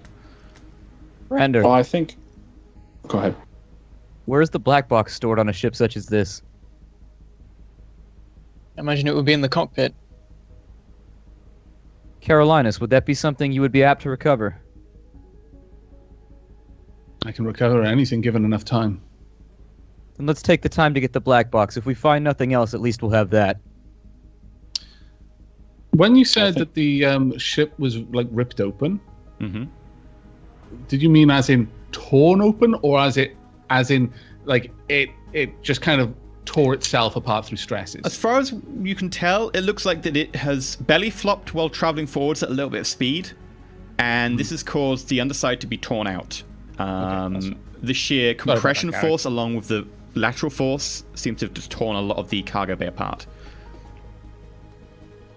What were you going to say, Gareth? As- I was planning on scouting ahead a little bit, see if I can see what's over there before anyone else Sure, gets Garrett, out in make this a stealth wasteland. Branda? As we're can I see that the cargo bay's torn open? Yes, you can. I say, remember, these people were transporting some extremely dangerous creatures, the sort of things that can survive the conditions of a death world. The cargo hull is breached, then they may be loose. So Okay. keep an eye out any Garrett direction. rolled a 10 with a target draw of my 55. blade. Garrett becomes invisible. He is one with the shadows. Where did Garrett go? Turned into sand. I'm gonna sneak on over to the ship there, make sure. Okay. Is there anything on the way over the ship? Yeah, bits of torn metal. There's a severed arm. It looks like it's been torn off. Not like cleanly cut, like there are strands of muscle coming out of that as well. You make your way into the bottom of the ship before everyone else, and you notice that there are certain cargo bays that have been ripped open. You notice that there is one, effectively, looks like it was a containment room or cabin that's just been compressed by sheer force, and it looks like there were some people in there. People with dark skin, heavily tattooed, crude by the standards you've seen, with hairless bodies, and looks like they've just been squished inside of there as the craft belly flopped. You notice a few other containment fields and rooms. One of them you notice is open. It's just been opened. Doesn't look like there's any damage to it particularly. You notice another one is closed, looks intact, and there are a couple of others that look like they are disused. They're open. Quite easily see inside that they don't have any evidence of ever being used. Whereas the other one, which is open, you look inside and there are claw marks in the wall. Bits of metal have been shredded and ripped. Make a perception check. Can I do awareness or just straight perception? Sorry, awareness. Yeah. I just mentioned that once Branda mentioned, there may be enemies that I readied my shotgun. Okay. Garrett, 06 with a target of 50. Yeah, that's a big pass. You hear... All of the good rolls went to Garrett this session, it seems. Yeah, you hear very faintly the sound of a barefoot, heavy barefoot, like the skin of a barefoot against metal. And a... Oh. Any idea what direction? It sounds like it's coming from the room that's currently locked. Okay. I'm going to microbeat everyone that there's something still kicking around in here, but some claw marks on the walls, and there's a torn arm that's definitely torn arm outside the ship there. This place has been wrecked, and something's still moving in here. One of the locals, it appears. The others enter. Be careful. At this point. Oh, they can't hear? Well, they've entered now, and they can see for themselves. Oh, I got you. You took long enough investigating the place that they've caught up. So I'm slow. I get it. You did a thorough investigation. So, is there any indication where the captain, pilot, what's that room called? Cockpit. Cockpit. Yeah, you can Where's make the your way up to the cockpit. There's effectively like a ladder and a couple of ramps at the end of this that sort of lead up to the main part of the ship with the actual crew quarters and stuff, and the cockpit. Okay. I'm specifically switching my optical mechadendrite to also turn on its thermal torch, so it can start sensing thermal images and things like that. Okay. Most of this place is fairly cold. You do notice a number of conduits and stuff are hot. There's a couple of bits where steam is still flowing out of them, etc. Make a perception awareness check. I will examine the claw marks. Okay, Branda, make a scrutiny roll. 65, Nice. Target 65. Carolinus, there is something alive, possibly inside the room that is currently closed. Okay. I Any This will be indication on how scrutiny much heat? perception. Pardon? Go ahead, Branda. Is it scrutiny perception Scrutiny rather perception, than yeah. fellowship? Yeah. You see any bonuses? I forget. Yeah, you can have a bonus of plus 20. All right. 61 out of 51. It could be what you expect, but it might not be. It is definitely a very looking sharp very claw concerned. from something muscular, maybe humanish size, possibly. Can I sign Niscience to since see if we- it's psychically active? Sure. Yeah, you make another one. Carolinus. I was wondering if there's any indication of the sort of heat that this thing is belting out. It Any appears to indication be on size or anything like that? larger than human, but only a little bit. Like maybe like a more massive than a human, but roughly human-sized. Cassius, you rolled a 50, wanted a 50. There is an essence of death around here. A lot of people died. A lot of people died very scared. Not a lot of people, but a number of people have. A lot of people were scared before they died, and you get the feeling that a number of people then suddenly died afterwards, which would make sense with the crash, but people were scared, and some people were dying possibly before that sudden impact of crash, from what you can tell from the background of fear and emotion and death, from what you can tell. I whisper to the group that something was killing the people in here before they made landfall. That would explain the crash. There is definitely something alive behind that door. Well, About I think- draw my blade. I think our first our step should size, but still it's be the creating a the lot more cockpit. heat. You I'm guys can stick looking- around here. I think we should go to the cockpit.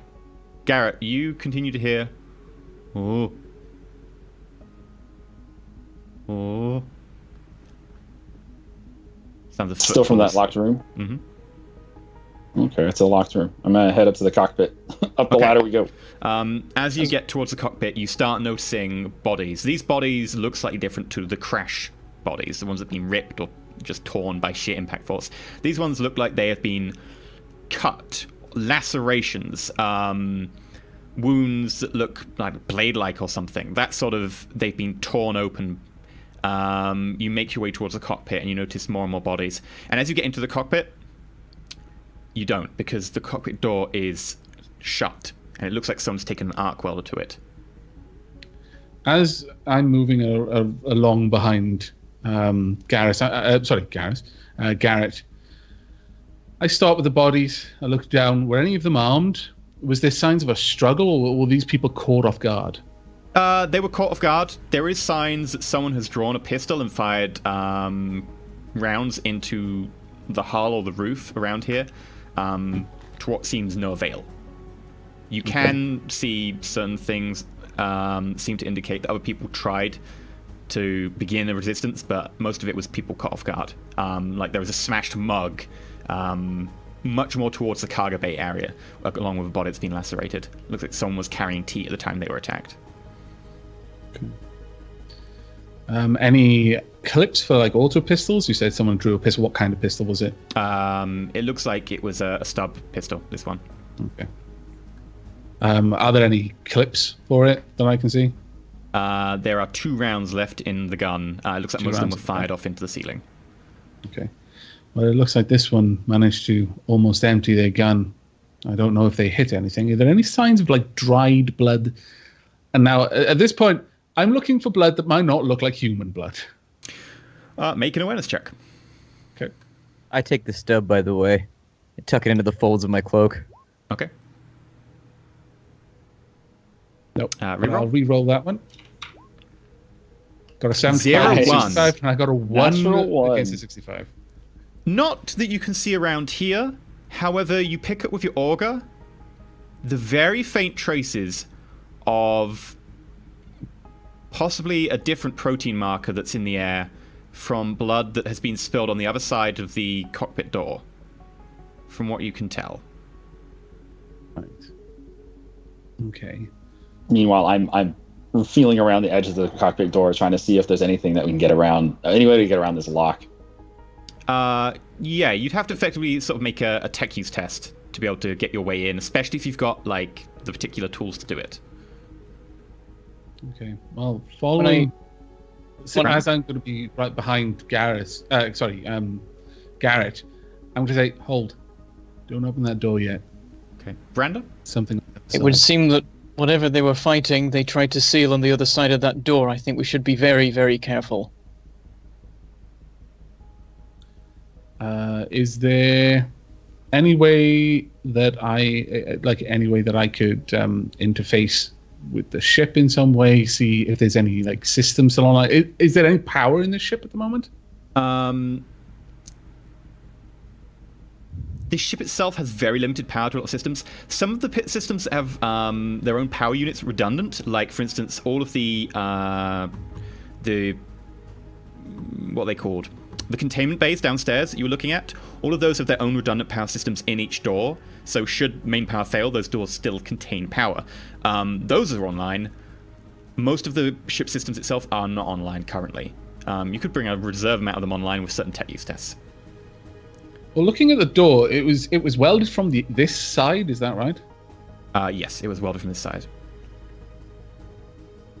I am not at all certain that we want to see what's on the other side of that door. Caroline, as far as you can tell, by the way, with that very good roll, there are no life signs on the other side of that door. Oh, really? As far as you can tell, but it was a very good roll. We should look from the outside. I would hazard to say that I don't believe whatever is on that side of that door is still alive. Either that, or it may be its life signs are so faint that I can't detect it. We may be able to look in through the cockpit windows. Garrett, fancy a climb? I'll do what I can. Okay. Garrett, grappling hook. And you managed to get it up, lodged onto something near the cockpit. You're not sure what, you can't really see over the arc onto the top of the cockpit, but you managed to get it lodged up there somewhere. Yeah, Cassius, Garrett, make athletics checks. Oh, I wasn't going up. Oh, okay. I was just asking him if he fancied one. I can't climb. Fair enough. Garrett, yeah, athletics with a plus 40 modifier. Someday I'll get a levitation spell, then I'll just do it. I'll go and levitate myself up there, Jean Grey you style. easily start making your way up. You've got time. You're not really a rush, so it's quite an easy check. And you get up, and you notice that the grapple has actually hooked onto a broken bit of the cockpit canopy. The cockpit canopy appears like it has been, and because it's a plexiglass kind of thing, reinforced, it kind of retains its shape when you push out. It looks like something has slashed at it, clawed at it, and pushed out from inside. And that's what the grappler's caught onto. And as you step up, looking into the cockpit from outside, you notice that there are 3 bodies that have been absolutely shredded. Looks like the cockpit crew. In addition, you look in and you notice one bluish purple arm with big claws at the end. Very large bone-shaped talons coming out of it. It looks like it got squished under a falling object that fell off the back wall that you now notice was actually some sort of cargo box containing something or other. You're not really sure without looking inside it, but it looks like it heavy and fell over, trapping whatever was there, and that the arm has got torn off in the impact, possibly from when the ship crashed. After the death Everyone of the hide your crew. dungarees. Can I slip in between the plexiglass there? Yeah? Yeah. All Don't right. do that. Oh, I'm going in, baby. No! Are you reporting to us as you're going? Sure, I'm going to tell you it's gruesome in there. The cockpit crew's dead, and there's some alien-type arm thing that's gone here, too. And it looks like whatever they're trying to hold in has escaped. Don't touch the arm. Not touching the arm. I'm going to unlock the door, dummy. And I unlock the door. It's welded shut. At that point, when he says, it's I'm going to welded. unlock the door, Oh, like stupid. if Brander communicates this, I'm just going to say, how does he think he's going to do that? You hear a... It's like, oh, I'm it's gonna- welded. Thump it a few more times and realize it's welded. Yeah. All right, so I'm not unlocking the door, but trust me, it's whatever was in here is gone. I want They to didn't look, contain it. and I make my way to wherever he climbed up from. Yeah, and now with his aid, you can quite easily get up because he can help like pull you up the rope. So I won't even make you check. You've got plenty of time. You're not under pressure here. Branny, you make your way up. The bodies are shredded. The wounds look familiar to you, and the arm itself also does look familiar. Is it My what I think it microbeatical is? black box. Garrett retrieves the black box for you. It's placed under the pilot chair in this type of ship. You eventually find it and put it loose. All right, got a black box. We should I guess take it it's time to back to head the back. lander. Yep. Grapple on out of there. Well, they're chattering, Okay. and I see Garrett like step out of the plexiglass. I call up. Is Brander all right? He's been quiet. I know what creature this arm came from. We should be So spit it extremely out. careful. I bead. Throw it down. I'd rather not handle it, I'll be honest.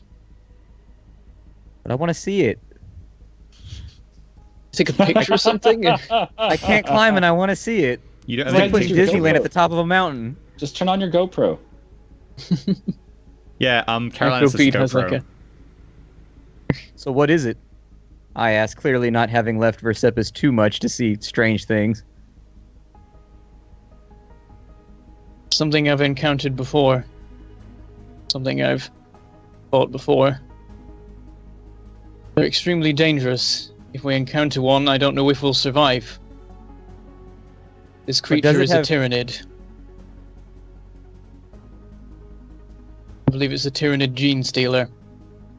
Everyone who is not Brenda, make Scholastic Law Xenos Tyrannid rolls at a plus 30. Since you don't have that, that'll be a minus 20 plus 30, so plus 10 on your logic. Or intelligence. Intelligence, yeah. Oh, logic or intelligence? You don't have a logic, do you? It's sorry, Yeah, there is a logic's logic skill. skill, yeah. It's intelligence. I thought Garrett's roll was my roll. I got excited for a second. Cassius fails. Garrett massively succeeds. Carolinus just succeeds. Carolinus, you've heard of things called Yggdrasil or Yggdrasil. You've also heard maybe the name Gene still associated with them. They tend to be things that live in space hulks and very nasty. It's why the Deputy Mechanics can't just go, oh, look, a space hulk. Normally you have to call in people to make sure that it is sanitized before you can rip the information out. And these are one of the creatures that does live on space hulks. And they travel around in space, and they are very nasty. You don't know much beyond that, but you certainly know that much information. I grunt at that, looking across to Cassius. And if it is what he claims it is, then this menace is something that my order usually calls the Adeptus Astartes to deal with. Not always. The Sometimes they Adeptus- do call guardsmen. Often those guardsmen die. Yeah, I'm just jumping to the gun. Like, you don't call Okay. guardsmen to do that unless you don't like the guardsmen. Garrett, in however- that Of case, something- yeah, sure, call them. In the Garrett. case of something so dire, then should we not contact the Inquisition and perhaps requisition the Exterminatus? I'll pause my response there so Garrett can speak. Garrett, I don't know how you know this much information. You do. You know that the Gene Stealers are the forerunner kind of infiltration attacker unit of some race known as the Tyranids. The Tyranids are basically, they come along, they devour worlds, and then they devour the next world, and they devour the next world.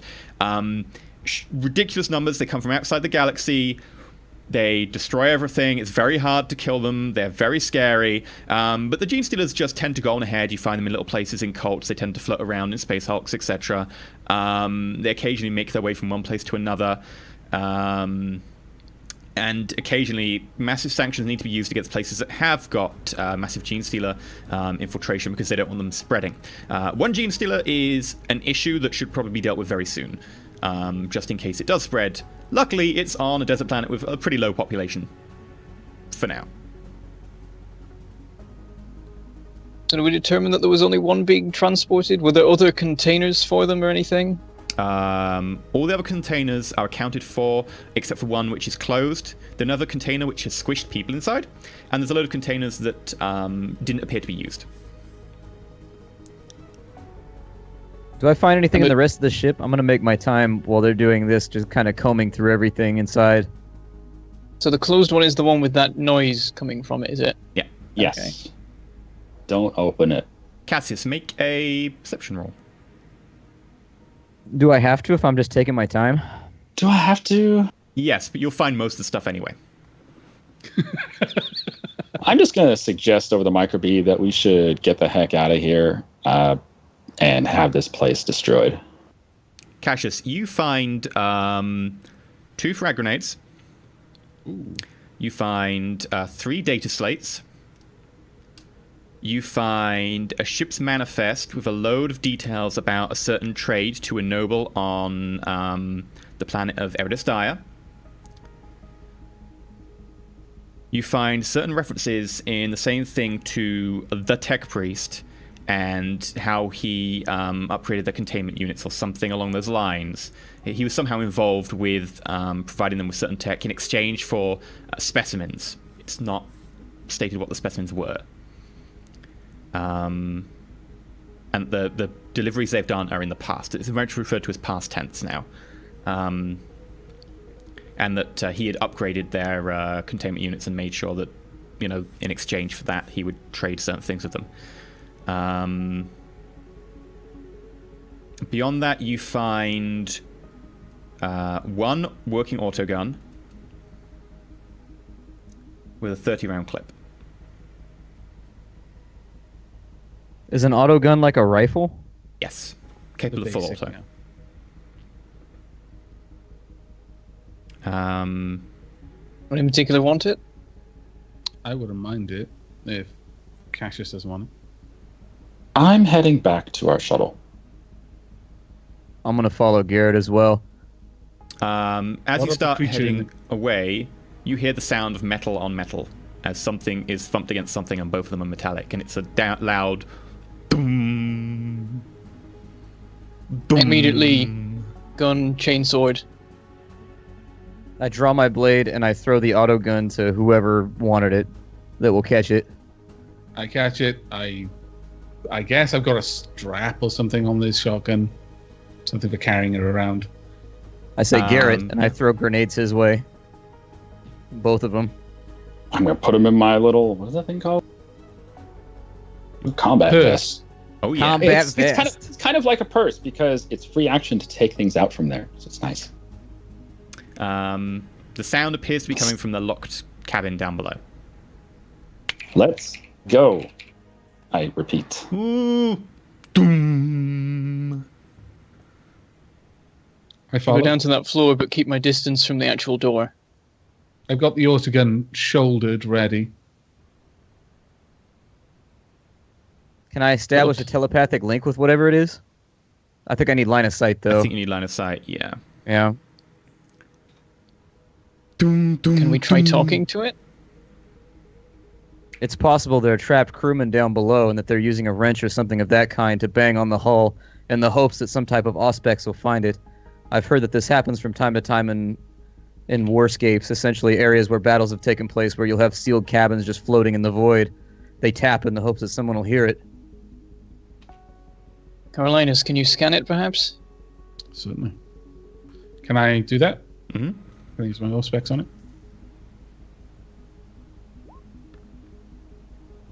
Reroll? No, that was because the specs. If I'm like, am I using it as the tech use part of it, or was I meant to be doing an awareness check? It was more of an awareness check. Right. Sorry, I rolled the wrong thing then.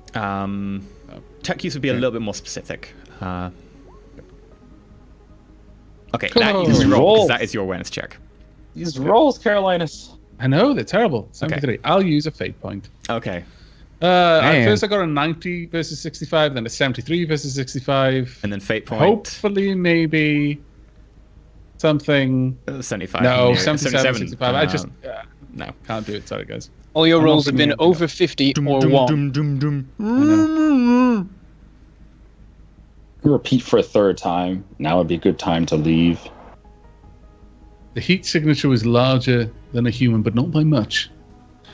Seems more bulky. But there's a sound of someone sitting down, of like leathery flesh against like metal. Someone sitting down despondently, and then the sound of dum dum dum dum dum as some metal object is thrown and just impacts on the metal floor. Can I just get a? Can you just let me know how much ammo was with the autogun? 30 rounds, full clip. A full clip. Full clip.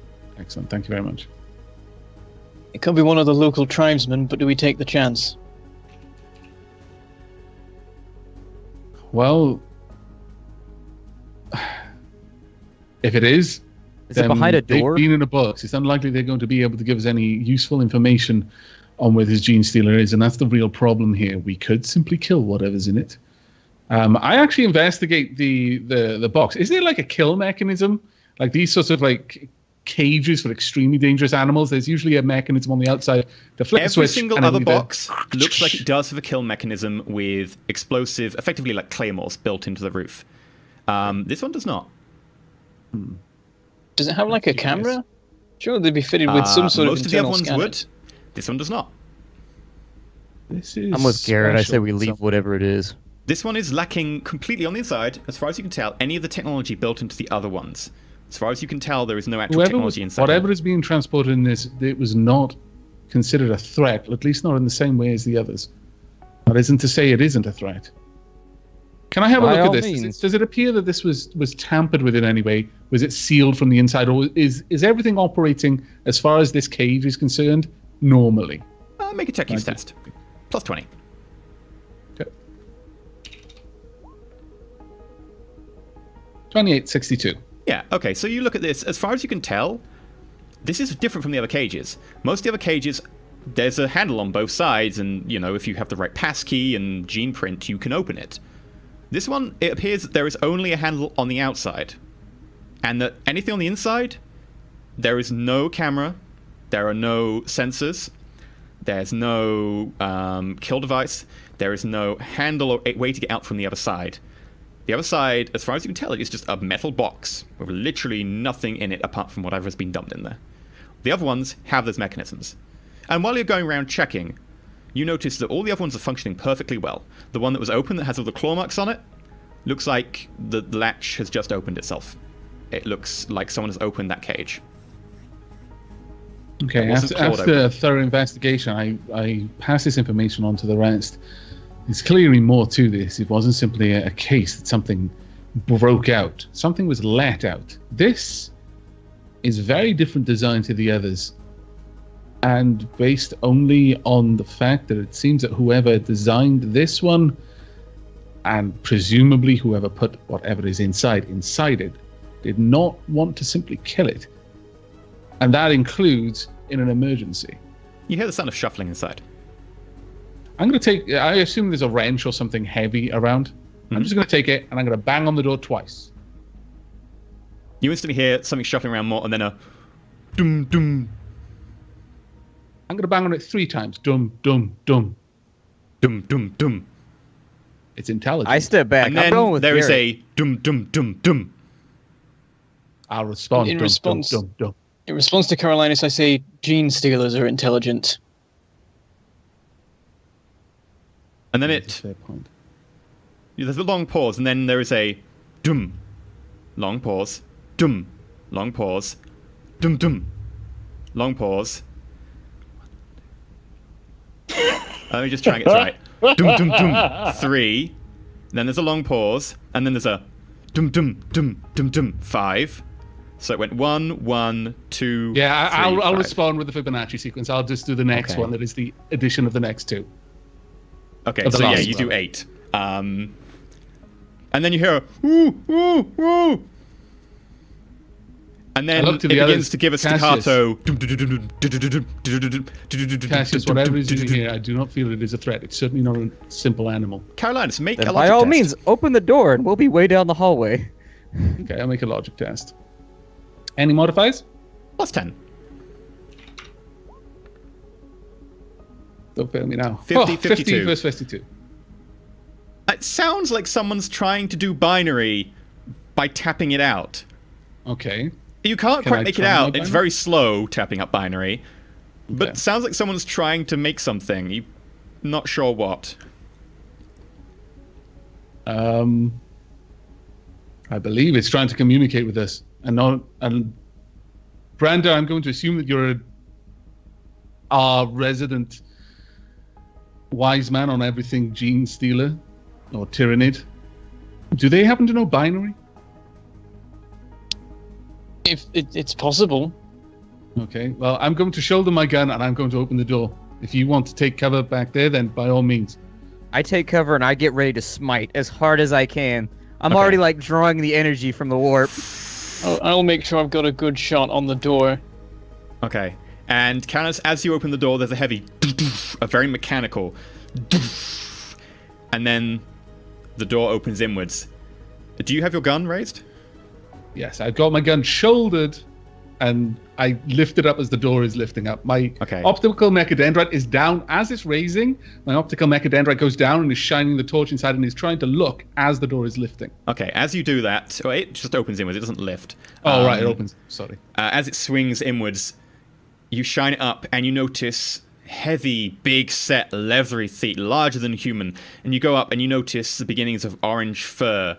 And it goes up and it goes up until it reveals what is a very large, almost ape-like, orange-furred, brown and mottled flesh entity, slightly larger than a human, like an old gorilla from Old Terror. And as it light shines its eyes, it goes... Notices your As weapon it seems and to be backs into the corner. distressed, I have the mechadendrite lower the beam, but it's shining at the floor still. And I'm taking a step back. I'm lowering the weapon slightly, but I've got it shouldered. You know, Okay, just up and as you lower pop it, would be goes- very easy. Tentatively takes a step forwards. Takes another step forwards. I say, what is it? I can't see what's in there. I see. call back just literally what I see. A large humanoid, orange fur. It doesn't seem to be aggressive. Everyone make intelligence checks at -10. I'll say that doesn't sound like a Tyrannid. They usually don't have orange fur. The Um, main thing so is that bad. I know what this is, but Branda totally wouldn't. Oh, I know. right, no one passed as far as I can tell. I Everyone don't recall any monkey men in Warhammer, so I don't know. It's a little weird for me. rolled? Okay, yeah, you've no idea who or what this is. Seems vaguely intelligent, doesn't seem to be particularly aggressive, but you do not recognize it. I'm gonna just tap out friend in binary. Slowly. I'll just spell it out very meticulously. And it responds. Man, There's going to What be does it no say? end to the Harambe jokes in chat now. You know that, right? Oh man. You did this to us. You Face did Harambe. this. Face Harambe, no. Okay. And You it could taps have up for made an it- binary. I made it the librarian jokes. Okay. It's intelligent enough to speak, and it speaks in binary of all things. Can I see any kind of adjustments to it? Any kind of augmentation of any sort? You don't notice any sort of noticeable augmentation. There are what you can tell as looks like something has been bolted to the side of its head, like some sort of cybernetic. You can Okay. see cut parts of fur around there and old sort of scarred over holes that look like something's bolted to the side of it, but it seems to be removed. It starts to tentatively walk past you as you're being less aggressive towards it, and it Okay. makes its way to one of the packing crates nearby, pulls it open, finds what appears to be dried ration packs, and just starts. When I see it, I go, what the shit is this Xeno scum? I've seen anything like I'm it. staying reasonably far back. But I hold out my hand to the others, like, don't shoot it. Don't raise your weapons. Keep them ready, but... And then, aloud, I speak to it. Do you understand me? Ooh. Hmm. One tap, yes. Two taps, no. Understand? Hmm. It doesn't seem to understand. Try Like it's- binary. I could try speaking to it in binary. Just speaking aloud. Would I be able to do that? Yeah, you speak to it in binary. And it looks particularly interested by this. And it gets another bit of metal and taps out something on the ground. And it's tapping out something that appears to be coded in binary. However, you can't translate it. As far as you can tell, it appears to be some sort of mechanical coded response. There are certain patterns to it, and essentially ending and tailing segments of code to indicate certain things, but you can't translate it. It gestures towards the data slate that you have at your hip and goes, I take it and I kind of offer it to it. Are you seriously? You're giving that Xeno our Rosarius? Is that the one with the Rosarius on it? no. We found 3 data slates. Yeah, you found 3. I was gonna say we have. Rosarius. Yeah, we now have a giant ginger monkey with the Imperial Edict. Great. And it starts, like, taking the back off and looks Okay. around for, like, a I'm toolkit, fascinated by this. And Starts- Dendrite is as well. fiddling with things inside.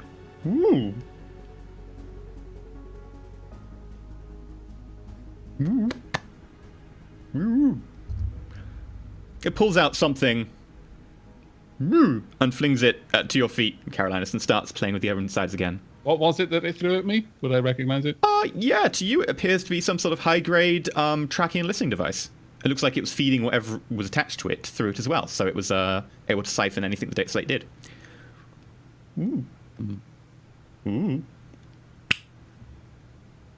It hands the data slate back to you. Okay. Is there anything new on the data slate? You notice that it boots up substantially faster than it did before. Like, as in, I would notice that it was substantially faster. Is it faster than any data slate I've used before? That Maybe sort not of thing? faster than the data slate you've used before. He only had about 2 minutes with it. But it it's certainly boots significantly faster. improved over what it Like was. 50% faster. I worked in IT, and this is surprisingly accurate. He just like rebooted everything, and he Get candy. like got rid of the junk files, emptied the recycle bin. Believe it improved. I'm just imagining you as the IT guy. Some random customer actually tries to speak English with the IT guy, and the IT guy is talking about, you know, the hash code and the BIOS and all this sort of shit. And all the customer hears is, and then he hands it back, and it's faster. And like, okay, it's magic. He starts gesturing at Branda. Who, me? and see Do you step forwards? Trent. After a shove moment, I Brandon. do. I'm trying to see what, like, if he's pointing at something specifically. As you try and figure it out, it looks like he's pointing to your frag grenade. Frag grenade. At this I point, take a step back step again. on the device that was listening in, and just crush it under it. Like, what, this? And I pointed it. Ooh. I don't know about giving this thing a grenade. Given that he just improved this technology, can I make a Adeptus Mechanicus lore test? See if there's any Yeah, that might help hint you. of this sort of thing. It will still be a minus 20. The Identical Mechanicus aren't particularly fond of Xenos, but yeah, you can make another test. I mumble, given what I've seen from monkeys at the Noble Menagerie, I strongly 95, do 22. not advise the frag grenade. There's only one thing on this that can be taken out, and we don't want that. He looks at Carolinus and instead goes, "Woo," and he just points at your gun, Which one? the autogun.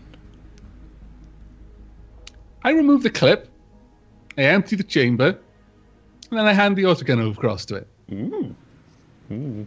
And he starts rummaging I around notice for that we tools take nearby. cover behind the corner. He starts of the walking your way corridor. upstairs to where you found the gun originally, and you follow him. He goes into what Okay. effectively looks like a crude armory that's been ransacked, and looks around for tools, and then starts taking the case off, and starts doing really esoteric things with the gun.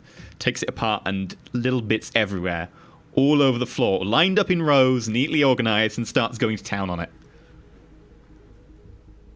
I am extremely intrigued. Extremely intrigued. I'm almost enjoying myself. I've already put my last gun away. I don't know what the hell's going on anymore. Yeah, I'm mumbling to myself and shaking my head about Xenos heresy and just like, it clearly seems like I'm agitated by this. Like, I know what our proper response to this is, and we're not doing it, and it upsets me. I've still got weapons in hand.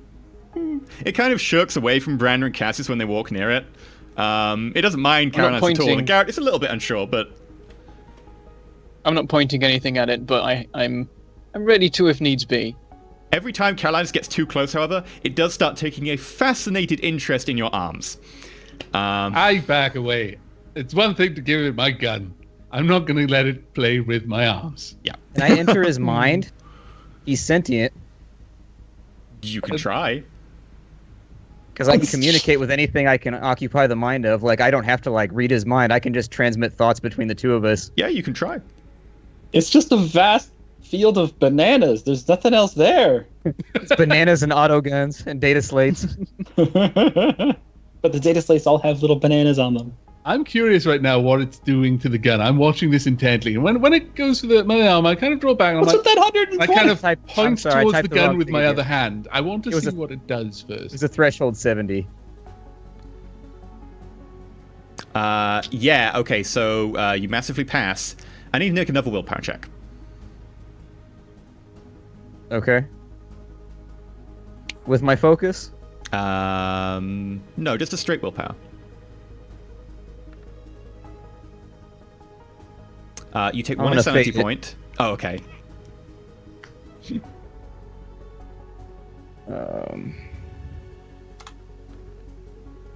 Yeah, you take one insanity Shit. point.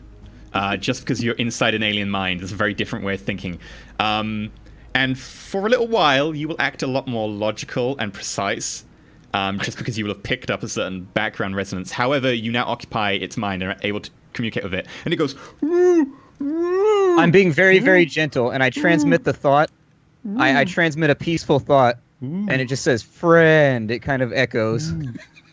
But with a question mark at the end. Just Rainbow. show a repeated GIF of a banana unpeeling. Just like Yeah, I insert pictures in his mind of me holding armloads of bananas and walking slowly towards him. It doesn't like seem laying them on phased by the floor. bananas. However, as you say, friend, it starts responding in concepts that seem very precise and logical and very organized and very fascinated with the workings of stuff. And it roughly translates in your mind as, yes, okay, guns, caution, treat like other humans, lock up, no fun. I submit the thought of a cage opening and him walking out of it, and us standing there and not stopping him. Yes. Happy. Technology. I form a picture in my head of our ship and of us walking across the desert with him behind us. But he's not in shackles or anything like that. He's totally free. And I guess I give the concept that he can leave if he wishes to, but I want him to do what we see in the picture. Like technology. Don't like sun. Don't like heat. No food out there. No technology. No fun. I think of our rations. Basically, I give him a picture of the ship, and the perspective zooms into the cargo hold to show chests full of food. He gets very happy as he sees the ship, and as you zoom into the chest, he's like, okay, food. Ship. Technology. I zoom back out, and then, to my mind, I don't know anything about ships, but I think about the most technological thing I've seen in the ship, and I zoom in on that. Don't be thinking about me, please. You zoom in on, like, the, is this just the lander? Yeah. Okay, effectively you'd zoom in on the power core then. That's what you think is probably the most complicated part, and it's like, ooh. Crew design. Could be improved. Many chances for improvement. This will be fun. I say to Brander, describe a gene stealer for me. And it's reptilian, it has claws, and that sort of thing. It's nothing like this. Never seen anything like this in my life. The picture of what he's kind of describing. You send this lizard with large claws over, and he's like... I guess you haven't seen the arm, so you can't use the image of that. You didn't throw him the arm. Yeah, and you didn't. I show it walking off into the distance, and then me and my compatriots following it with firearms, but looking back at him inquisitively. I don't fight. Fighting not my thing. Okay, so once again, I repeat the image of him following us back to the ship. Ooh. And then in real life, I motion at him, and I start to walk that way. Ooh. And he quickly tries to collect all the bits of the gun, and then grabs the ration pack as he goes past. I wish Splat would just be like, Darmok and Jalad on the ocean. At Naga. And he follows you back to the ship. This is all that's going through my mind. I tell the group. Oh my god. The creature speaks psychically. The creature speaks with its mind fairly well. I was able to make contact with its mind, and it's going to follow us back to our ship. What? Did you get any idea of what it was? Why it's here? It appears to be friendly. It harbors some terror of humans, so I assume whoever's been around it has harmed it in the past, but it bears no ill will towards us. Mostly, it just seems fascinated with technology. At Tanagra, when the walls fell. I would suggest we head back to the ship if he's willing to come then, and you can talk to him there. Maybe try to find out what happened to the ship. To his ship. Mentally, I send him the word Cassius, essentially, with an arrow pointing at my mental image of me. And then I do the same thing towards him with a question mark, because I can really only do things like pictorially with him, because we don't really speak the same language. Jacaro. I nod and I say Jacaro. At row. Cassius. Human. I say Jacaro, and I motion, I say follow. I look at the rest of the group and I shrug, and I start heading back to the ship. Alright, I'm going to lead the way back to the ship then. Oh god. I'm just following along behind. When you get too close again, he kind of like starts pouring at your arm slightly. What is he doing, Cassius? I ask him, basically I use the thought to inquire as to what he's doing. Design. Good. He says the design is good. Optimal? Not necessarily. He says that it could be improved. It's not optimal. A little bit... Is it still pouring at my arm? I'll hold my arm out slightly and just flex it. I say, are you sure that's wise? Can we just get back to the ship? Later. Gun first. He wants to fix the gun back at our ship, so let's just go. Very well. Perhaps you should inform the captain that we may be returning with one extra? Or do you think this may best... Call it a guest. He'll be our charge from now on. If he goes back, he'll go back as one of us, as the property of the Inquisition, I suppose. Do you believe the captain will take to this idea? Bringing a Xeno aboard his ship? I get the feeling he'll probably think it's quite amusing. Language tough. Is that what he's thinking? Or saying? Thinking messy. He's thinking that into Cassius. Mind so disorganized. So many things to fix. You should inform How the do you say- interrogator of this. I should Brandon, say we should wait. Besides, asked what are we going to Carolinus inform how- them, that we've lost a gene stealer on this world? We should make some effort to find it. We'll look What at the does he data want? slates that we've recovered.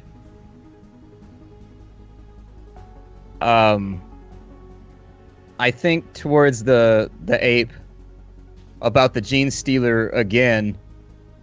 And Gene stealer I'm bad? trying to I'm trying to transmit the thought that we're hunting it. That's why we're here. People hunt me. Bad. Do not like hunt. I transmit the thought of not hunting him. He's free. Yay. Sure, I'm pandering a little bit, but I need information. He can actually pick up how bad the gene stealer is from your mind, like how fearful you are of it, and how worried you are, because it kind of works both ways to an extent. It comes across in your tone of mental asking. Tone of mental asking. Telepathy is hard, okay? It's weird. Like, I don't know if I should think Tone in of shapes thought. and images, or if I can think in Senses? like words. I don't know. I can calibrate sensor if you have sample. He's offered to calibrate our sensors to help us look for it. Ooh. The gene stealer, that is. Ooh. He goes straight into your shuttle now, straight in, and starts putting things on the deck and starts playing the gun again. Keep an eye on where he goes. Ooh. Brandon, I think that's Cassius' new friend there. He seems harmless enough. I'm not sure that I particularly am infatuated with the idea of us associating ourselves with it, but he seems tame enough. He wanders can off and help goes us get get a the- small backup fuel cell from somewhere and starts plugging that into the gun. It can help us find the Tyrannid, Okay. then say it's worth it. Brandon, can you fetch the arm? Okay. Anyone coming with me? I don't know if it's a good idea to move around alone out here. With that thing around. Is in the Tyrannid. I've got to stay here with Jokero, I guess. If you three want to go, I can close up the ship and we can wait here. And you can hit me I'll on the be beat when staying you're here. coming back. I wish I to guess we watch still- what it's doing. I guess we still need the grapple to get into the cockpit. Unless you brought a rope. Cassius, if you feel that you will be of any aid to Branda, by all means.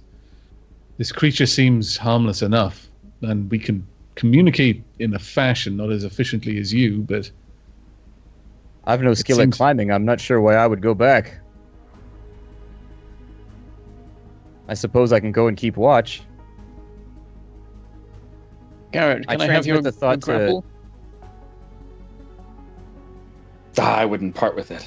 Let's both go. Alright. I transmit the thought to Jokero Mm-hmm. that it's of me walking away, but kind of later the sun moves and I come back. And that he's staying. I give a picture of a mental image of Carolinus and just kind of warm thoughts friend, you know. oh, fuzzy. Oh. He's like, I'm happy with that. I'm picking up communication in your form. Very inefficient. Okay. I have stuff to do anyway. And he begins to dismantle one of the small Vox casting units in the lander itself and starts plugging that into the gun as well. The hell is he building? Okay, well, I'm trekking back over to the crashed ship. Is there anything on the way? No, this is probably a good point to end it for today. I know we've gone a little bit over, Yes. but I Okay. wanted to get there here. So, before we end, Carolinas, please make a tech use test. Okay. Any modifiers? Flat tech use. Tech use. Boom. Okay, you 36, passed. 42. It looks like whatever he's doing will take him probably another 20 hours to complete as he gradually disassembles the gun. It looks like he is attaching something to the barrel. It looks like he's attaching a Vox unit to it. And it looks like that he's, from what you can tell, just generally improving the flow of the ammunition into the gun itself. Okay. Interesting. I'll just spend some time. I'll just be talking binary at it this time. Simple things, generally just communicating simple concepts. Naming things as he looks at them, that sort of stuff. Okay. Insofar that binary works, binary would probably be a little bit more to the point, less grammatical nuances. All right, that works for it.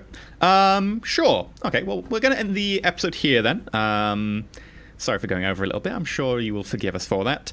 Right. So, we'll be back Sunday.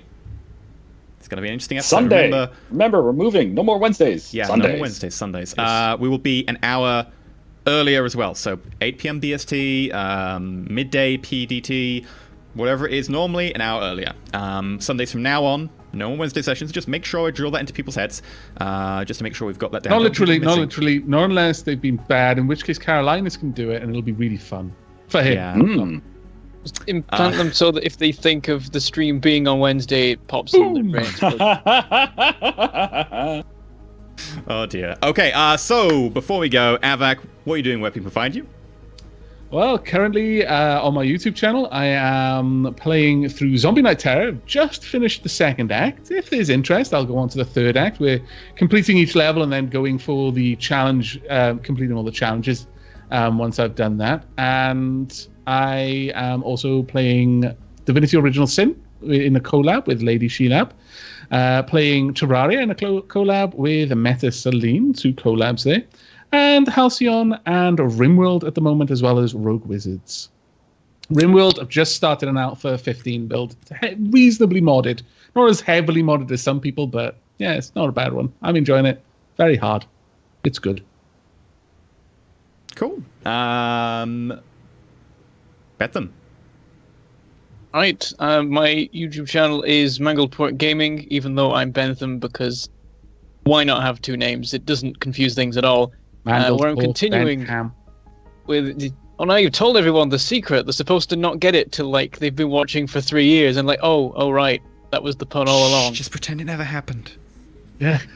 And I'm continuing with Factorio and Rodina or Rodina or Rodina or whatever it's called. Nobody knows still. And yeah, videos have been slightly thin on the ground. As you can tell, I'm not in the same location as I was before, but things should get back up and running, maybe. Should stop promising. And also, I'm Bentham Plays on Twitter. Yes. Splat. You can find me at youtube.com/splattercatgaming. Right now, I'm playing Diaries of a Spaceport Janitor, which is a cool little unique game. I'm playing Masquerada. I actually got a really, really early copy of that somehow. I have no idea how I ended up with that. And then I've got Osiris going on, and we're also finishing up Halcyon. Sweet. Halcyon is a good game. I It think is, I'm until going it to get murdered stomps in you. that. Yeah, I'm going to get stomped. It's because there's a brick wall of difficulty in that game. Like, you'll be cruising along with no challenge whatsoever, and then, like, 5 minutes later, you'll just be instantly dead by something you didn't know was coming, and you'll be like, well, shit. Oh, look, you've Now, got I 50 guess the days to next do time I this. play- Nope, die. Yeah, I guess the next time I play the game, I'll plan for that on day 400. Yeah. Shen. Hello, I am Shen. You can find me on YouTube at youtube.com/Shenryyr2 and twitch.tv/Shenryyr. I don't really do the Twitter thing because I'm not a social media guy. Lately, I've been playing Tropico, which is why shit's not going on YouTube because Tropico's music is not allowed there. But do catch me on Twitch. Indeed. Hello, Presidente. El Presidente. I'm Enterelysium. You can catch me on youtube.com/Enterelysium or twitch.tv/Enterelysium. Currently doing a few different things, finishing up Halcyon. I imagine we're going to get stomped fairly soon. Divinity Original Sin. Lots of Hearts of Iron.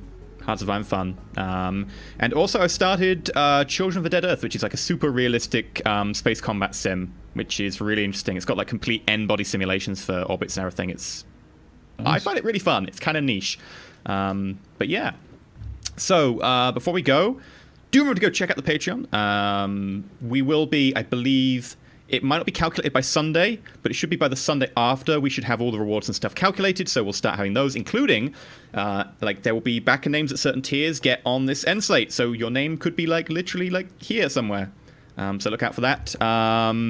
Yeah, go check that out. Also, we should have some, like, tier goals and stretch goals coming along that I'm really looking forward to announcing. We'll probably be announcing on Sunday, so do come check that out. And, of course, remember that Sunday.